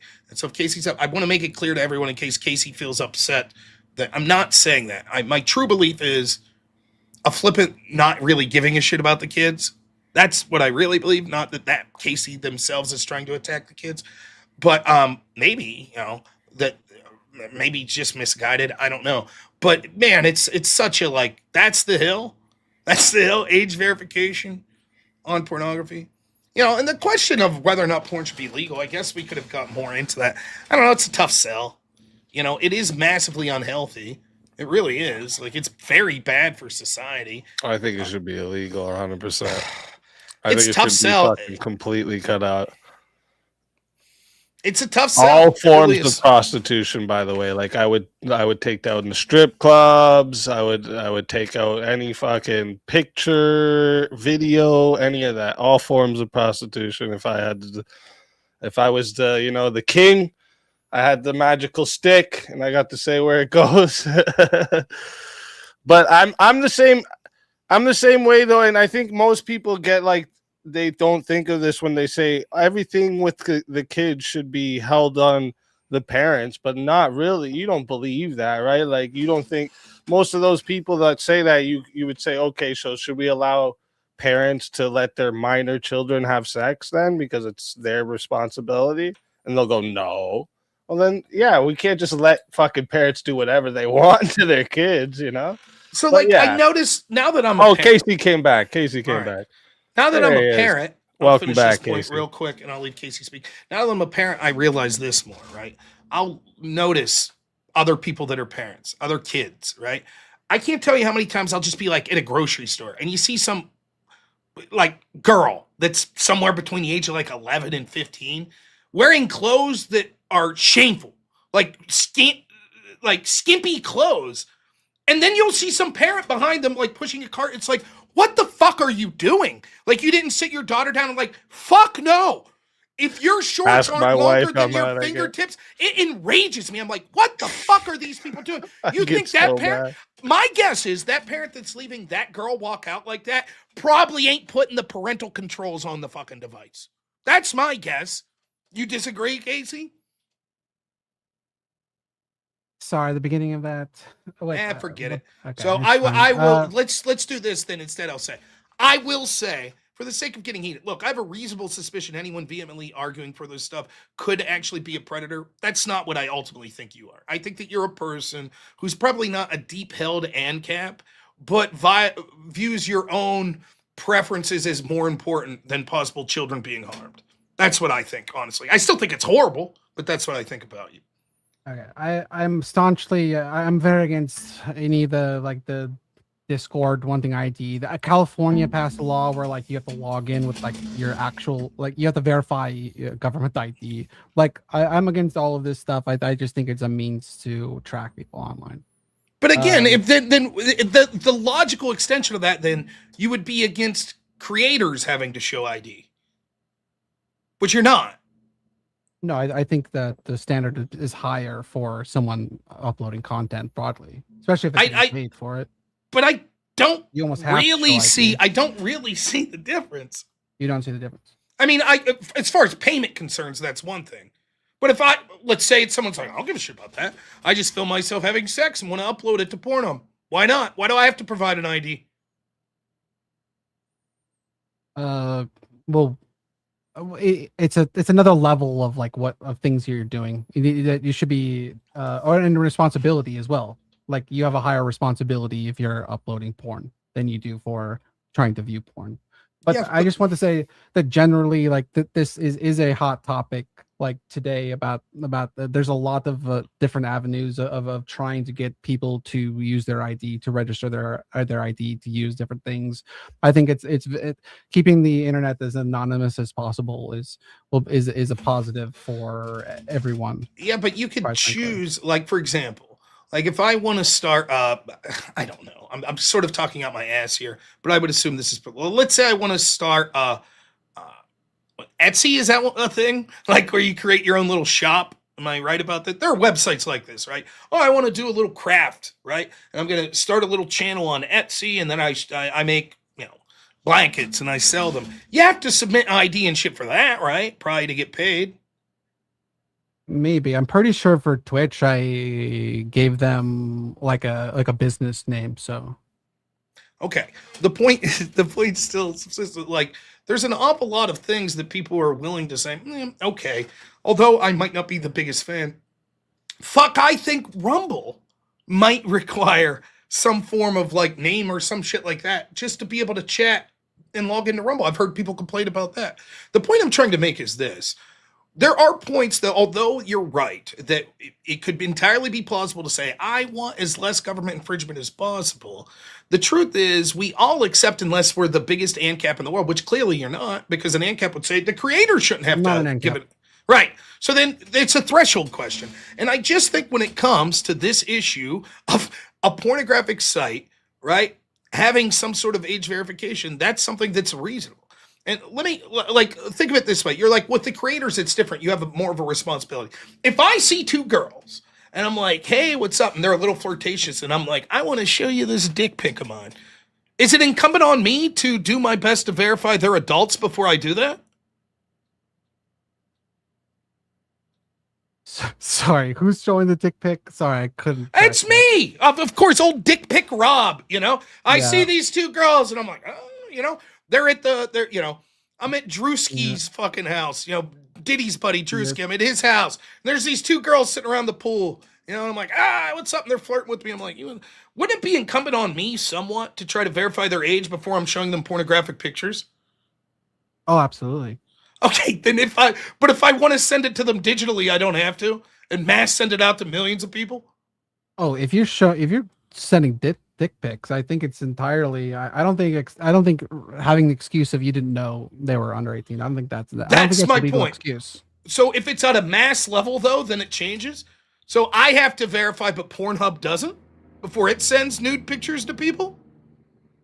Right, it would be the publishers of the media that would be that. No, that's totally unreasonable. If that's what you're suggesting, it's the same thing. No. Let me explain why. Because you're saying it's the uploader that should have to verify, not Pornhub. Yes. How the hell's an uploader going to verify the person that's logging into Pornhub? They'd have no ability to do that. The uploader on Pornhub? Yes, a man and a woman decide they're going to film themselves having sex. They've given their ID, which you suggest they should have to do to Pornhub. They upload to Pornhub. You're saying it is that man and woman's responsibility to check the age of the person at home that's typing in Pornhub.com and going and watching that video. No. I'm just saying that the uploader of explicit content, either when it comes to Pornhub, but yeah. that they should be verifying their age. And if you're in a private conversation with someone, you should have to verify their age. Yes, it's two different standards. It's two different standards. True. But my question is, if we True. accept the standard for the individual showing the individual nude photo should do their best to verify the age, why is it if I do it on a mass scale, it's no longer incumbent on me to do that? The same principle should apply. Yeah, but the problem is, again, like on principle, that's true.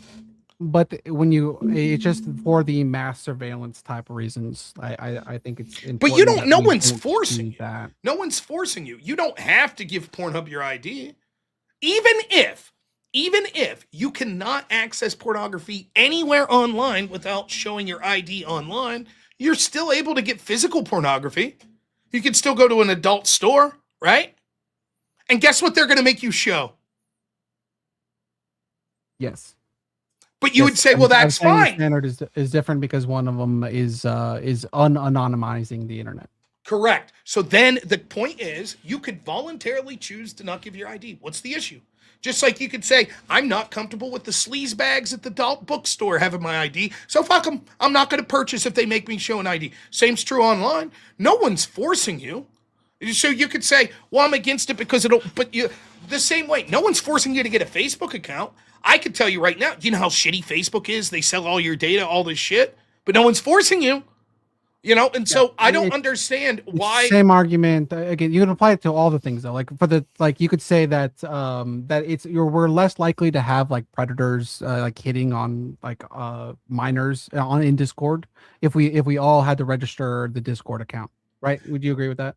Yes. With a state ID, you could, and then you could expand that to what they're doing in California, which is like you have to register it on the goddamn OS level. Like you can make all of these arguments. It's like it's safer if we give up this information. You can make it's true. It's objectively true that it's safer if we do that. But we're giving up our freedoms to some extent every time we do that. But the difference is this, right? Yes, you're right, and that's why I said, and I was talking to Speakeasy, and we both agreed, neither of us are ANCAPs, neither of us are total, like, authoritarians. So there's going to be some threshold. Some things, for example, I think it would be outrageous if the government said, you have to show your ID to buy groceries. Outrageous, right? However, we also accept that we both agree there are times where we're like, yeah, we're okay with the government asking for your ID, such as if you're producing pornographic content.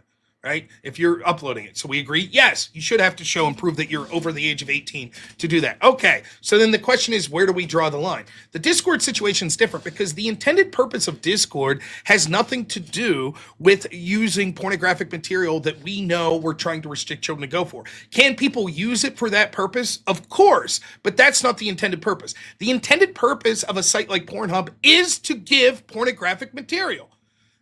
And so it is reasonable to say, just like a physical location that is selling pornographic material should require voter ID, so should a digital location that's requiring or that's purveying in pornographic material.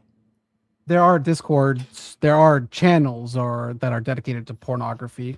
And then should have shown ID to be there. I agree. I would say, but the larger danger, I think that's being pushed at so defense is like people getting groomed or being in inappropriate conversations with minors and adults or whatever. That being the major push to for the ID on Discord. That may be true, but it's sort of irrelevant to what I'm talking about. Yeah, right? But I'm saying it's the same argument for like, isn't it safer for the children? Don't you care about the children? No. Why isn't why it's a threshold? It's a threshold argument, right? The threshold argument is this: where I'm distincting it is saying that when the intended purpose is to distribute pornographic material, age verification should be required. It is true that there are other places that there could be grooming of children, etc., that occur, but it's not the intended purpose. And so requiring an ID or age verification doesn't seem to be as necessary. That doesn't mean that there shouldn't be other actions taken to police stuff, but it is a completely different thing. Right? And you agree with this in the sense that you agree that there's different thresholds to this, which is why you think you should have to provide an ID to upload content to Pornhub. Right? Yes, but for different, yeah. So I think that my bright line that I'm drawing is very simple, and it's one that I think is easy to agree with. If you're distributing pornographic material, it is incumbent on you to attempt to verify the age of the people consuming it. Yours is more nebulous. It's like, well, maybe on some Discord channels, maybe. And on physical pornographic material, yes, you should have to show an ID. But on digital, you shouldn't. I don't see where your bright line is. By bright line, I mean the exact line that you identify. Mine's simple. Just like in the real world, show ID to buy porn. Same's true online. Could I My just... line- Oh, sorry. Go ahead, Casey. If you want to answer that first. Yeah, just the line is as a user of a service that is broadly used by many people, you shouldn't have to send those people on online like your ID, like just broadly. Porn related, not porn related, whatever related. Just like I could see it's more like zooming out of like I see the unanonymizing of the internet. And, so your line is any service that's broadly accessible to the general public online, you shouldn't have to provide an ID. Yeah. Okay. If I have a gun shop. I'm selling online. You're not paying. And you're not paying. I sell guns online. Should you have to prove that the person's of age to purchase the gun? I sell tobacco online. Should I have to prove that the person's of age to sell that? We already have rules in place for these things. Yes, we have rules in place. Are you against it? Do you say those rules are bad? If I want to sell online tobacco, you're selling something. So you're selling something. If you're now we put another restriction. Purchasers if you're buying a gun. Now now that it's not any person or any website that's broadly accessible to people. Now you're buying another caveat. If you're not selling something. If you're buying pornography, I would say the same thing. You could. So now wait a minute. So if I'm buying pornography online, I should have to prove my ID. Yeah, if you're viewing guns online, you should not have to show an ID. Okay, forget about the guns thing now. It's interesting. I got you here. So if I'm purchasing pornography online, I should have to present an ID. Yeah, I'm fine with that. Okay. What if I'm getting a premium membership to Pornhub? That's in effect buying. Do I have to show an ID? Yeah, that's fine. I say ID is fine. So explain to me why I should be forced to show an ID to get Pornhub Premium, but not Pornhub regular. It's a the take is a broad take that it's a fight against unanonymizing the internet. Okay, so then why should I, if I want to get a premium service, why should I have to show ID? That's unanonymizing the internet. Same thing. Right. I think if you're accepting money, then you're signing up for a service or whatever. Then it's not just a place that you're browsing to. If I could just real quick to kind of tie the ID discussion directly back to the prompt here.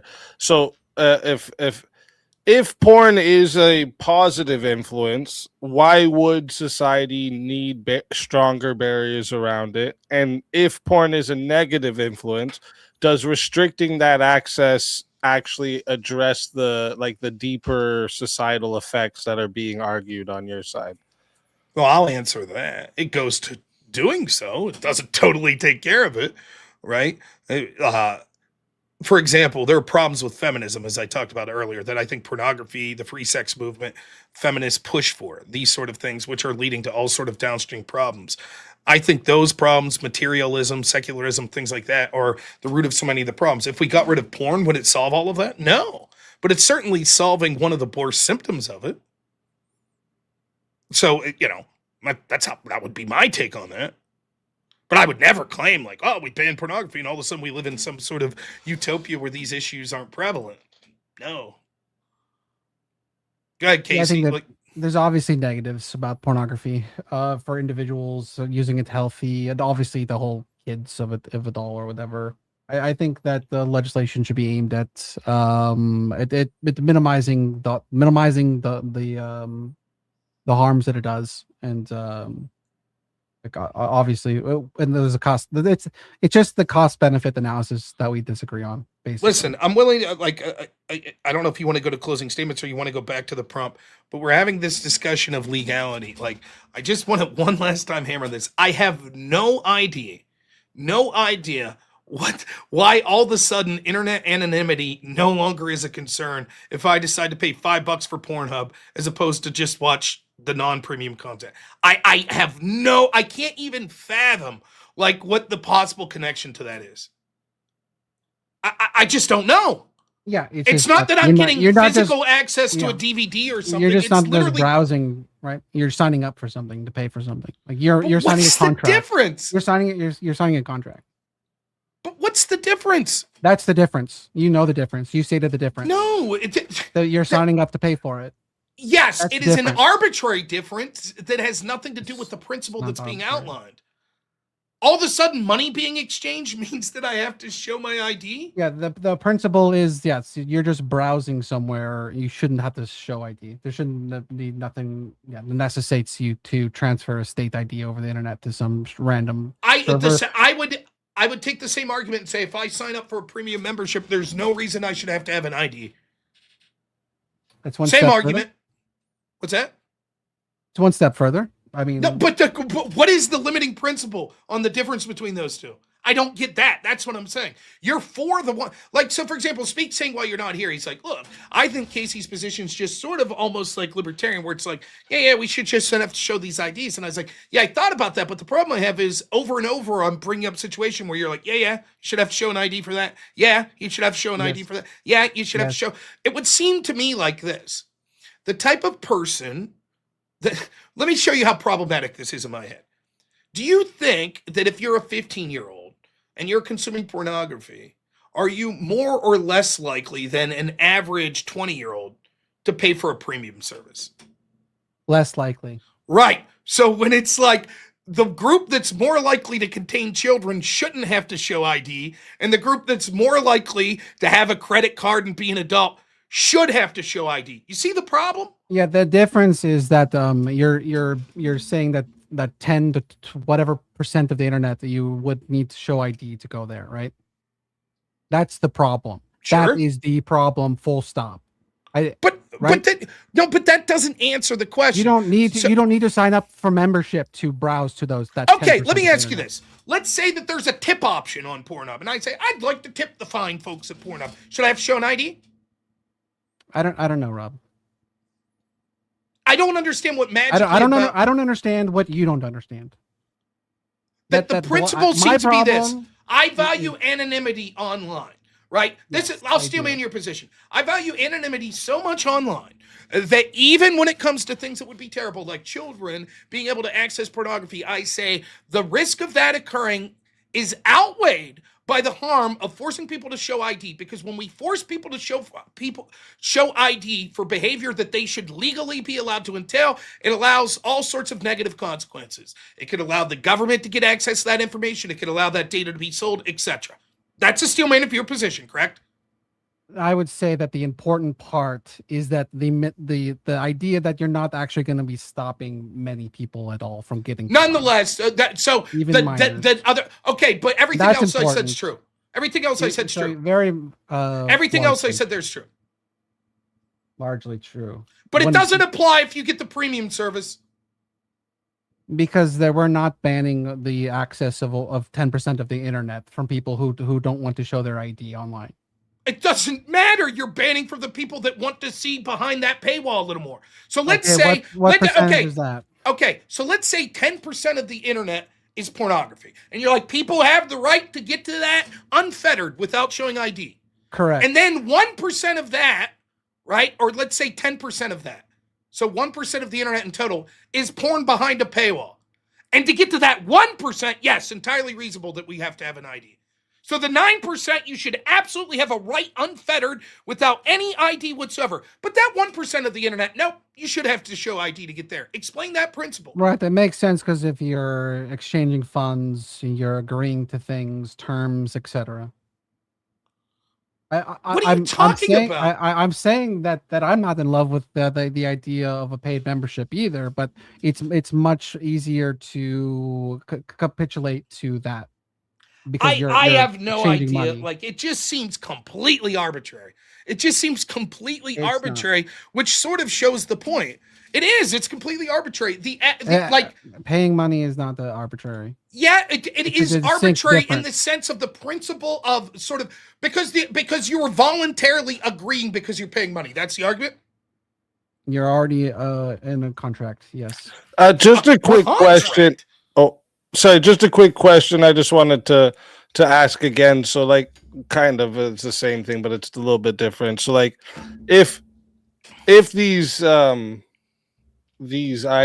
and stuff were put in place, would that be enough to like give it to Casey's side that now, okay, we can say it's a positive influence, or no? No, all of this has nothing to do. He's basically conceded the positive influence debate, conceded it so much that we had to say, no, positive influence is a question on the legality of it. That's the only reason I've entertained this. No, every single question we're asking about this or whether or not porn should be legal in general literally has nothing to do with whether or not pornography is a positive influence on society. That porn having not been banned in our society would be a positive influence. Yes. That's a different question than what the prompt's acting. I get it. I know. We went through it. Yeah. So I'm just entertaining because I think that it wasn't even close. There was no arguments I heard whatsoever. Every time we asked for, like, well, give me an evidence of it being a positive influence, we had things like, well, the most important reason is because it leads to less oppression. And I was like, how? And Casey said, well, because if we ban it, it leads to more oppression. I said, but that's not a question of whether or not pornography itself is a positive influence. It's the stigma related to pornography and being correlated with loosening loosening how we see women broadly. No. That's a different argument whatsoever. That's not the argument. I'm happy to deal with that argument. It gets more to the problem. Your argument before was because if we banned it, it would lead to hijabs. That was your argument. That's not what I said, but I said that yes, how we treat women is on a scale. It's and on the other side of that, other side of that spectrum is women wearing hijabs. And we're on the other pornography, we're on the good side. Pornography leads to society treating women better. Is the argument now? Broadly, you believe that these things are correlated. It's about how we see women. Yes, as sexual objects. Not the sexual objects of them.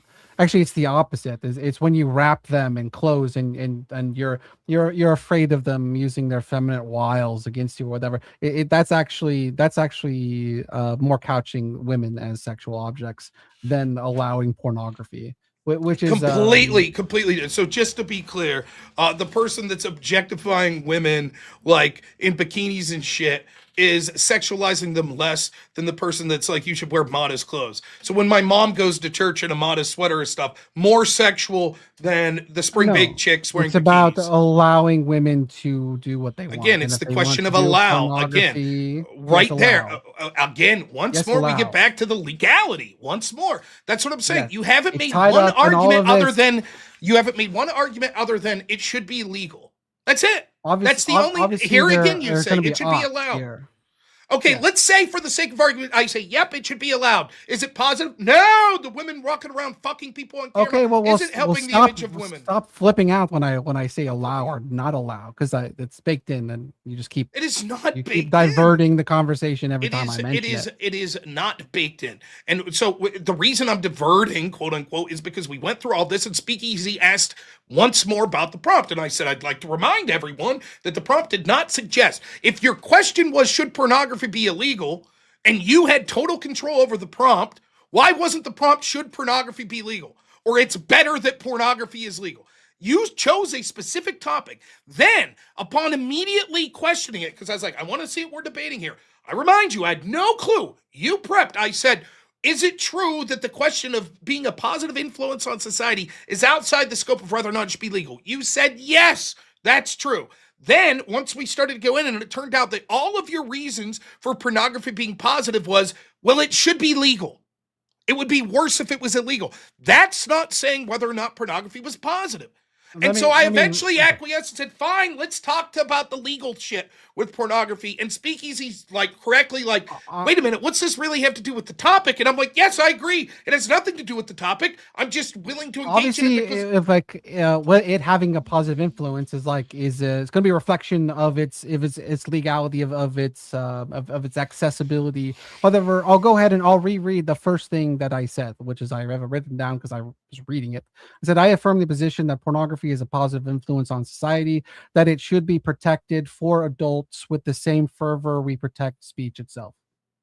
Okay, what's that have to do with the statement that is the prompt that was the first half of the sentence that you just said there? Okay, I wish you wouldn't get so like ridiculously meta with the prompt. It has nothing to do with meta. You're making two separate arguments. Super gay. You're going to accuse me of being super gay. Super gay. That's what you're saying. The tranny with the fucking VTube avatar is going to call me super gay. I'm not a tranny. Okay, we believe you. Anyways, point being, right, that like it's clear that these are two different things. As you yourself admitted when we went through the alcohol example, alcohol is not a positive influence on society. I said, oh, therefore you want it banned? No, I wouldn't say that. Oh, you've already conceded this argument. Again, it is irrelevant. The legality of it, like the only argument you could make then is free speech arguments. That's it, right? That's literally all you would be able to argue. You have completely lost and have not been able to provide one piece of affirmative evidence. I've given plenty as to the harms of pornography, how it harms marriages, it harms kids, it harms the performers, it affects people's physical health, it affects people's mental health. And every single time I'm like, what are your reasons that it's positive? You're like, because it would be oppressive to get rid of it. That doesn't mean that it is good. No, if I said to you, I say that it would be oppressive to get rid of it, then you start freaking out about getting rid of it, and you're freaking out about the law. Oh, now he's back to legal. Blah blah blah. That's what you've been doing. That's what you've been doing this whole time. The whole yeah. I mean, I don't know how to make this any.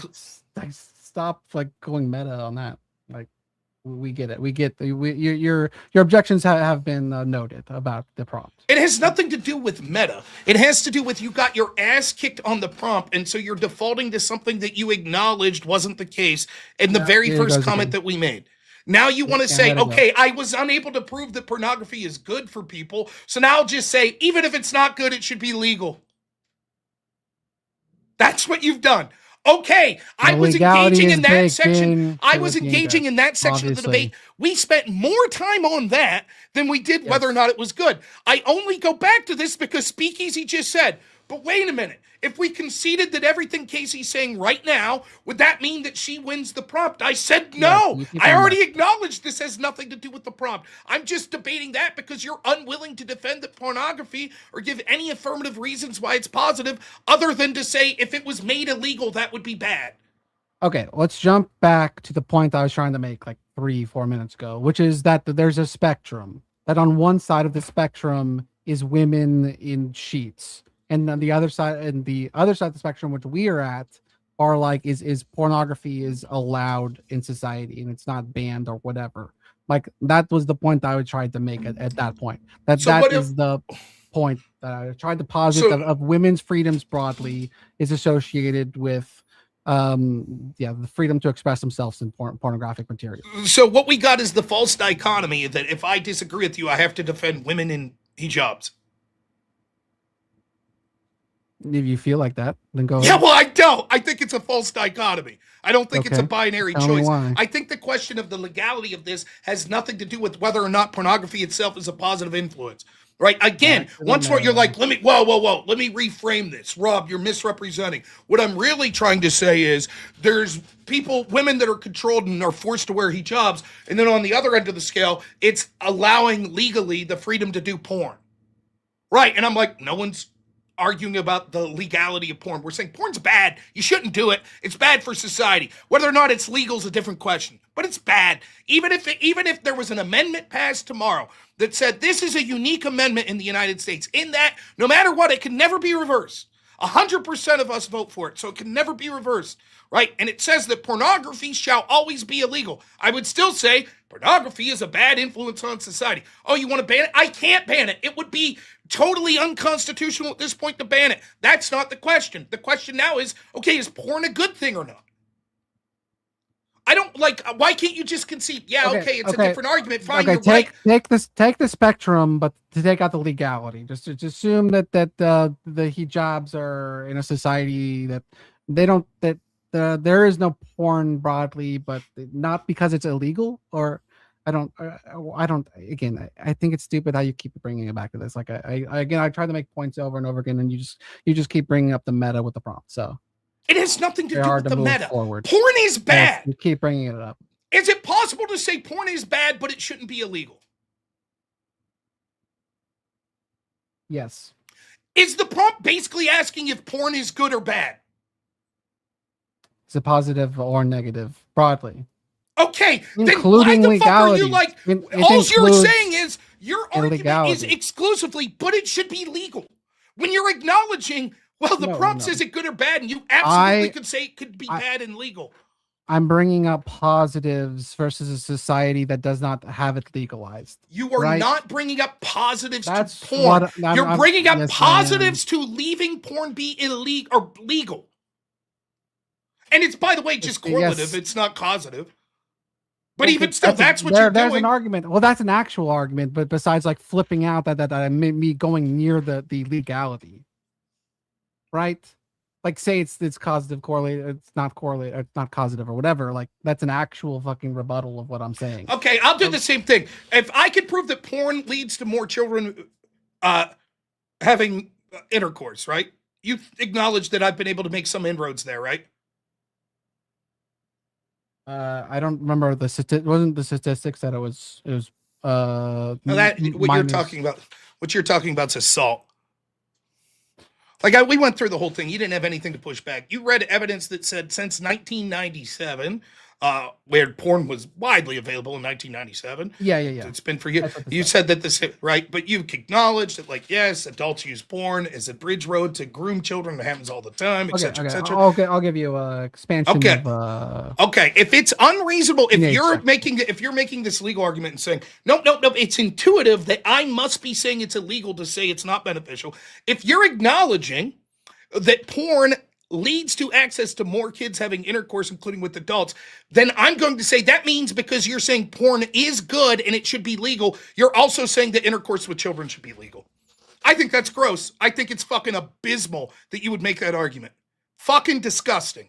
Was I making that argument? Yes, because if you're arguing that porn is good, you're saying anything that it leads to should also be legal. Yep. No. So you mean you could say that something's good or bad and it doesn't speak to the legality of it?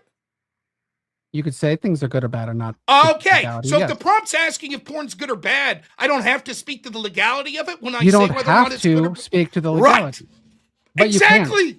But you can. Especially when comparing societies where porn is handled differently, you could point to the legalities in said societies. To point to benefits. Can you not? Again, we're going to. We're not even. I mean, arguing the meaning of the prompt still. Again, I don't even know what you want me to say. So you're like, I concede pornography's good because it's Sharia law. If we don't have it, yep, you win. Even though so therefore pornography is a positive influence. That's an actual rebuttal of my argument. That's an actual rebuttal of your argument because thus far you keep bringing up like the idea that I'm not allowed to make said argument. That's what you keep going to. The argument is different. It is not the prompt. It's not the fucking. You've conceded 500 Exactly. I'm not allowed to make that argument. I'm not Who allowed said to. you aren't allowed to make the argument? Am I allowed to keep every time Wait you a bring minute. up the But exact shouldn't meaning the of the sky prompt, be blue? Shouldn't 2 + 2 equal 4? Shouldn't 2 + 2 equal 4? I agree with that. Yeah. Okay, I win the debate then. Thank you. Thank you for the concession. Do you not keep saying that I can't? You just acknowledged 2 + 2 should equal 4. You acknowledge I'm right. I win the debate. Thank you. Closing statements? Closing statements. Thank you. Now, what you would say is, if you weren't bad faith, you would say, what the fuck does that have to do with the topic? And then I would have responded, oh, you're saying I'm not allowed to make that argument? And you would say, of course you can. I'm not telling you you're not allowed. I'm saying it's completely irrelevant to the topic. I've actually been arguing that. What are you talking? Show me once where I ever said you're not allowed to make that argument. Go ahead. Or admit you're lying. Yes, of course, that did not apply to. You keep saying that it doesn't apply back isn't saying that you're not allowed to make the argument. Fine. You can make the argument. It doesn't apply.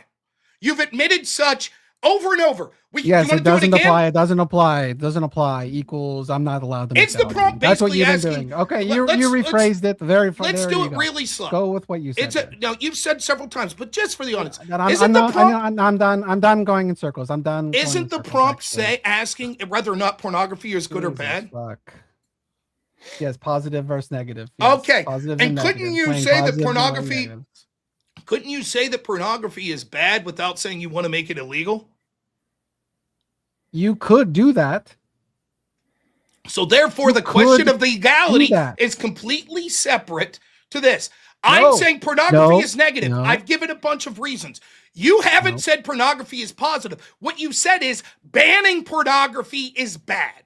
That's different than saying pornography is positive. Ignore the legalities, or you could choose not to in your arguments. I think it was open-ended. It was never that I couldn't. If I could argue that pornography is bad, but still think it should be legal, right? Would it be intuitive then that I could say pornography is a negative influence on society without it being illegal? You could make all of those arguments or none of them. So wouldn't that imply that every argument I made about the negative of it, your answer to it but it should be legal, and here's reasons it should be legal, are completely unresponsive to every argument I've made? No. How is it responsive? No, because even in your arguments of like what harms pornography is done, or how it should be restricted or not restricted, or what particular harms, I think baked into the argument is an ought. Like even if you don't no, that's not true. Yes, obviously. Are everything that are harmful, ought they be illegal? Not necessarily. Okay, then there's not an ought baked in. But I think one would still be inferred. No, there is no inference. What is the inference? You proved this yourself when I said, is alcohol a positive influence on society? You said easily, no, of course, it's not. And I said, okay, do you want to make it illegal? Yeah. You said, no, I don't want to make it illegal. Okay, you just showed that there's not an ought implied. If I do a stream and it's just like an hour of like all of the harms of alcohol, I think implied is that there ought to be something done about this. Okay, so then if you do a stream with all the harm, like with talking about the benefits of not having age verification to see pornography, then it's implied that you don't mind children getting access, right? Dude, if you pedo jacket me one more time. What's the difference? If you want to talk about implications, you would say, of course not, Rob. That's absurd, because there are other free speech principles that I'm highlighting that are outside the scope of whether or not this individual activity is good. This is arguments libertarians make all the time. They're like, there's all kinds of shit that we would say are bad, that we wouldn't want our families doing, that as a father I wouldn't want people doing. But it ought to be legal because it's up to people to have the right to make their own bad choices. So there is not an implication of, oh, if you're saying it's bad, you must also be suggesting that it be made illegal. It is a completely separate question. There are all sorts of things that both me and you would agree are bad that we would say, but we still think you should have the right to do those things, even though they're bad. So the idea that somehow that's different with pornography, when I say, look, I'm not saying that it should be made illegal. I am saying that age verification is good, right? I could make arguments as to why maybe it should be illegal, but I'm admitting to you that, like, look, those are tougher. I understand that. However, it is clear based on the question the prompt is asking, pornography is very bad for people. It's very bad for society. If I was making an argument for alcohol, like pro alcohol, being it good or versus bad, just strictly, would I be allowed to bring up examples of societies where it's banned or societies where it's not banned, and etc.? You are allowed to make any argument. That would be that argument would be irrelevant. My answer would be the same. Fuck? I say alcohol's bad. It leads to alcohol's bad because it leads to cirrhosis. And you're like, you know, in Saudi Arabia, they've banned alcohol and they have Sharia law. I'd say, okay, I'm not suggesting banning alcohol. I'm saying it's bad. It leads to cirrhosis. No, but can't I bring up that society? Yes, you can bring it up. It's irrelevant. As an example of the benefits of not having alcohol, because that would be a society that doesn't have alcohol, right? No, unless you could make no. It has nothing to do. That is a society about the benefits of alcohol. Of course, I would be. No, of course, it would be germane to the discussion to bring it up. It is not germane. It is not remotely germane to this. Let's say hypothetically that we have a 5-hour debate, and you fucking crush me on alcohol, every single thing, and at the end of the debate, I'm like, holy fuck, I will never have a drink again in my life, ever. You have proven physical health, mental health, societal health, every fucking facet imaginable. You crushed me, and everyone in the chat unanimously agrees. And I'm like, but there's just one more thing. They banned alcohol in Saudi Arabia, and it's shitty. Do you say, oh, that's it? Yep, you're right. Never mind. You'd still say, okay, you just conceded alcohol's horrible for society. What does banning it have to do with whether or not it changes whether or not alcohol is good? Now, you could say a separate question. If it's so bad, should we ban it? That's a different question too. Is it good or bad? Obviously, that a society where it's not allowed would be a good place to point to see effects of a society without alcohol. Obviously, no. What it would be. Obviously, that's true. That's obviously that is face, not. It is a truism. Not. I don't know what you're arguing. Okay, obviously that's true. All right, the Soviet Union allowed alcohol. How many people did they murder? Okay. I'm sorry, the Soviet Union allowed pornography. How many people did they murder? Mao's China allowed pornography. How many people did they murder? 500 million? So you're advocating for something that leads to 500 million deaths. I never said that everything about that society. Wait. But they allow pornography. That's clearly what it leads to. If you thought that the thing that I was bringing up was not applicable, was not related to pornography, then that would be the counter. You would say that the murdering and the pornography they're not that any way correlated. There is no correlation. That would be the debate. Could I just try something here, just to try it? Because like I do. So what Rob's pointing out here, right, is that like the legalities of like bans, regulation, ID verification, even like free speech, all of this doesn't really like stick to the like prompt here, where we're like I was thinking more like if we could get into like the culturally positive influence, the psychological positive influence, the economic positive influence, like any of them, right? Like that's what I was away from like, because legalities we're not really discussing that at the moment, right? Watch him attempt, and within, I'll guarantee, as he goes on to the next thing, what he's going to see is, at some point, and what you're about to hear is, so when women have the freedom to do this, go ahead. Yes. Make an argument for why porn's positive for society. Yes, go ahead. Freedoms. Yeah, freedoms. There you have it, Speak. Do you see? Freedoms. That's exactly what, that's the only argument. It's not that porn's good. It's even if it's bad, you should be allowed to do it. It's a question of legality. That's it. That's what I'm saying. It's so frustrating, Speakeasy. There's not been an argument made. Every single one I went through, and it comes down to, but you should have the right to do it. It should be legal. That's it. Every single argument. No. My point was those freedoms.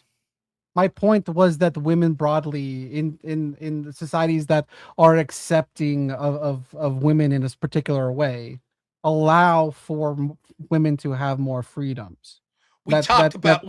We talked about this specific point already, and you kept going back to the hijab and the legality point. We talked about by every available metric, before women were sexualized in this way of porn, they were happier. Yes. Every single way. They experienced all metrics of happiness, they were better. They experienced less depression. They experienced less instances of being sexually assaulted. They experienced being together in households more. The children were better. They were in marriages that stick together longer. The children were grown up in two-parent households. One of the significant impact. We went through all of this, and after it all, And I was like, for example, pornography wasn't illegal in the 1940s, but it was shamed. It wasn't something that was accepted. We didn't, or that was cheered on like it is now. Like you're suggesting, guess what? There weren't women in hijabs.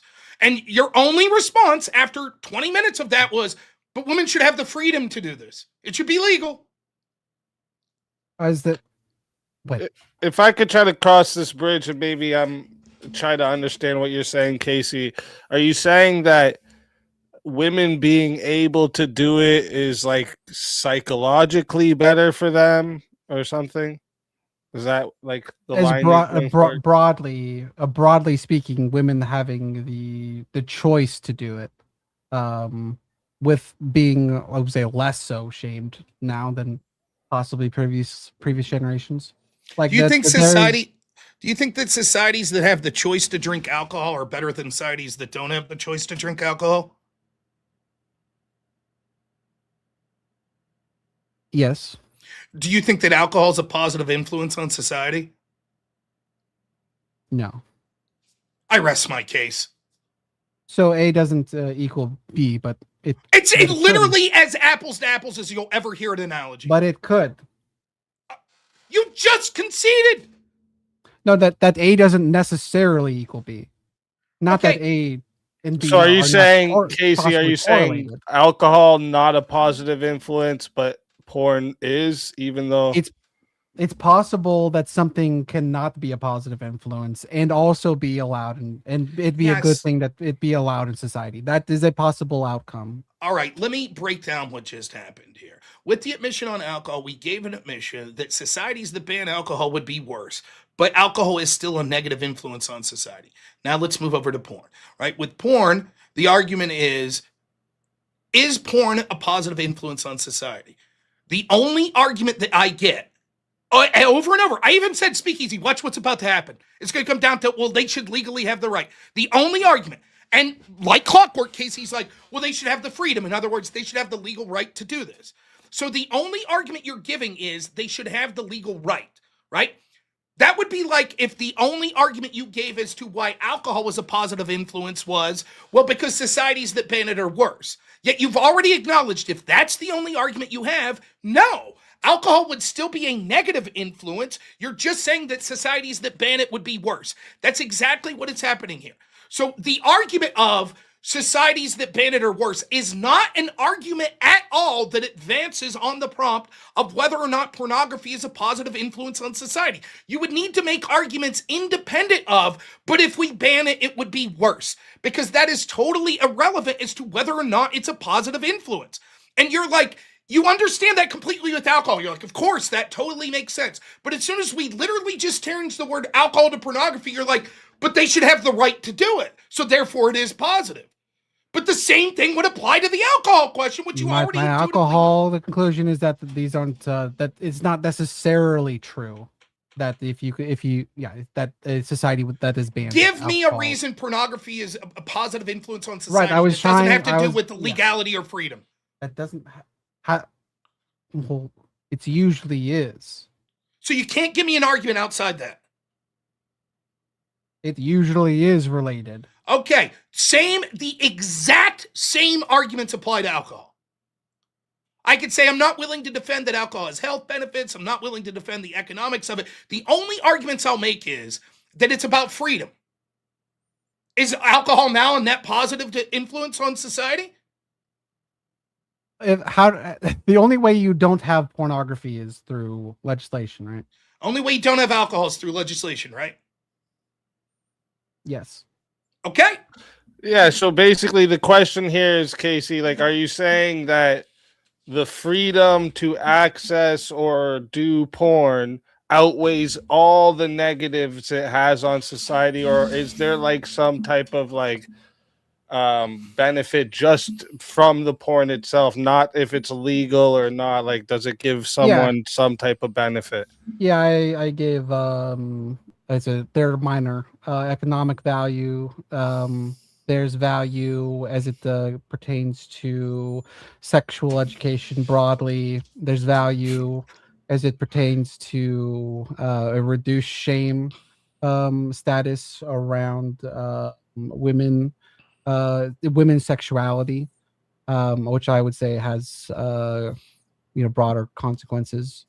Great. There's- So there's we've already dealt with value the shame one. The economics is brand new. I haven't heard that. That's fine. I could deal with that. And an outlet for coomdom. Talked about that. nowadays, You've and, conceded you had no evidence of that whatsoever. In fact, not only that, the evidence seemed to go my way. If anything, I actually tricked you into reading evidence that proved you have no evidence whatsoever that this is an outlet that people. The rape, the forcible rape statistics with the value have gone down. So wait a minute. 90s. Then when you say it's an outlet for coomers, imply what the positive benefit of that is. If it's not about preventing them from going out and doing bad things. Yeah, I would say that it is. I'm sorry. I am. That's the argument where my bad. That was the amazing argument you made that people are thinking about sex more if pornography is 10% of the internet. They'd think about it more. They would think about sex more if pornography wasn't there. We're talking about people on the edge. We're talking about edge case scenarios, right?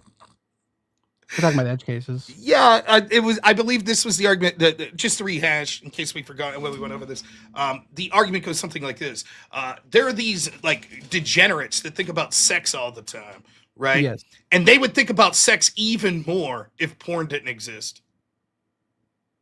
It allows them an outlet. What's that mean? What do you mean outlet? Yeah, I mean they'll still go whack off and get it done with. And then they're done. They don't whack off anymore. Yeah, they'll probably have to do it again the next day. Oh, so every day. Yeah, every day. But they do it less if there wasn't, or they do it more if there wasn't porn. They'd whack up. I'm saying more? it's an outlet. It's an outlet for the edge case individuals. What do you mean? Okay, porn's not there. Now what happens to the edge case? They don't have it. They don't have an outlet. They just okay. What's that mean? They don't have it. So they're jerking off less. Yeah, and it builds. Okay, up so and what's the probably benefit of do jerking sexual off? Crimes. We already went through the crime data. You'll be stop thinking about sex. We already went through the crime data. Yeah, and I would say that the forcible rape statistics favor my. They do not. We went through it. They do not. No, the forcible rape statistics. Prove it. Show the study. Let's go. Let's go study for study. Go ahead. You already read it. I got you to read that said that there's basically no correlation except an instance of violent pornography. There was a weak correlation with increases in violent sexual activity. That's what your study said. I'm looking. I'm staring at a graph right now.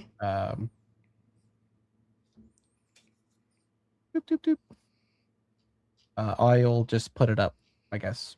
One sec.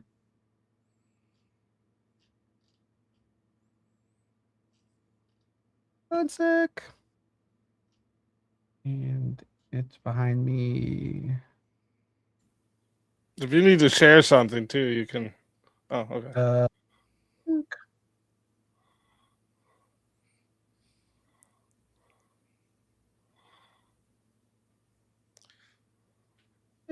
I always have trouble because I'm doing. It's tough because I'm using StreamYard on two. If I share on your screen, I don't think it. Right. Is there a link you want us to just send me then, Rob, and I'll share it? Is that sharing now for you? Can you see? Oh, yeah, I see something back there. Yeah. Okay. Let me bring that up here. And hopefully people can still hear me. Let me make it big here for a moment. Here, I got to move the overlay for a sec. And then we'll make you big there, Casey.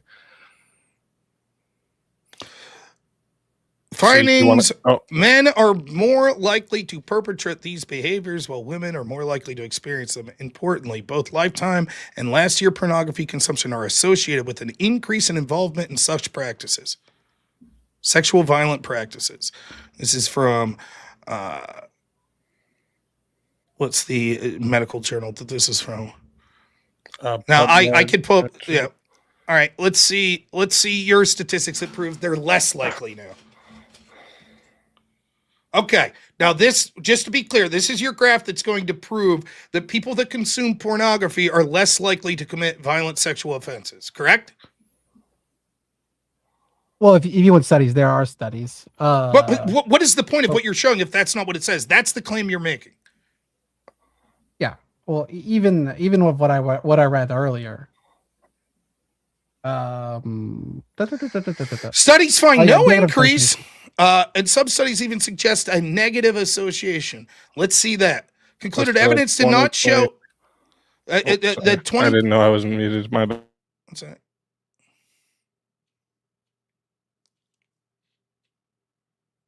Load.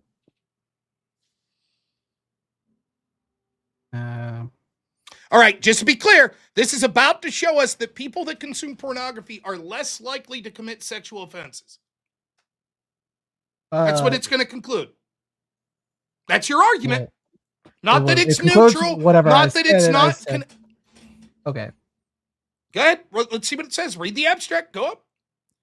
Whether pornography contributes to sexual aggression in real life has been the subject of dozens of studies over multiple decades. Nevertheless, scholars have not come to a consensus about whether effects are real. The current meta-analysis examined experimental correlational and population studies of pornographic sexual aggression linked data back from the 1970s to current time. Methodological weaknesses were very common, blah, blah, blah. Nonetheless, evidence did not suggest that non-violent pornography was associated with sexual aggression. Evidence was particularly weak for longitudinal studies, suggestion of absence of long-term effects. Violent pornography was weakly correlated with sexual aggression, although the current evidence was unable to distinguish between the selection effect, blah, blah, blah, blah. Studies that employed more best practices tended to provide less evidence for blah, blah, blah, blah, blah, blah, blah. Population studies suggested that increased availability of pornography is associated with reduced sexual aggression at the population level.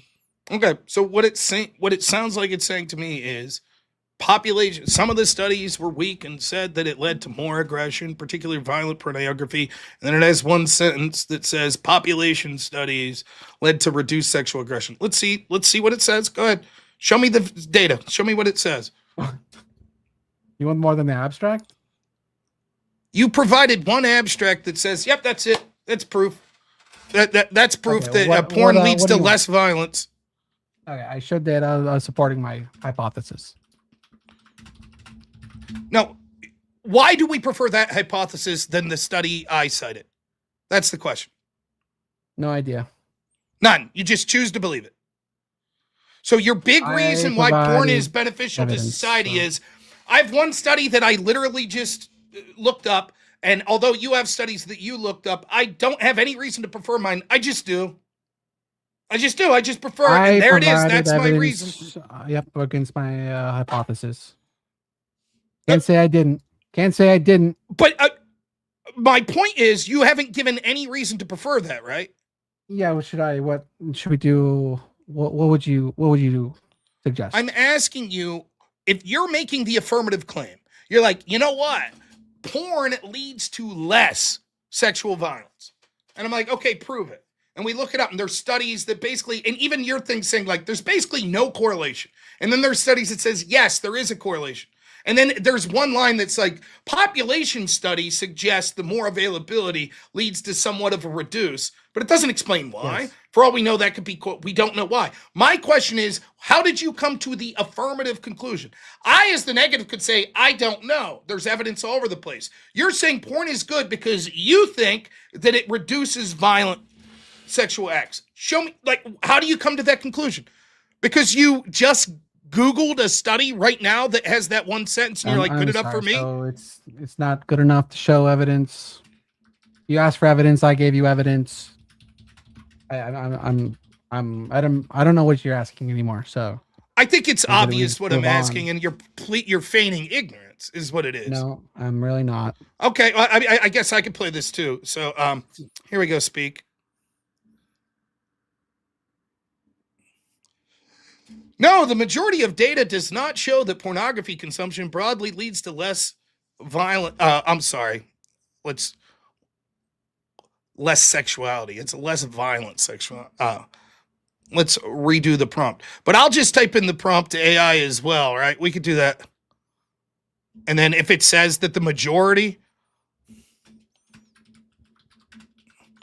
is that good enough? Is that good enough? Then you would say, oh, if that's what it says, then good enough for you. Correct? I mean, good enough for me. I don't know. Majority. I'd be interested in what it said. Okay. I'll share one more time. Sorry. No, the majority of population level data does not show that pornography leads to less sexual crime overall. But a notable portion of aggregate studies actually suggests the opposite. Increased porn access is associated with declines in reported sexual activities and rapes. Individual data is mixed. Whoa. This sentence doesn't make. Here's the link to it. Oh, for fuck's sakes. See, I shouldn't have to do this. This is this is the same thing you were showing. I'll open a new conversation website. What? Yeah, that the answer doesn't really make sense. Yeah. Maybe a new conversation. Ferguson Hartley, 59 studies, found that increased porn involvement is associated with reduced sexual aggression at nonviolent level. Historical experiments. Let's see. Individual level evidence, right and all meta-analysis. Porn consumption correlated with higher self-reported sexual aggression, stronger for violent porn. At the societal level, increased porn availability frequently coincides with fewer reported sexual crimes, not more. At the individual level, results vary, with strong concerns around violent extreme content and problematic use. Causation is hard to prove either way due to ethical limits on experiments and confounding variables.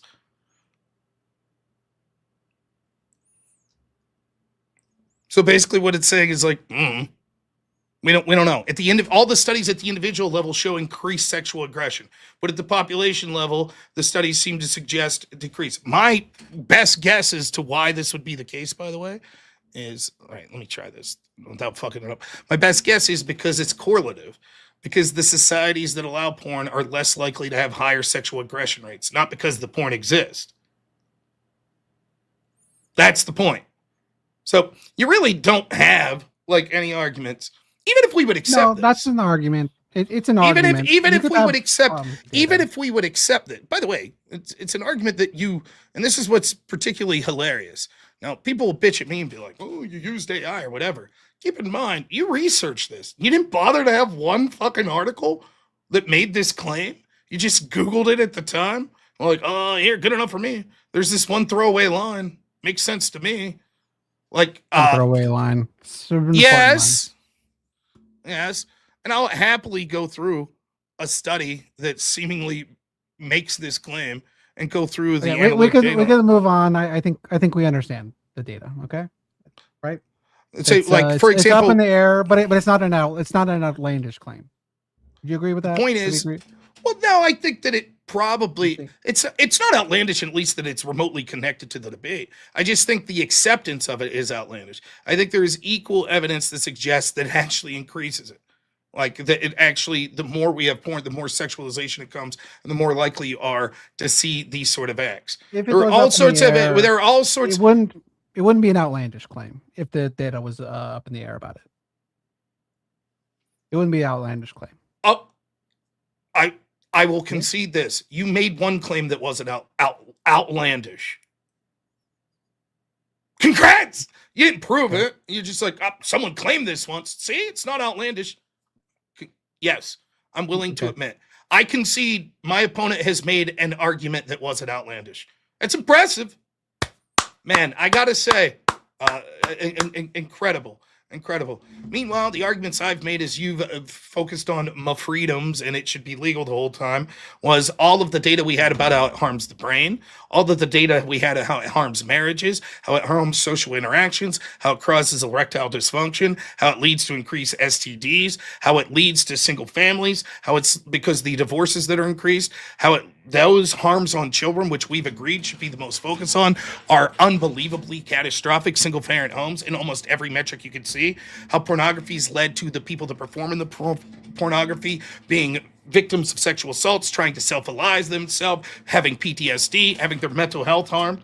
How it's led to declining birth rates, which is leading to all sorts of other problems in societies. And your argument is, but it should be legal. And I was like, but that doesn't really happen. And now finally, near the end of the debate, you are making an argument that's like, well, it could, the correlative, what we've seen is countries that allow porn, some studies suggest that there's less instances of sexual violence there. By the way, has access to pornography changed in Sweden? over the past 10 years? Probably No not, idea. right? Yeah, probably not. You would agree, right? I don't think they've all of a sudden made it illegal. I haven't heard anything about that. Right. Probably not. And yet, would you be surprised to know that all of a sudden sexual violence in Sweden has become rampant? Probably like a Me Too thing. No. It's not a Me Too thing. Yeah. What do you think it is? Whatever. Why do you think all of a I'm gonna sudden say it's a sexual Me Too violence? thing. You're gonna say it's because of people that have come into the country. Yes, the migrants. Yes. Okay. So it could be, if it's correlative, we could all of a sudden see the most open liberal societies about pornography are also those most likely to bring in migrants, which lead to increased sexual assault statistics. So it's very much, right? Like, it's just overwhelming, right? Even then, when we get to the legality question, we start at the ballpark of, should we provide identification to access pornographic sites? I think your arguments are very weak and tentative. Like, when you're literally saying that if you decide to pay $5 for the premium membership, you should have to show an ID, but not if you just want to view the non-premium content. The harm of the children getting access to that, you try to solve it by saying we should double down on what we already do, giving tools to parents to block these. The problem is the kids that have parents that aren't blocking them, there's no safety net for them. You have no answer for that. You're just like, well, that's it. That's basically the whole debate. And then you spent 15 minutes not understanding the meta of, like, dude, I could say pornography is not a positive influence on society with not wanting to make it illegal. And your point's like, yeah, but countries that have it illegal are bad. Is this your closing? That's just me summarizing the debate. You have anything else you want to say? And then we get to closings if you want. Let's go to closing. Okay. All right. Sounds All good to me. right. Well, we'll wrap it there and get into closing statements. So here, let me get, I'll actually put the 5-minute clock on here so you guys can see it. We started with Casey closing. Did you want to close first then, Rob, and give Casey the last? Yeah, I don't have a problem with that. Yeah, that's fine. 5 All right, minutes? awesome. So got 5 minutes there on the clock, and I'll start the timer with your voice. All right. Absolute drubbing here tonight. So first, I do want to thank Casey Pini. I know it got a little heated, but I just want to be clear. I have no evidence that Casey's trying to assault children, or anything of that nature. My firm belief is still very disgusting, which is the concern for children being assaulted is low on the priority list, but that doesn't make you a horrible person necessarily. It just means you have horrible misplaced priorities. As to the debate prompt itself, there's a fundamental disagreement as to what the prompt means of something being a positive influence. I do not think arguments that countries with Sharia law, like Palestine, by the way, I don't think talking about how bad those countries are because they're super oppressive to women and they buy in pornography is going to hold any weight if the debate's irrelevant as whether or not we should talk about banning pornography. To the point where you could say, well, if we don't allow pornography, we're more likely to get to those places or have hijabs. That's answered easily by showing when we didn't celebrate pornography and when we all agreed that it was shameful and a net negative influence on society, women weren't in hijabs. That didn't exist. There's also concession and a happy concession, I believe, for Casey's point, to correlate and tie in pornography with the free sex liberation and feminist movements, which we argued all sorts of reasons why they are bad. Some of those reasons include single family homes, divorce rates that are skyrocketing, how bad this is for children, how bad it is for women, metrics showing over and over that women's happiness has decreased as since the feminist liberation movement and the free sex. We've had increases in STDs. We've had an increase in movement of men's that are involuntarily celibate, as we see top tier men now getting sexual access to more and more women, which is again making them more miserable. This leads to declining birth rates. These declining birth rates actually lead to importing people that have the exact oppressive attitudes that Casey would talk about towards women, thereby turning her entire argument. All of this was mentioned and none of it was remotely addressed. In addition, there was the medical literature that we looked at, which talked about the actual physiological harms that come with pornography, shrinking gray matter in parts of the brain, increasing sexual aggression, increasing depression, and all of these things. We can see how it leads to mental health effects, how it leads to physical effects such as erectile dysfunction, how it's leading to a double in the divorce rate itself, even without the connection to feminism, as there's unreasonable sexual expectations that are made. There's also concession that this leads to to more kids access. The more sexual content that we see online means the kids that are the most vulnerable, that don't have their parents protecting them, are more likely to run into this content and therefore engage in sexual activity at a younger age and engage in sexual activity with adults, which is one of the most heinous things that we should seek to avoid. The only explanation to this is but freedoms, and we shouldn't force them to verify age on these things because I'm upset. It's a separate argument. We've gone through it ad nauseum, but I just think that that's absurd.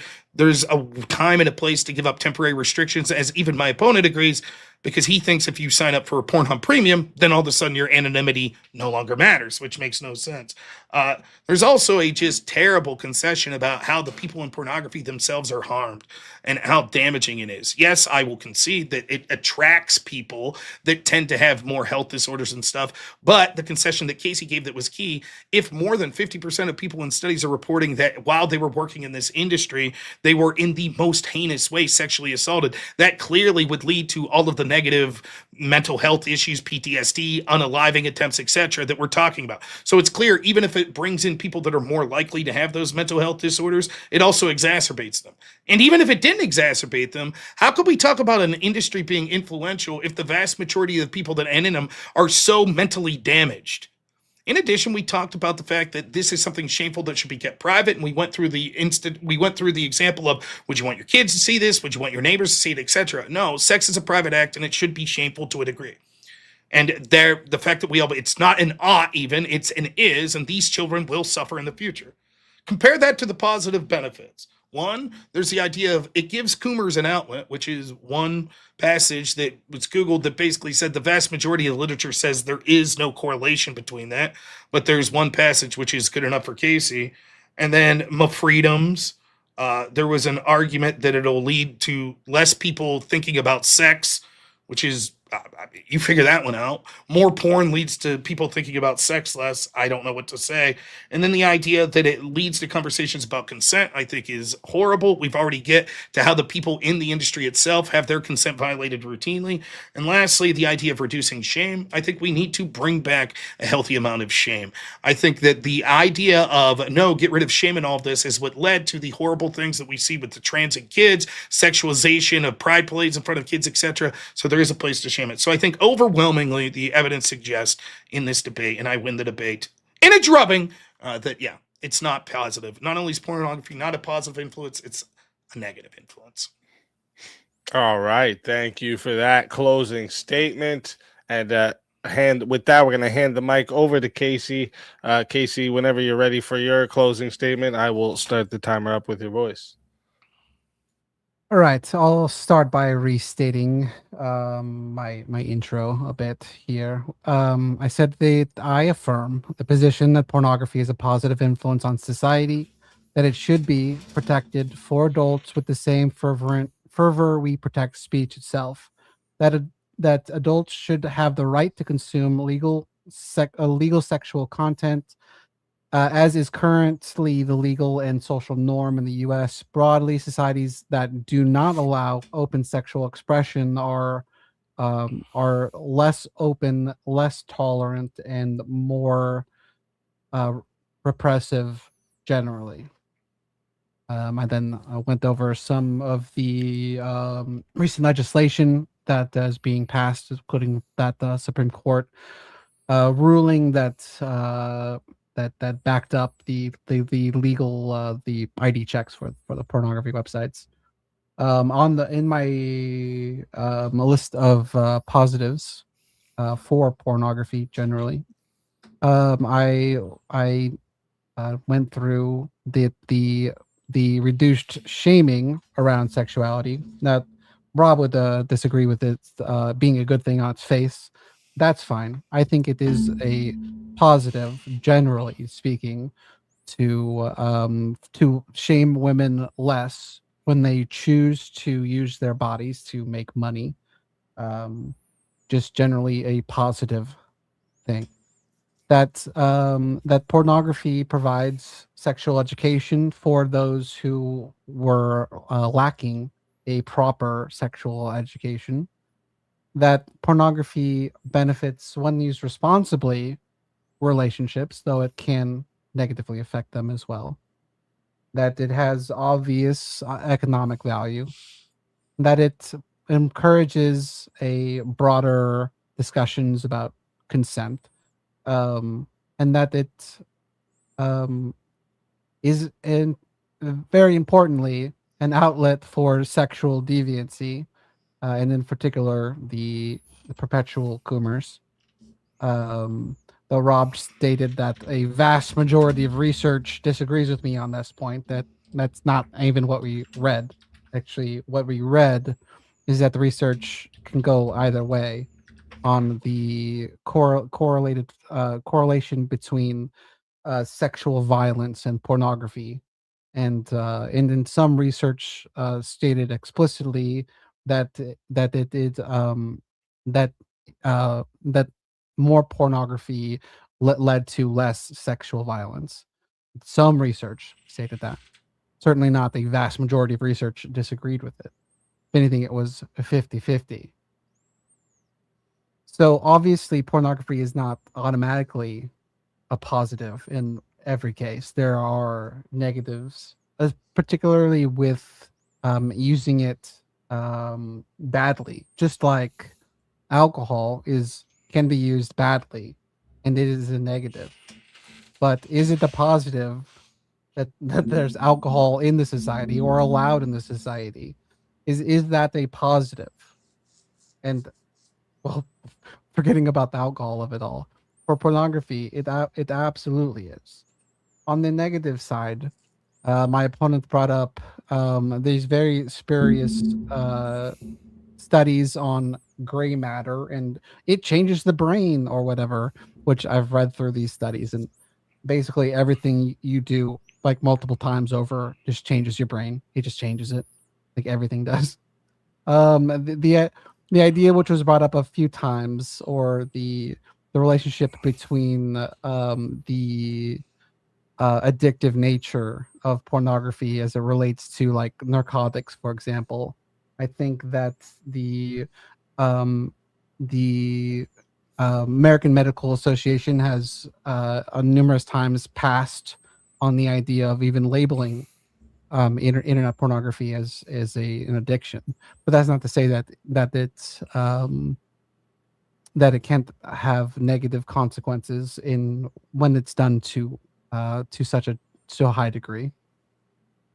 There's also this spurious claim of erectile dysfunction, which, when you read through the studies, generally, though, I would say it was up in the air about the one that Rob brought up. But I have read studies that have made this claim, and generally they're talking about like the length of time that you will last in bed, being that you're lasting longer if you're watching porn, and for somehow that equals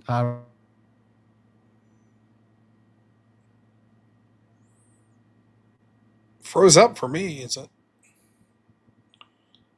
I've been having internet trouble, so I was like, "Oh, did it just fuck me again?" I think it's froze up on Casey's end. I think. Yeah, I think Casey got froze right at the last second. Well, maybe God was unhappy with those answers. Maybe that's what happened. Wow, I gotta say, I caught some of that closing statement that I hadn't heard. This idea of education. I know closing statements are done. If Casey shows back up for questions, maybe I'll find a way to work that in. Because that we talk about what's the type of people that need educated on sex that porn's helpful to. Who is that group of people? You know what that sounds like to me? Sounds like the type of people that are getting sex education, which are overwhelmingly children. Yeah. And by the way, Casey may not make that argument, but that is an argument that is made, right? That's why you see these fucked up books that are out in libraries. They're like, what helps when you're in the library? There's pornographic books that shows, two lesbians eating each other out. That's educational to the children. Fuck that. That's pornography to the children, So I don't know what the point on education is. Are we really talking about adults that don't understand sex? That's like, we could learn by watching porn? I don't know. Sounds a bit much to me. Yeah. Well, I don't know if there's any questions directed my way, but I'm happy to take them if there were. I don't know if Casey's coming back. Let me see if there's actually any. Oh, there's Casey. All right. It was at the last second there, but if you wanted to get your last few words, I rest my case. I rest my case. Okay, all right. Porn is good. What do you mean? What did you mean by education? It's good for education. For who? People didn't receive really any sexual education. So you're not implying a 14-year, because sex ed classes begin at like 12, 13, 14. You're not implying them. Because people people make this argument. I'm not talking about minors at all. But you understand that people make this argument. They say that when they're talking about educational, like when you're reading the people that make this argument, they're saying that it's educational for kids in school and sex ed classes. I'm not talking about that. Absolutely. Okay, not. that's fair. I'm glad you enunciate. But so what? Adults, once someone turns 18? Yeah, they don't know what's going on with the basic sexual stuff. You think porn's a realistic teacher? I said those who were lacking it completely. Then yeah. No, it sets unreasonable expectations. It's actually harmful. It'd be like saying that, like, you know, like, if you're looking for like expectations for how you should look, you know, you should look to runway models. It's like, no, actually, it ends up that's harmful because it sets an unreasonable expectation. Good. Like, and the evidence of that is also overwhelming. Of unreasonable expectation. Like, there's a lot of shit that happens in the porn industry that's like smoke and mirrors. So there's a lot of shit like there's performance drugs that people are using, or there's different takes. You know what I mean? Like the camera will stop for a while. So it gives this impression that like the type of sex you see on pornography is what the average people are doing. And it actually lowers people's self-esteem because a lot of people, whether it be the beauty standards or the anatomy standards that are set forth in pornography, or, you know, how, I don't know, fucking acrobatic and shit they are, they think that that becomes the normal standard. Just like if you only saw an image of women that was like from glam magazines or from, you know, beauty magazines, you would have a unreasonable expectation of what women look like. Same thing. So I don't think it's a good, I'm giving you, I just want to let you know, I'm being very charitable here because most people, including those that have testified in Congress that talk about the advocacy of pornography as a teaching tool, talk about it with people that are under the age of 18.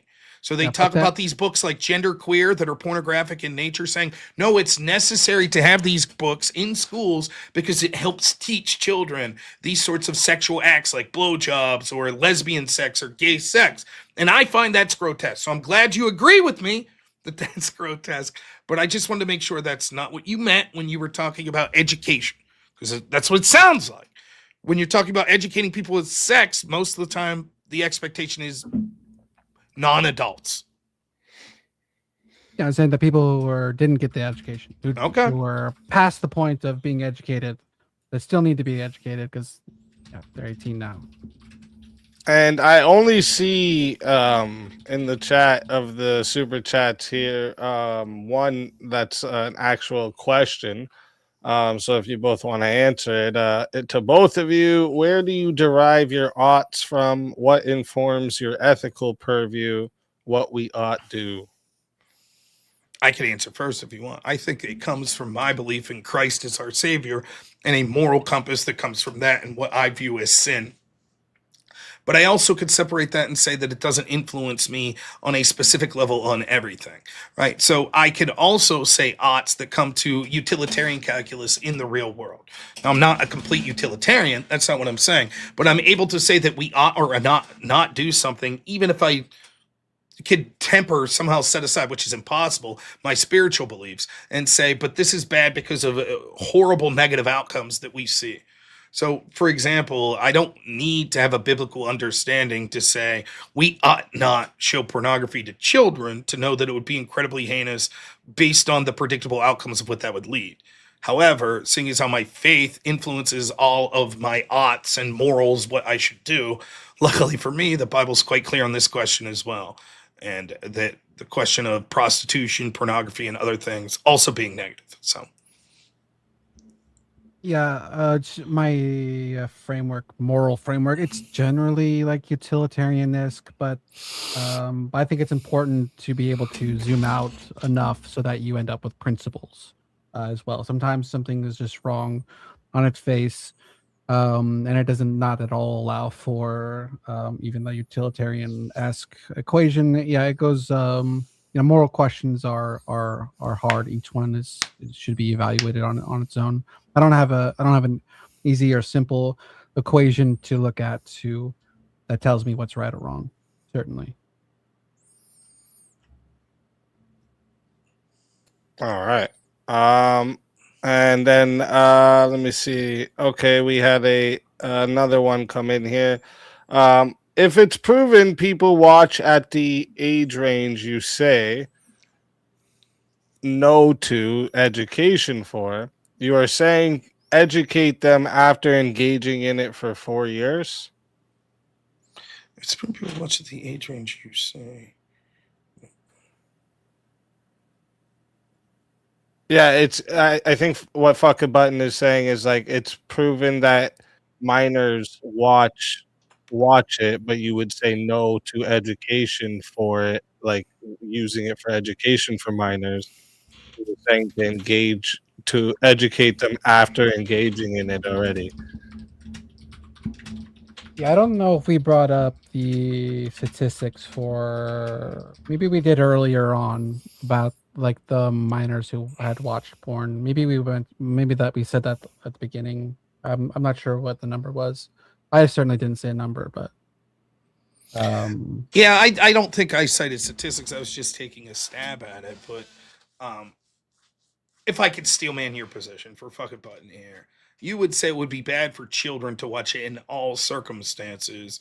And so whether or not they are educated by it would not factor into your calculus. You would still say, even if possibly there were educational benefits, it's still a net harm and you wouldn't accept it.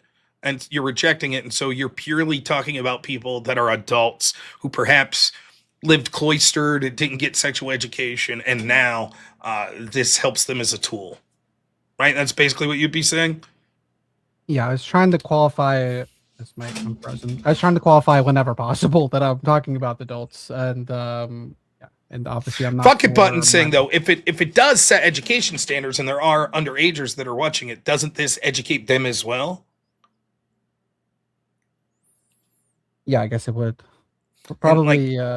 I didn't hear that part. I think it was in your opening statement. Now that I relitigate it, it's actually like, look, using porn as an education tool is not good. It's not a good thing, and especially what we see is so like on this point. I had this pulled up early in the debate. I got to scroll up, right? I had it pulled up. Let's see this.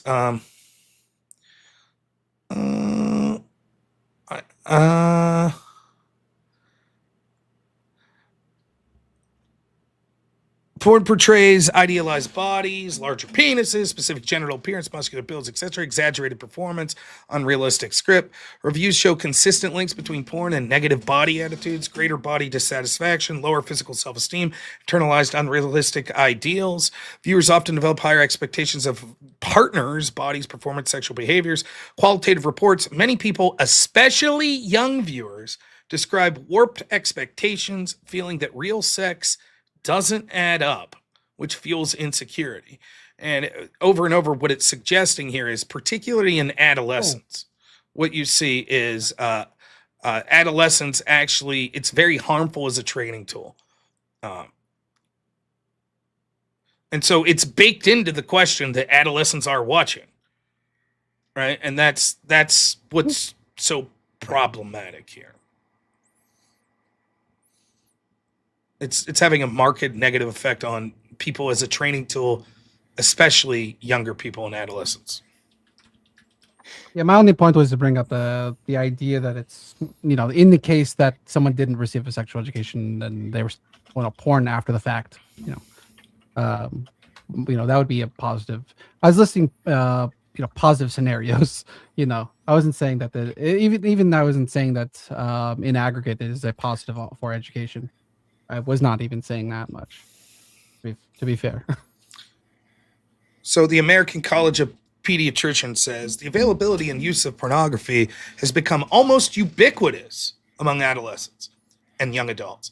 Consumption of pornography is associated with many negative emotional, psychological, sociological, and physical outcomes. These include increased rates of depression, anxiety, acting out in violent behavior, younger age of sexual debut, sexual promiscuity, increased risk of teen pregnancy, child sex abuse, sexual trafficking, and a distorted view of relationship between men and women. For adults, pornography results in an increased likelihood of divorce, which is also harmful for children. The American College of Pediatricians urges healthcare professionals to communicate the risk of pornography use to patients and their families, to offer resources to both protect children from viewing pornography and to treat individuals suffering from its negative effects. So it is certainly that even an organization such as the American Pediatric Association talks about the significant harms and isolates the harm of divorce. So, I mean, it is not a good training tool, and it's certainly harmful to children. There is no doubt. Yeah, don't recommend porn for if you in lieu of you should get sexually educated. If we've cool. Let's go step by step real porn. quick. Some rapid fire questions, right? Like you conceded earlier that we should definitely view the biggest impact as effect on children, right? Not the only one, but that's the most serious impact that any of us talked about, correct? That's a serious impact, yes. Okay. And will you also concede that based on the argumentation made in this debate, that divorce is one of the most incredibly damaging things to children? It's in many cases it is. Okay. Not and so divorce could also be harmful. Well, yes, but the evidence is overwhelming that children that go through households with single parents and divorces are more at risk for almost every negative impact. Even the American Association of Pediatricians is saying this here. So if that's true, if those two factors are true, that this is probably the biggest impact we're looking at, and divorce is one of the most negative things that can happen to children.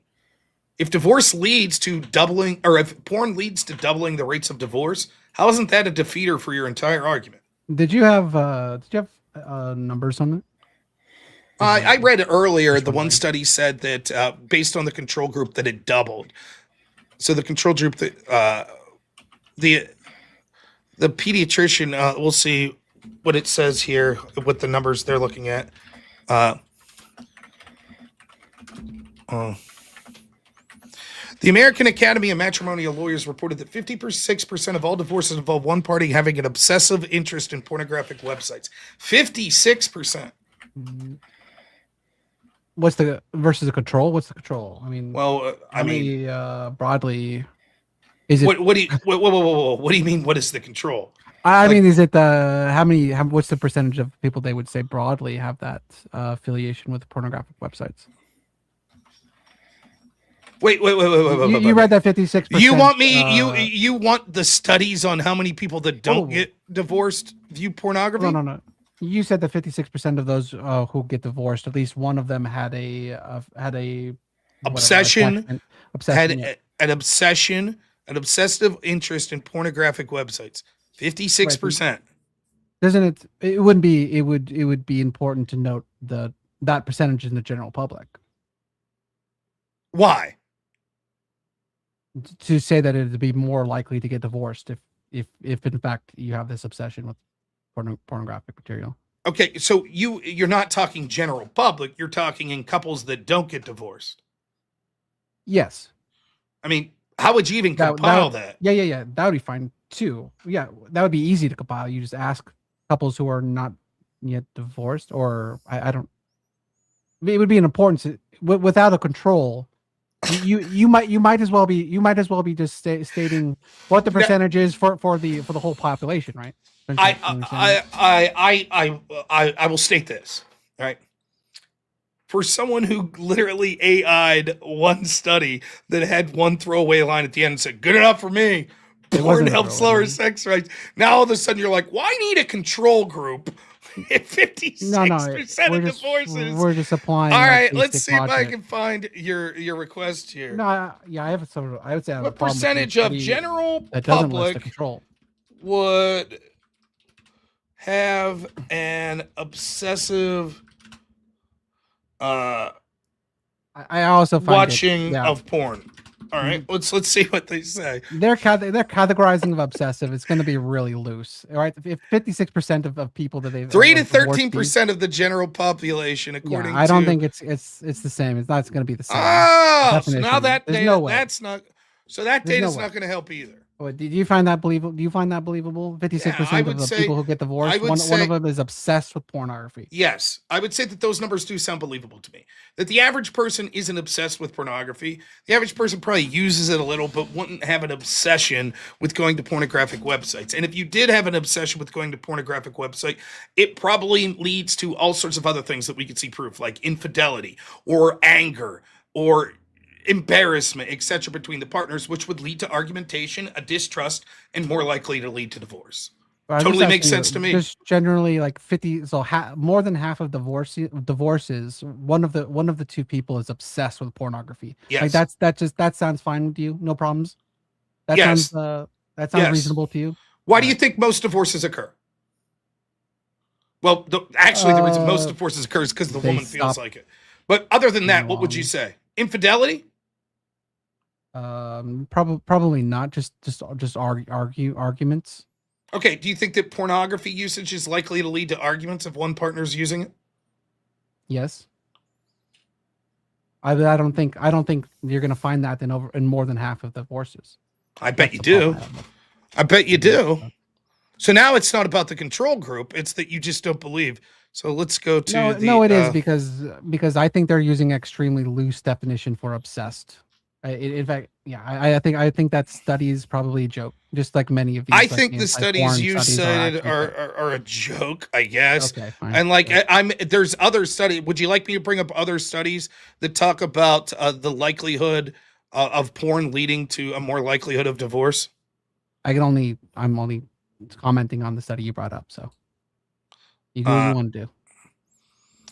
It comes from Jill Manning, who is a Master of Science, and it was in front of the House Judiciary Committee in the United States Senate, page 14th, November 10th, 2005.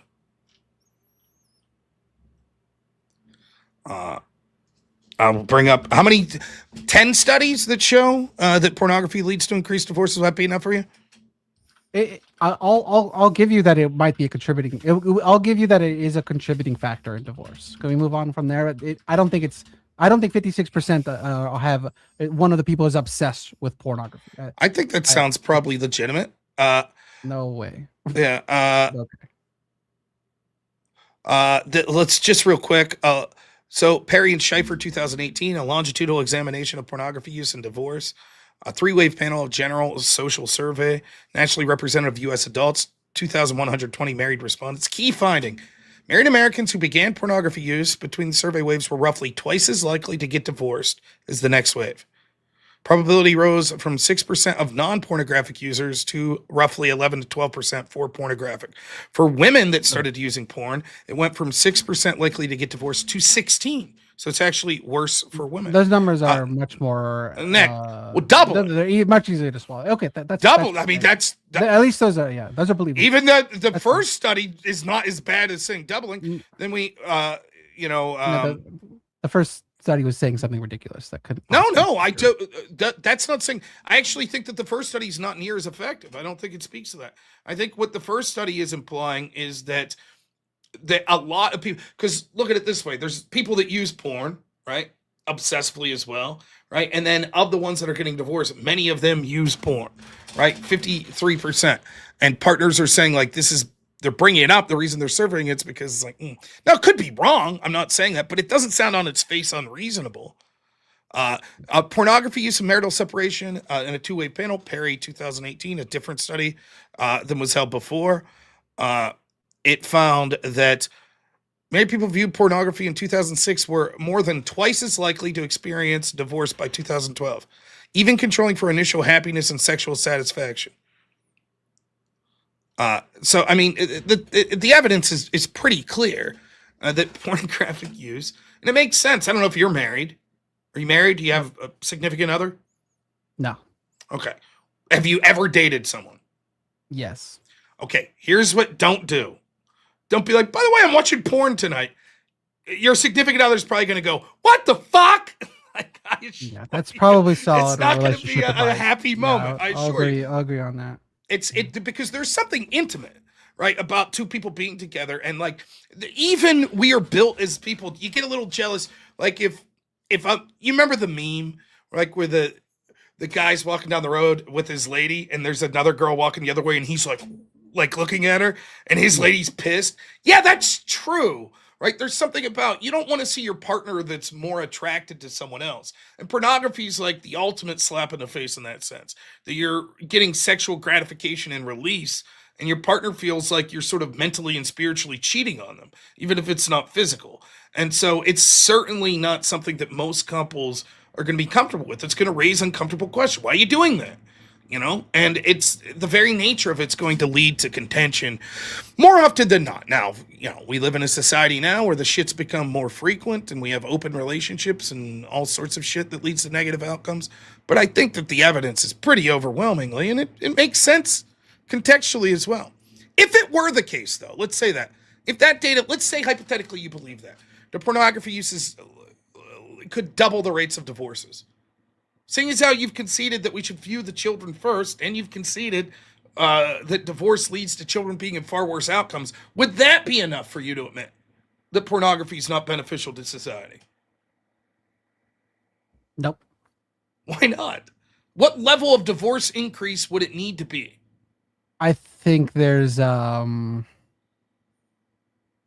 mean, in this case I view I think that the women's view that like some women have like this view that like pornography is like cheating or something. I think they're flatly wrong, and they should see the men's side of things, and they refuse or whatever. So even if it leads to divorce, I think it's the person who had the problem with the pornography. I think it's their fault. I think it's the whoever was watching the pornography, and it's every right that they were watching pornography. I think it probably ended a relationship that was doomed to fail anyway. No, see, then it wouldn't lead to twice as many divorces. The data wouldn't go that way. These divorces would be happening anyways. So that's not the case. And furthermore, right, this seems to go again. There's something very funny that happened here. Flavius, thank you so much for that question of oughts. Normally I don't get into this stuff, but here's what I find funny. When asked where your sense of ought comes from, like sort of your moral grounding, you mentioned that you're a utilitarian. You're basically a utilitarian. That's what you said, right? Yes. Okay, how does all of this conversation about my rights square with that? I also said that I also made it a point to say that principles are important, and that sometimes it is just broadly true that something should or should not be done. I made a point to. But if your moral grounding comes from a utilitarian framework, then your rights and things like that would exist because they make sense in a utilitarian framework. I didn't say I was flatly utilitarian. Okay, so then where do you draw the distinction between you no longer adopt a framework for greatest good? Because it would seem to me if I claim to be utilitarian, right, as largely where my moral grounding came from, and someone said to me, here's this thing, like pornography, okay, and here's what's going to happen. It's going to lead to double the divorces, which is like one of the worst things that could happen to children. And now look at all these negative impacts for children. It seems to me the utilitarian framework would say, even if it's not to say ban divorce, you'd say, wow, fucking porn's bad. Look what it's helping to cause. Look at how these children are harmed. Not just because pornography directly, which the American pediatricians already showed that, but also because it's doubling the amount of divorces, which is horrible for these children.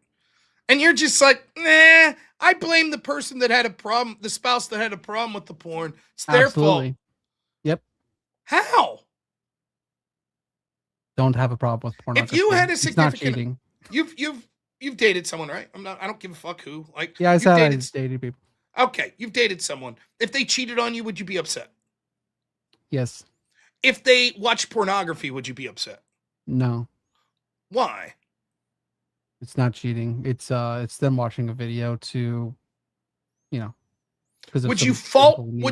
Let's say my wife gets pissed at me. You think that's her fault? If I watch porn? I think she's not understanding the men's need to do that. Well, it's very funny, right? You say that because this kind of, for someone who's spent a lot of time talking about the need to understand women, etc. Remember, the studies I was just citing to you says actually women that watch pornography are more likely to get divorced than the men who watch pornography. So what's that about? Like, it seems like, and I'll tell you what it's about. I can tell you. Oftentimes what we see since no-fault divorce, women sort of start to get into this position where they get bored and they're like, I could do better. I'm going to go sow my wild oats. Men, it tends to be the opposite. Men, it tends to be like they fuck around a lot, then they get married and settle down, right? Not to say that there's not exemptions, but now we're seeing increasingly with women is they just get bored with it, right? And because the legal system allows them to like basically usually be favored in alimony, child support, etc., it allows them to just be like, fuck it. There's no negative to this point to me. Just be like, I'm just going to go find a boy toy, whatever. Pornography is something that would help lead to that, right? The reason that marriages are way more successful if they're done in the church and there hasn't been any premarital sex is because there's something spiritual and partner-like for experiencing those activities yourselves. The more you open it up, whether to the physical sex that you have with other people or the watching other people have sex and like sort of experiencing that for yourself, the less spiritual that gets and the less sort of intimate that gets. And that leads to, it is not an unnatural human reaction to say, I don't like that any more than it's unnatural that if I walk by and I'm like, whoo, check out that girl's ass. My wife's going to be like, what the fuck did you just say? But if I'm like, oh, I don't say that and I just say, I'm going to look up and see if that chick has an OnlyFans and jerk off to her. All of a sudden my wife should be like, oh, that's more reasonable. Of course not. It's the same sort of violation. Now, I'm not saying it's as bad as cheating. Don't get it twisted. But like, I just find this interesting that you're like, well, the fault's with the person that has the problem with porn. It's their fault. And I think, like, look, I'm willing to accept it. There are some relationships where people accept it, fine. And I'm not saying if your spouse or your girlfriend or boyfriend watches porn, you should dump them. I'm not saying that. But the idea that we put the fault on the person that has a problem with the porn, but they're the partner watching porn, there's a lack of understanding. Though I would also say that the if you're giving money to some OnlyFans girl, that's actually a bit personal. So I'd say you're right to be angry about that. I mean, there's different levels of it. I'll agree with that. But I mean, is it really that different that if I'm just obsessed with an Instagram model that does porn and I'm not, or an OnlyFans that has free content and I'm just watching the free content? Like, to me, the distinctions, like, you're spending money on this shit, like, not that you are having an obsession with an individual outside me. You know, I don't know. I it's not germane to most of the debate I'm having here. I find that odd. That's like, if I'm like, listen, I don't want you watching porn, right? You're watching a lot of porn. And my wife's like, no, I'm going to keep doing it. And I'm like, okay, fuck this. Then I want separated. You're like, that's my fault, not hers. Yeah. I don't think so. Holding firm. I think that goes too far. I think that you should be asked to acquiesce to your partner with faithfulness any more than to say like, oh, I'm cheating on you. That's your fault if you have a problem with it. Same principle. I just think it's an unreasonable request not to watch porn. It's unreasonable to not watch porn? It's an unreasonable request for someone to stop watching porn. Oh, I don't think so at all. Okay. No, that's. I mean, come on. We're not base fucking animals, right? We could go past our base instincts. We don't have to be those people. It's just like, how dare you, spouse, love of my life, mother of my children, ask me to stop watching pornography because you find it shameful and embarrassing? How dare you? Like, no. Okay, I'm not saying I'm perfect. I might fuck up and I might not. But what if the ask is stop whacking off? Is that unreasonable? It's a little different, right? I don't know that necessarily. It would depend on each person's value set. But it's a little different because you're talking about like a physical process, right? And so there is a difference to that than the actively going out and viewing other people. Like, to me, that's different. So I would say I could still see it in the manner of reasonability. What it would have to be would be some sort of mutual thing. There has to be a biological understanding of like a man's needs. And if the woman's like, I'm requesting you not to masturbate, and then the guy's like, okay, then we're going to have sex 2 times a day or every day or whatever that may be, that I don't see anything unreasonable or even unnatural about that mutual discussion at all. If the wife's like, don't jerk off and I'm not going to have sex with you, that would seem more unreasonable. You know, but because there's a, you know, but the idea of like, it's one thing, like there is something, there's levels to this, I'll admit, right? I think cheating's worse than watching porn, which is worse than just masturbating without pornographic materials. I think those are different levels all the way. I just don't think, what I'm saying is the idea that you're so far on this that you're like, it is unreasonable for a spouse to ask their spouse to not view pornography seems crazy to me. It's worth a discussion and therapy. I mean, it's fine. It's fine to have a discussion. Don't get me wrong. You know, I think it's unhealthy, and I wouldn't recommend this for sort of mostly my religious beliefs, but I think that there absolutely are relationships where people are like, I don't have a problem with that. You want to watch porn? No problem. Or I think probably even more common is just don't ask, don't tell. Like, we're just not going to have a conversation about it. Yeah. My guess is a lot of the divorce, like when you see that stat, I'm not sure that 53% number is accurate, but my guess is what happens is it becomes a fucking problem, right? Where it's like, the wife or the husband catches the other, like, what are you watching fucking porn? What are you doing? Now it becomes a point of conversation. And it's like, yeah, what the fuck are you doing? Or it's someone like spending money on porn. And it's like, what is happening? Like, what are you doing here? You know, or, you know, or like a that's kid. A much more valid concern. Or, but it's not but in that situation, it's not the money itself. Like, I don't, like, you could be rich and that could be the case. And the guy could make the case like, it's not like we needed that $1,000 last year I spent on porn. I mean, we're millionaires. It is a priority issue. It's that, like, there's an additional slap in the face to, like, it's not something that you had a base urge and stumbled upon this for a minute. You took time to fucking, like, look at something, pay for it, as opposed to just, okay, you took care of your needs after a quick fucking, you know, Pornhub search or something. So it's not the financial part, it's shows the lack of commitment is, I think, ultimately why the paying for it would be worse. Now, obviously, there are unique situations like, holy fuck, we couldn't pay the mortgage and you spent $1,000 on OnlyFans. That's going to lead to other arguments. But for me, it's like, I just don't, like, I totally understand as a matter of, like, once that becomes known, you know, and it's, I mean, fuck, it's horrible to say this, but it's the same with prior sexual partners, right? It's horrible to say this. I think as a guy, you absolutely should do your best. You should be open about your prior sex life before you decide to get married. Probably the same as a woman as well. But let's be honest, there's an awful lot of dudes that don't. And then what happens? 4 years in, you know, you hear these stories all the time. Oh, yeah, I knew your wife. I knew her in college. And you're like, what the fuck? Right?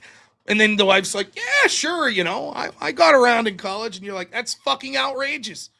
And people are living. I said, do not ask the woman her sexual history. Like, the average guy or whatever, like, they'll probably be just like, yeah, like, big surprise. Like, you did what now? Like, just like women have more opportunity. Like, I think that's, because sexual liberation, it's bad. It's just harming society. And pornography is part of that.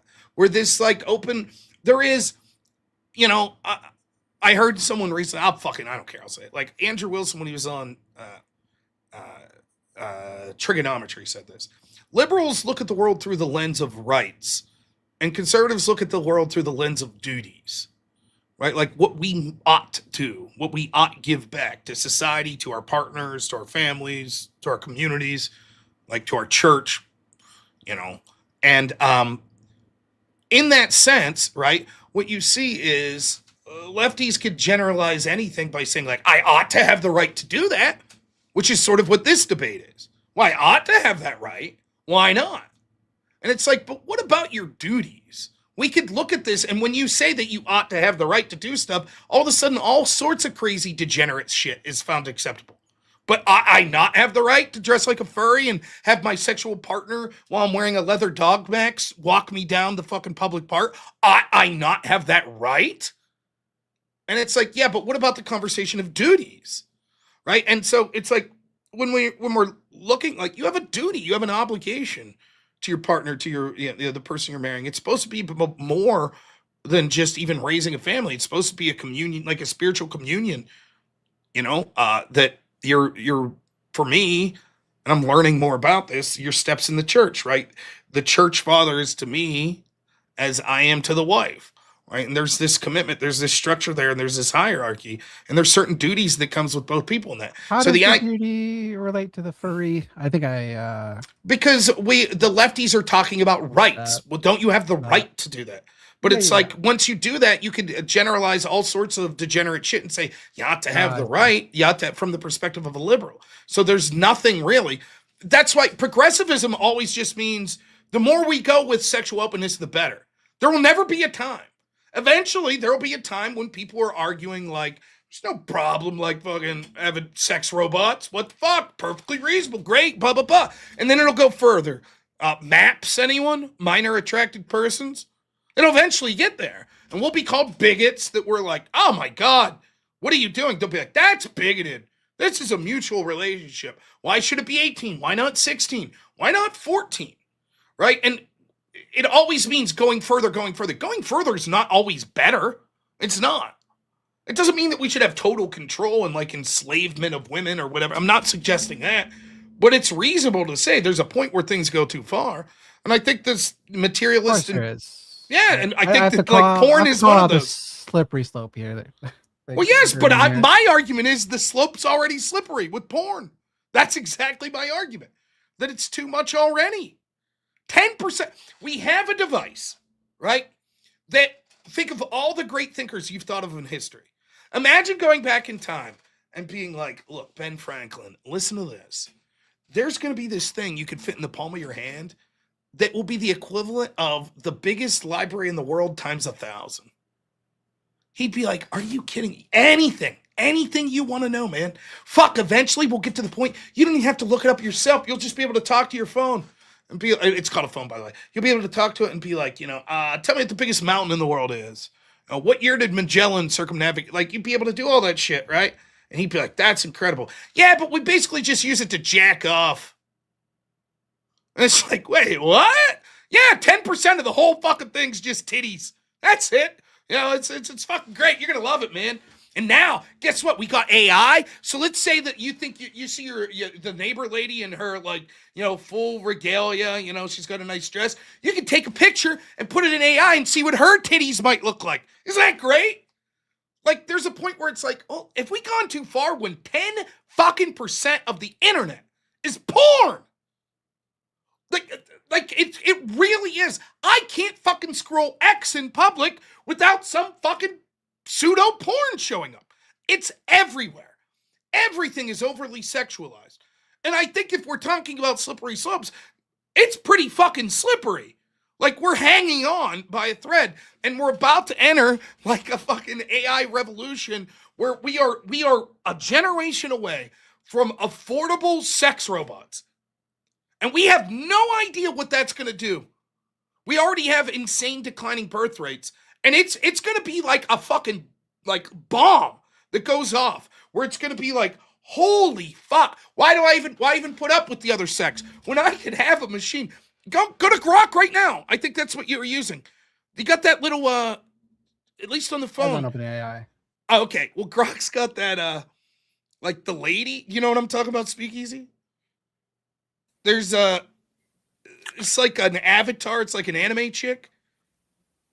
Does it? On Grok? Oh, yeah. Oh, fuck. Let's see if I can bring it up on my phone. Oh, yeah, it's fucking weird as shit. Yeah, that is weird. I thought it's already weird. I've done like the conversation thing with ChatGPT, and that's already weird. And there's times like it'll talk to you like a person. It tries to like talk about feelings it has and shit. I'm like, you don't have feelings, you stupid fucking machine. Yeah, feelings. Finally back. I was starting to think you got lost somewhere. Here, That's the person right there too. Like, see, I had like a little seductive voice and everything. Hey, Speak Easy. Nice to meet ya. I'm Ani. Oh shit. Hope you're ready for some fun, because Daryl's already getting me in trouble over here. Yeah, that's. I typed, legit. say hi to my friend Speakeasy. Yeah, that's like, it is wild. so overly sexualized. Yeah. It's insane. Now, they have ones that aren't. They got like a little raccoon guy for kids and shit. The point is, though, there are people like falling in love with AIs, right? When you combine pornography, you're talking on top to of, the creator of AI Satan, by the way. well, when you add pornography on top of that, it's like that friend you have. Have you ever had this friend? You'll have a friend and you like go out to Applebee's or something, and you get some waitress and she's like, "Hey, can I fill up your drinks or something?" And you always have that one friend's like, "I think she likes me." It's like, you stupid motherfucker. She's trying to get a tip. Of course she's being nice to you. Oh, honey, that's fine. Don't worry about it. I'll bring you another drink. Damn, she's trying to get my number. No, dude, she's trying to get your fucking credit card. What are you talking about? Like, that's what this shit's going. Ooh, this chick's really into me. It's a fucking robot. Like, and when you put like sexual gratification on top of it, we are literally, we already see, and I said this over and over, you can see that as we've had increased free love and increased pornography, we see, it's no surprise in the countries that have that, declining birth rates. And what does that lead to? Importation of people from other communities, correct? You agree with that, Casey? I don't think it needs to. What how else will you take care of an aging population? With technology, technology you can do more things with less people generally. Like the average Indian farmer is like compared to the average American farmer is like 1 to 10 as far as productivity because of the technology involved. Yeah, but there are certain things that technology will be hard to replace, like something elder care, right? That's going to be hard. Like, we're not just going to have fucking Rosie from the Jetsons going in like, "Mr. J, I brought your soup today." Like, I don't think we're close to that yet, right? The point is, that's what's happening. You could say, well, it doesn't need to be that way. Okay, fine. You could have that conversation, but it is, once more, it is that way. And then ironically, it has the exact inverse effect of what someone like you would want. The people we're importing are making our country more like the Sharia law countries. And so there's this weird fucking thing that ironically the progressives push all this shit. They push the open sex shit. They push the feminist shit. They push the pornography shit. And they're like, "Oh, it's all good. Look at how free and open we are." And then dudes like me are like, "We're going too far. We're not suggesting that we fucking lock women up at the homes, but we're going too far. It's too much." And then we don't get listened to. And then we have the mass importation of these people. And when they take over, they're going to be like, "Yeah, bitch, you're back in the kitchen. Fuck you. Sharia law. You are wearing the hijab." And then dudes like me are going to sit there shrugging their shoulders like, "We fucking told you. We told you that it was going too far." But I think it's nope. I think in the this name is of sexual overstated liberation. that the I think that like the moneyed interest, they just don't want to pay people more to do the thing, so it's easier for them to allow a group of people to come in. Like that's obviously those in power or whatever money, power, interest want, but I don't think it's necessary. I don't think it's necessary. It doesn't matter if it's necessary. It is happening, and the reason it's happening is because of the declining birth rates. That's the excuse that they're able to use to bring these people in. They wouldn't be. So that is happening, and the net result of that is going to be the Western countries that are doing this, and it's not just the United States. It's Canada, the United States, Australia, the United Kingdom, Spain, Italy, Germany. Right? They're all doing it, right? And what's going to be the net result? Inevitably, if demographics show to pan out what they are, and these people coming in from these countries are coming in at greater and greater numbers, and they're reproducing way faster. Meanwhile, the liberal populations that you celebrate so much are reproducing less and less, and they're watching more and more pornography, and they're having more and more abortions and more free sex, which is leading to less and less people. It's easy to see that demographics, starting in countries like the UK, are eventually going to be to the point where these people are going to be like, "Okay, we're now the majority, or we're enough of a voting bloc that we're going to institute anti-progressive policies." And I try to warn progressives of this shit. Now, pornography is one portion of this, but I do think it's a key portion. And the reason maybe I should have made a better job in the debate with this. It's not just that it represents sexual liberation and all that stuff, but it's actually the smiley face of it, right? Even you here, you're proving the point. You're like, well, yeah, don't cheat, but nothing wrong with porn. Right. That's it. It's that gateway to that. You're right. There's nothing wrong with porn. And by the way, what's wrong with a woman going out and having 12, 13, 15 sexual partners before she settles down? In fact, you go, girl. You don't settle down. There'll be plenty of time if you want to have a family in your 30s. Don't worry about it. You go get that guy on Tinder. Meanwhile, who's laughing all the way to the bank? The Andrew Tate types. They're like, yeah, go ahead, suck my dick, bitch. I don't care. Woo! Women's lib. You guys did it. Right?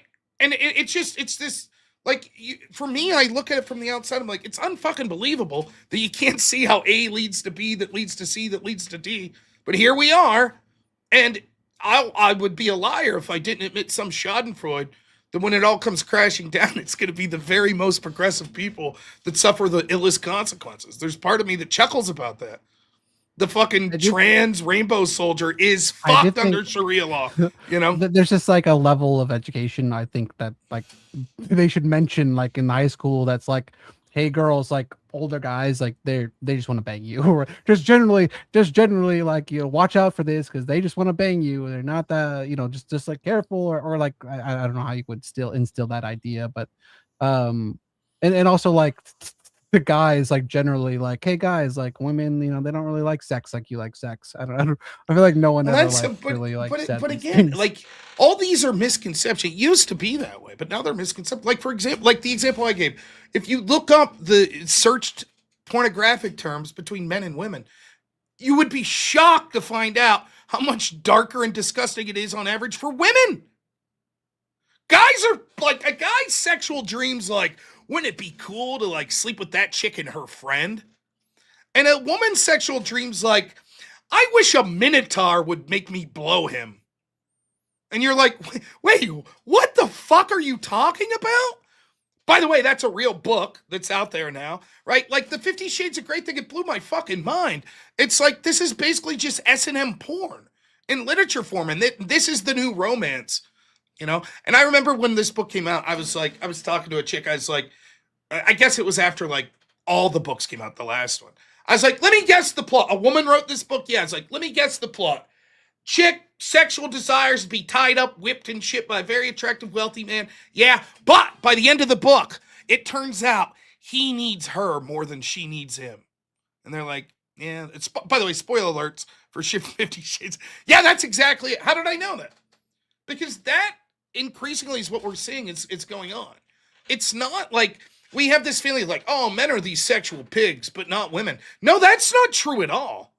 It's not true at all. Not increasingly. Now, it used to be that that's something that we tried to push for societally. We said, look, there are different rules.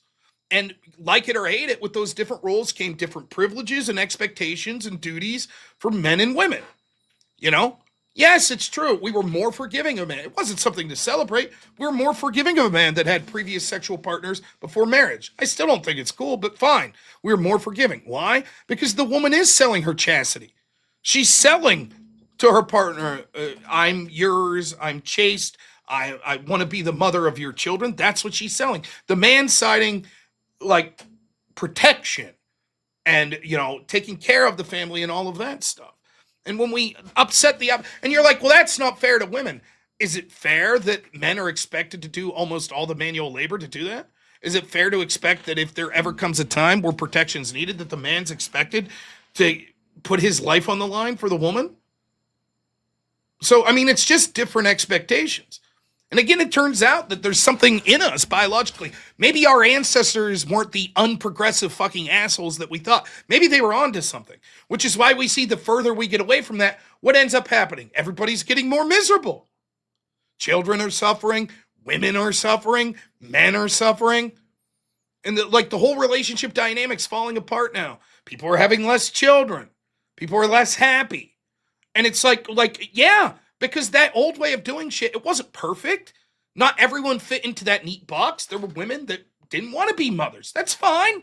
But that was what we pushed. And part of pushing that was we pushed the virtues of like chastity with women.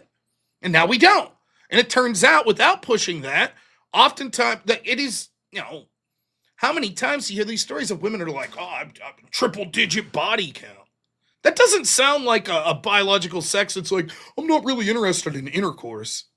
Like, I don't know what to say. I'm not saying that you're particularly egregious on that, but you did sort of make the point there where it's like, women aren't interested in sex the same way as men. That's true, but oftentimes it's worse and dirtier. The guy's just like, hey, That sex. is so much true. The extreme of the woman coomer is there is no off switch. It could get Like yeah, a guy's there's like, instances this of is a that. guy. A guy's sex is like, let's have sex and then I'll smoke a cigarette and we'll watch the game. And a woman, like, oftentimes it's a far different idea of what's going on. So, I'm not a fucking expert on this shit, by the way. I find, like, obviously I don't talk about this shit much. I think there are people in this space that do a far better job than me, including Rachel, who I think it's good for women to hear from her. Because it's on its face, people are just like, there's this idea of rights versus duties again, where on its face it's like, Rachel, how could you tell women that they shouldn't vote? How could you tell women that they should obey their husbands? Because we're conditioned to view everything in this like conceptual view of rights. That woman should do whatever the hell she wants. That's the right way to live. Liberate yourself, girl. And it's like, but what if that leads to worse outcomes? Not just for society, but for that woman. And I'll ask you that. Let's see if I fuck this up. I've heard her ask this question. If you could flip a switch right now, and on one end of the switch was that women maintain their current level of happiness and continue to have children and society goes on. But if you flip the other switch, women can no longer have children, but they maximize their happiness right now. Which one would you pick? The second one. Yeah. You've just ended the human race. Rip. I rest my case. Rights versus duties. That's it. And people listening right now who are going to be more proclivity to my side of the argument, they're shocked that you just said that, but I'm not, because that's truly what people like you believe. And I'm not even saying that derogatory. That's just the way it is. That's one of the fundamental differences. I don't know how else to put it more clear than that. Now, once you accept that, all of a sudden the debate makes sense. I don't want to show my ID to do porn. I want to maximize my happiness. Makes sense, right? That's the whole point. That's the different lens that we're coming at this through. And I mean, it just, I don't know what to say. So it's such a competing worldview. And as we see, what ends up happening is, in that we'll just feel good now, you end up actually, it doesn't make people feel better. They actually end up feeling worse. And look, I only could say I encourage you to go read the literature. I think it's very compelling that women are getting less happy. They don't want to be in the workforce. They're told, oh, that's the place to be. Most women, obviously there's exception, but on average, women are happy getting married, being with a single mate, raising children. It's biologically and spiritually the way it is. There are exceptions, I understand, but that's the way it is. And the more we go, but my rights, go ahead, go watch porn. Go ahead, fuck whoever you want.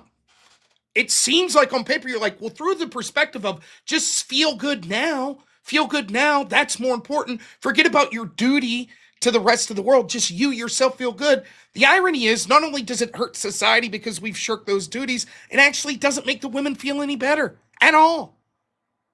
The idea isn't that women have to work now or whatever. The idea would be hopefully that they would have the choice. They could do that, or they could they could find a mate for a more traditional lifestyle.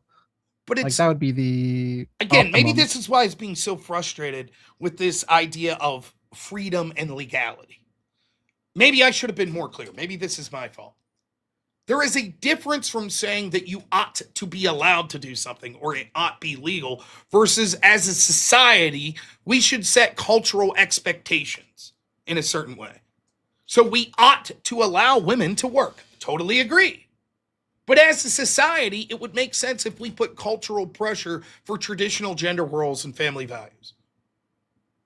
So two things could be true at the same time. Absolutely, if you're a woman and you want to go into the careers, go for it. But you're probably going to be unhappy. And as a society, we should feel like, that's a little weird, like it used to be. That's what we should do. It's legal. And for some women, it'll work. But for the vast majority that aren't the exceptions, they're not going to be happy. They're not. And I know women. I know women that their whole life was like, I want to fucking get a career. I'm going to college. I'm going to do this. I'm going to do this. And then they get married and like maybe they stop working and they're like, wow, this is wonderful. I love being a mom. I wish I'd have done this earlier. All of society, all the pressure, it went from it's legal to you should do that. And now we've tipped it on its head. So many of these feminists, they actually shame the stay-at-home mom. So now they're like, not only should it be legal, but the societal pressure should be to pressure the woman into the workforce and say that you're somehow inferior if you're staying at home. That's what Brian Shapiro, his first argument to Rachel. Well, if you believe all this, why don't you just shut your mouth and get back in the kitchen? Blah, blah, blah. Do you see the condescending? Like, oh, that's exactly it. That's what these people do. Yeah, I'm willing to say that there are certain things that we're already gone a little bit too far on, like the percentage of men versus women, like in college or whatever, like it's a pretty substantially statistically significant difference. Like this is like favors women. Yeah, that favors women. Yeah, so 60-40, I think undergrad degrees is 60-40 women. Sounds right. And it's like that. Yeah. What are these jobs? So we're creating jobs that are more suited to women, like HR jobs. How's that working out? Like obviously we can go too far. I think it's just important to isolate where we've gone too far. Well, I think pornography is one of the. I think it's one of the. Like I said, it's the gateway. It's the smiley face on front of it all. And I think that obviously you're going to disagree. I think I outlined a case for a bunch of reasons why it's bad, like for your physical health, for the performers, for the fact it leads to increased divorce rates and all this stuff. But even if you don't believe that, like, you just have to look at it from like, what is the representation here? What is this representing? Ultimately, what porn at the most base level is representing is feel good now. That's it. It's just, fuck it, right? Who cares? Like, you ought to be embarrassed. If you're going to go watch porn tonight, you ought to be fucking embarrassed. Think about that. You ought to be. It is shameful. It's fucking ridiculous. I'm not saying I've never watched porn. I have. But it's fucking embarrassing, and I'm embarrassed. I'd be proud to stand in front of you right now and say I've never watched it. I think it would be a blessing, and it would be something that I'd be proud to say and hopefully help set an example for other people, but that's not me. But porn just represents this, fuck it, live in the here and now, don't worry about the future. And like, it's amazing. If you're out there, and I can't speak to women, though I assume it's very similar. If you're out there, let me tell you right now, one piece of advice I am willing to give, although I give very little, is stop watching porn. Stop it. You'll be amazed how much better you feel in like a month or two. You really will. It's literally that obvious. When you stop doing it, you're like, I feel great. Like it's you can tell yourself all you want. It's liberating. No, there's nothing to be ashamed. There is, and your body knows it. You know deep down. You know it. And I don't know what to say. It's just the way it is. And it gets further and further. We accepted it and we're like, okay, look, I like the movie The People vs. Larry Flint. Larry Flint's an interesting character, I guess, pornographer. The Playboy shit, okay, whatever. We went from that and now it's just like 10% of the fucking internet is porn. How many AI data centers are going to be dedicated just to seeing titties? That's where we're at. And at some point, no one's going to say, maybe this went too far. What the fuck are we doing? Where did we go wrong? And I just think that for me, it's fucking obvious that this was one of the key turning points. And I think that when you started to see the more of social acceptance of pornography, I don't think that it's a surprise that it coincides directly with feminism and the free sex movement. It is part and parcel. It's all going in the same direction. It's all telling men and women, live in the here and now. Forget about your duties. Forget about children. What's important? And like, Casey, listen, I know we got a little hostile earlier, and I know you're a VTuber.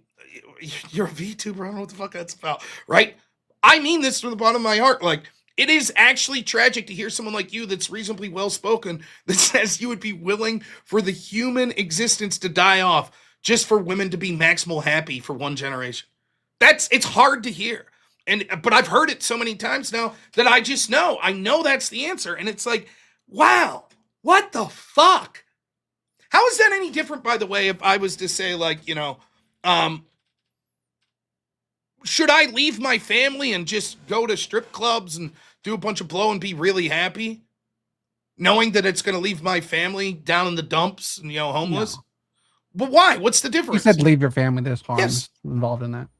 Yeah, but I don't see the no human being born again. It's hard for me to say that's a harm. No humans continue to exist. It's hard to say. Okay. It's a harm. It's a harm. But it's much less than like some sort of absolute happiness of like half the human population.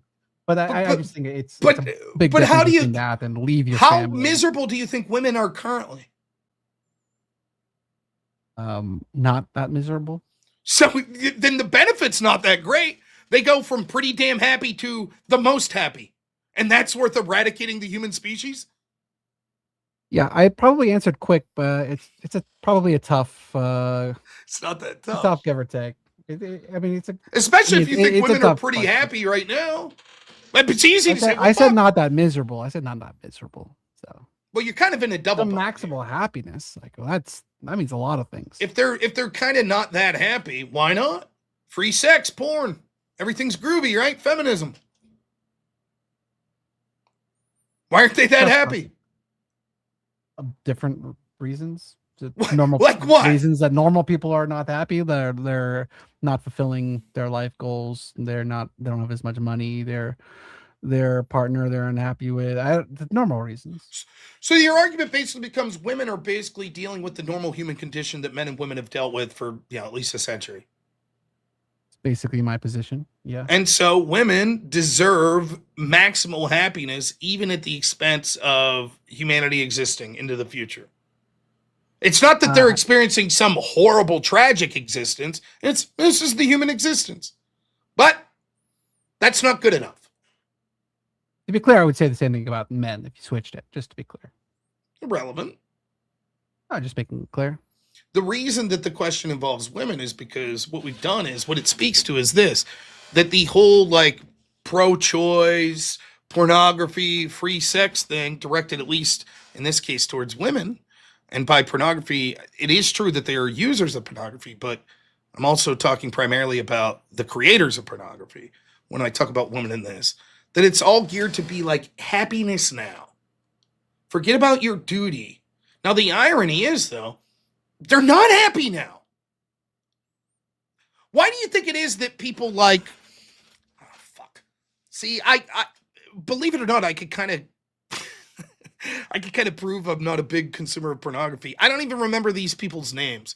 I know like older pornographers. I know like Ron Jeremy and John Holmes and Jenna Jameson. Like I know those people. But now there's like, I think Sophie Rain was one.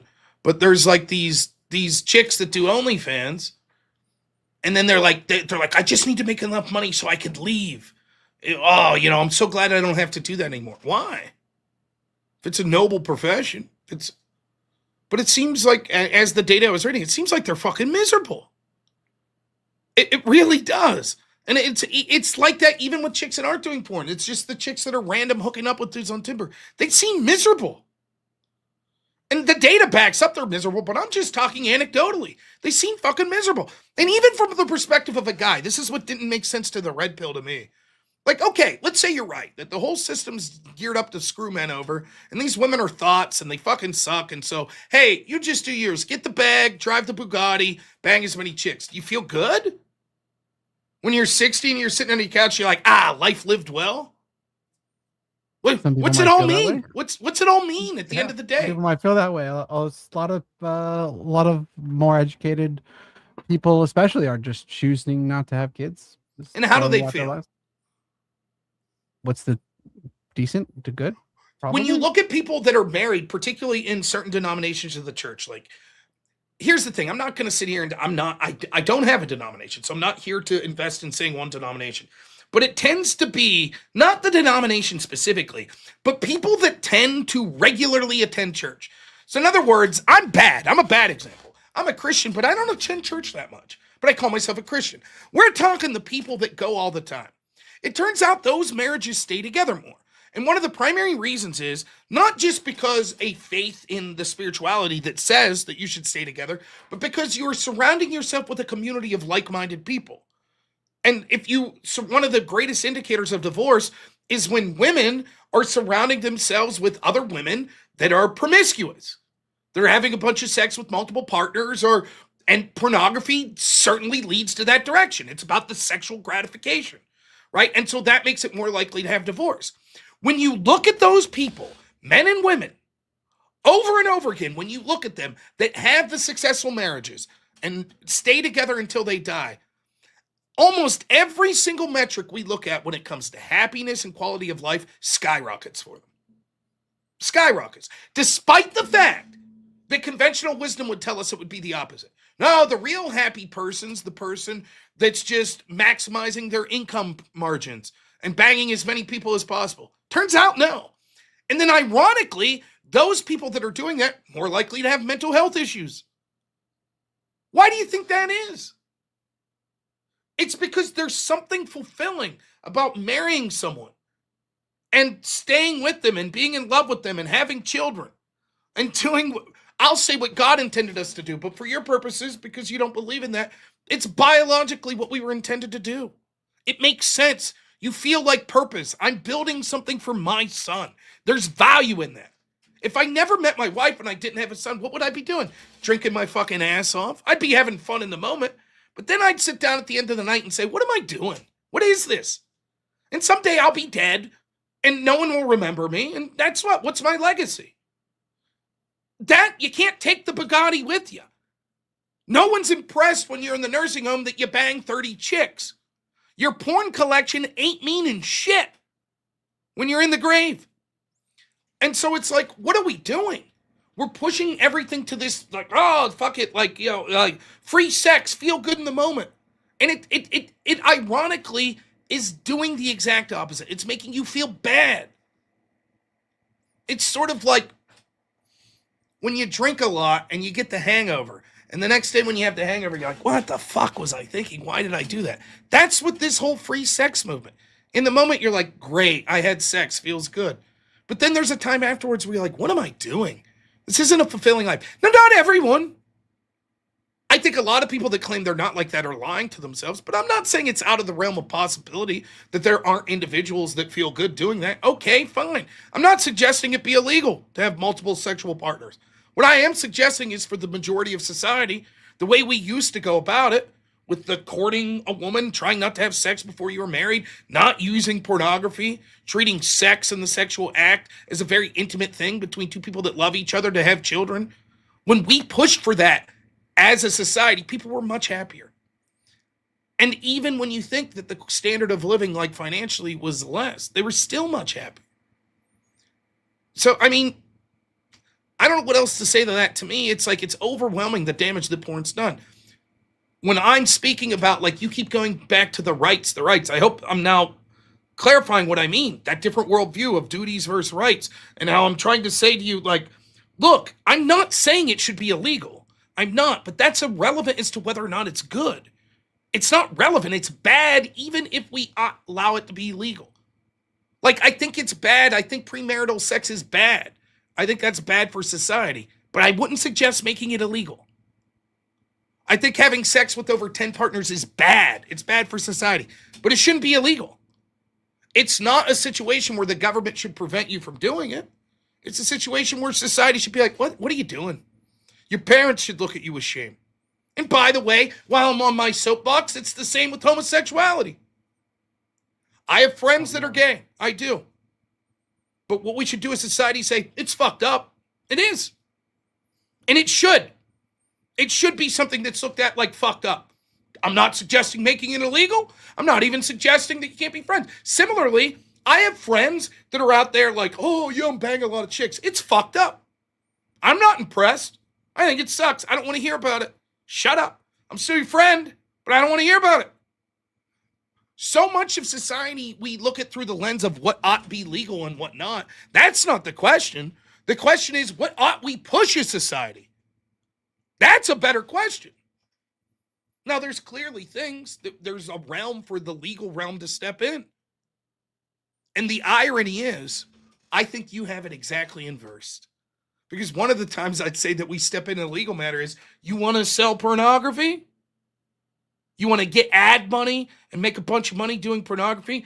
Then it is on you to verify the people utilizing your service are of age. There's a realm for the legal world to step in. But that's my feelings. I don't know where Speakeasy went. But Yeah. that's the point. Yeah. I'm here. I'm eating, so I didn't want to be What are you eating? Anything good? My wife made me chicken, green beans, broccoli, cauliflower, and some noodles. Holy fuck. I'm lucky if I get like 2 sides. You got like 4. What's happening here? All right. Well, I don't know if there's any more questions, but I do have super chats to read. So I at some point. Yeah, no, we went through all the questions here. You guys just continued talking, so I figured I'd let you guys continue the conversation. I think it was a good. I know it got chippy there in the middle. I'll say this: like, be careful the way you're talking about this stuff. I'll admit I'm being slightly uncharitable with the age verification thing. But some of the stuff you're saying, like the education stuff, I'm not saying you have a hidden message. I'm just saying make sure you make it clear, because a lot of people, when they're talking about sexual education, are literally implying people under the age of 18. Okay. So just be careful, because you don't want people getting the wrong image, And then further than that, I think that even if I can't change your mind on pornography being a negative for society, try not utilizing it yourself. Just try it. Just take 2 months and just be like, I'm not going to use porn, and see what happens. I think that you'll find yourself. I'm all for no FAP Novembers. I think get away from it. Get away from it. Well, I think that you may find yourself more motivated to go out and find a partner, and that can't be a bad thing. So, all right. Well, that is going to wrap it up for the NOerr Prep debates. I want to say shout out to both of the debaters, okay, giving us a great discussion and back and forth tonight. Make sure you guys go to subscribe to both Rob and our mystery debater of tonight, Casey Lee. They came on and gave you guys all a good show. Make sure you guys go subscribe if you're not. And also thank you to everyone in the chat, watching, supporting, sending in the super chats, the Rumble rants, all of that. You guys are all amazing. And I'll read those all before I completely shut down. And if you think you can step into NOerr Prep and take on Rob yourself, make sure you guys join the Discord at discord.gg/barricade. Go ahead, reach out to me or Tiny directly.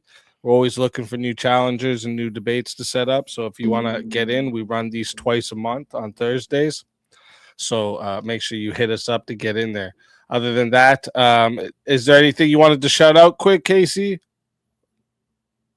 Ask Satan AI on Twitch and Kick and TikTok soon. All right. Well, thank you all, and everyone have a beautiful night. No prep, no warning, no time to think. Walking cold, stand your ground, say what you believe. No script, no notes, no place to hide. Redactions drop, the room goes live. NOerr Prep. NOerr Prep. NOerr Prep. 2 minds enter, one stance breaks. NOerr Prep. NOerr Prep. NOerr Prep. No topic, no opponent name, just pressure, just fire, just debate. NOerr Prep. NOerr Prep. No warm up, no safety net. You showed up, now defend it. This is NOerr Prep debate. This is NOerr Prep debate.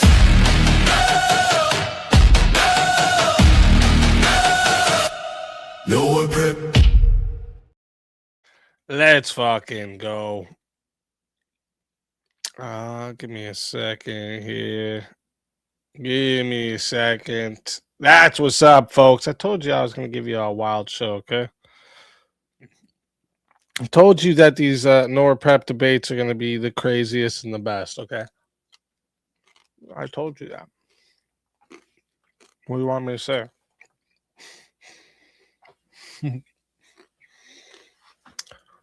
What do you want me to say? Big shout out to Casey for coming and doing that, and for coming back. I understand leaving when people call you a PDF, you know, I get it. But he came back. It was a good sport. And gave us a good show, okay? As for, okay, let me read through these super chats quick. All right, we got some super chats I'll read through first. Wow, first a new Tacoma, now a new iPhone. So true. No one can see your face when you go in a strip club. That sounds way less invasive than a butt plug ad. Jesus. Thank you, fuck it button. John Reck, member for 7 months. Rob 1, Easy W. Hit the like, y'all. The answer to the prompt is 100% no. Thank you, John Ruck, member for 7 months. Thank you for the continued support. 5 from Rowdy Gowdy said this message is from Visa, Master, Chase, Amex, AutoSend, Grift account. Debate Nerds W. Also, we're trying to contact you about your car's extended warranty. Oh, fuck. That's funny. Tiffany said, for 20, said, corn is a positive influence on society, says the person who won't show their actual face while claiming it. Nothing like taking an L the minute you show up for a debate without showing your face. That's fucking dope. Thank you for that, Tiffany. Smokey Bear Bat comes in for 5 gifted memberships. You're a legend. You're a legend. I don't know why that's red, though. I guess they changed that. That used to be green. I changed it to red, though. That's pretty based. First couple rounds in DTX are on me, brother. Let's fucking go. Stole my mom's card for this dono. Rest in peace. Her tickle trunk fund. Let's go.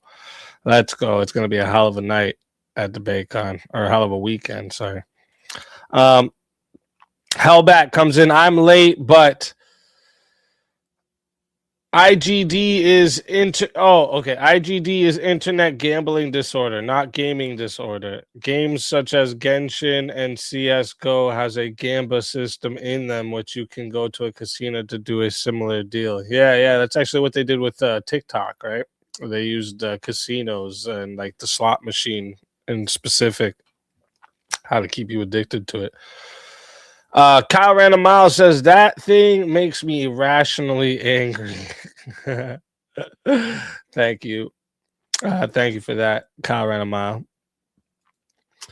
Justin, oh my God, said Kuming while his 3D avatar is a literal child. I don't know if that's a supposed to be a kid, but I feel like I've seen that character somewhere and I can't think of where. Intel is wild, member for 3 months. Salute Easy in chat. Thank you, Intel. You're a legend. Intel is wild. Rob is cooking this girl. I mean, guy. Thank you again, Intel. You legend. Another 20 comes in. Intel is wild. Rob is on his back patio, just grilling steaks, burgers, hot dogs, tacos, etc. Wait a minute. Tacos on the grill? I mean, I guess part of it. Flavius, this was the question we asked them to both of you. Where do you derive your odds from? What informs your ethical purview? What we ought do? And thank you for that, Flavius. Shame, coming in from Michael Hatchtube, says shame is one of the many normative enforcement encouragement mechanisms in our toolbox for what society cares about. Shame is how, not why or compass. I like it. I like it. Another 10 from Flavia says kids are savage and have no filter. If you don't know that, you never worked with them and have none. That's true. Kids are savage. Ronnie Mesa says, thank you for the countless NOerr prep entertainments. Thank you, Ronnie. I appreciate that. Thank you for the $5.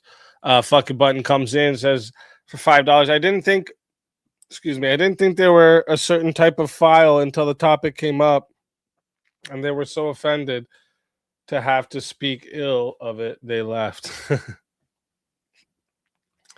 No, I don't think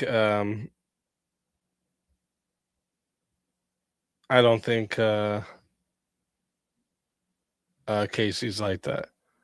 Like I said, I know I've had Casey on a few times and seen a few of other Casey's performances, and I think Casey's like really just like about keeping the government out of shit.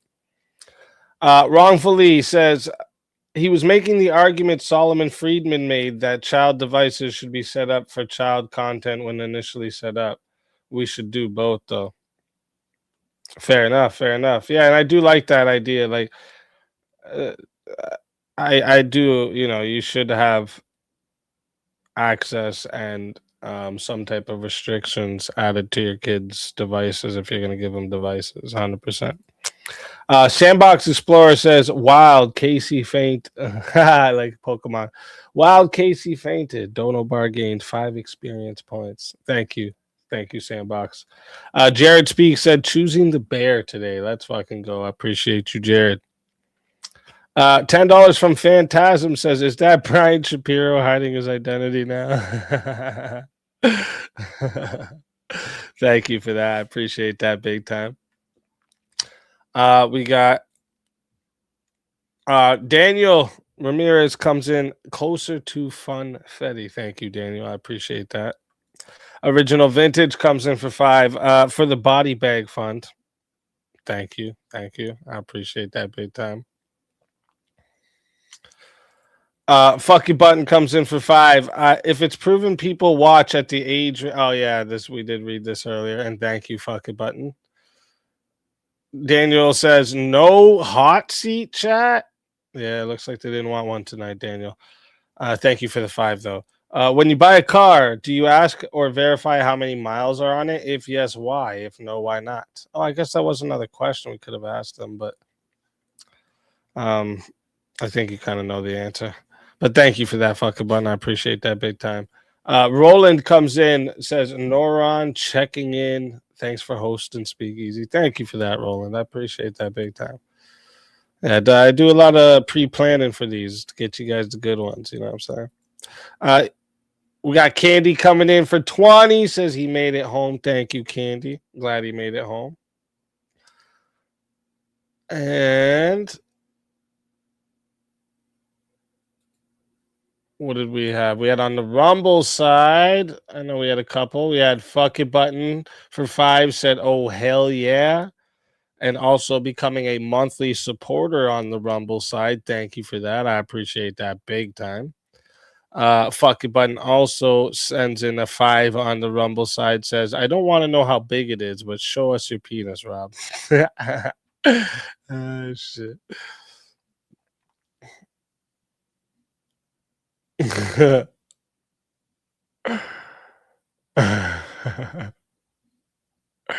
That's funny. And I think, was there any PayPals or Cash Apps I didn't read? Nope, doesn't look like it. Doesn't look like it.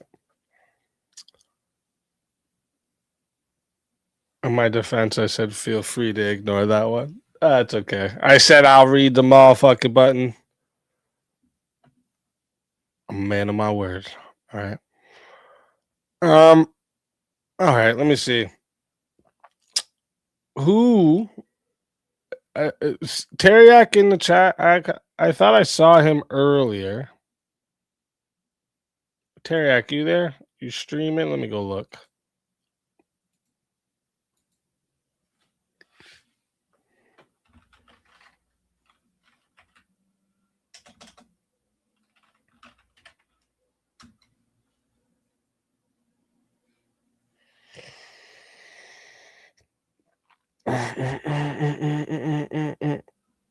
Yeah, there he is. I called out Rob for the stolen ED valor.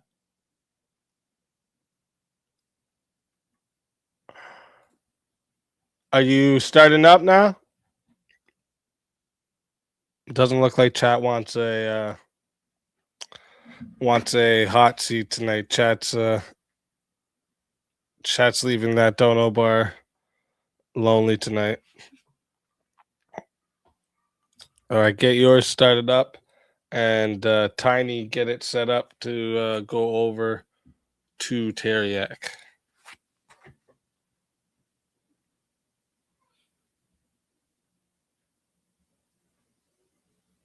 Oh, okay, it's already set up. All right, start up your live, Teriak, so it actually sends everyone there. Because if you're not started, sometimes it won't send. It won't send people.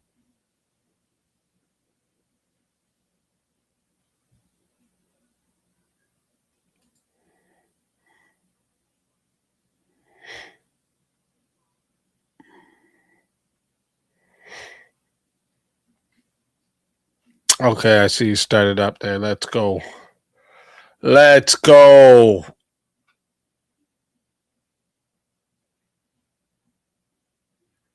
All right. So I'm going to be sending you guys over to Teriak's. Like I said, you should sub up just because he's always there ready for you guys. Okay. He's always there ready for you guys to give you guys more content when I'm done. So you guys make sure you guys go sub up to Teriak when you guys go over there. And listen, I can't thank you all enough. Honestly, I can't. I really can't thank you all enough.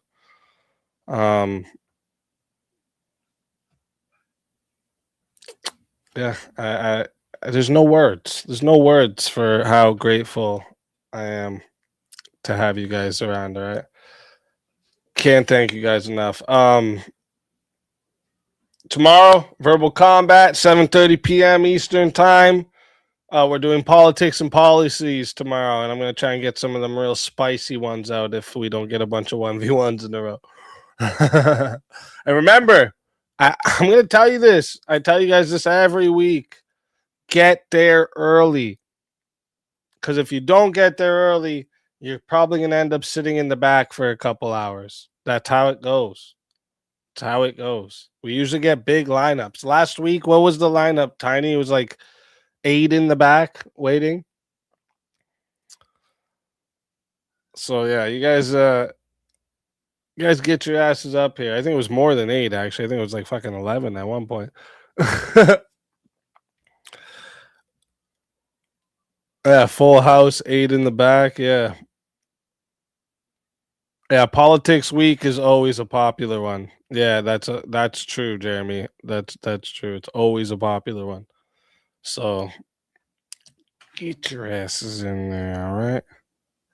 Get your asses in there. Yeah, Kieran has a token he can use. I think JS has a token he can use, right? Who won that last token? Was it JS that won the one before him? I have to look at the list who has the tokens.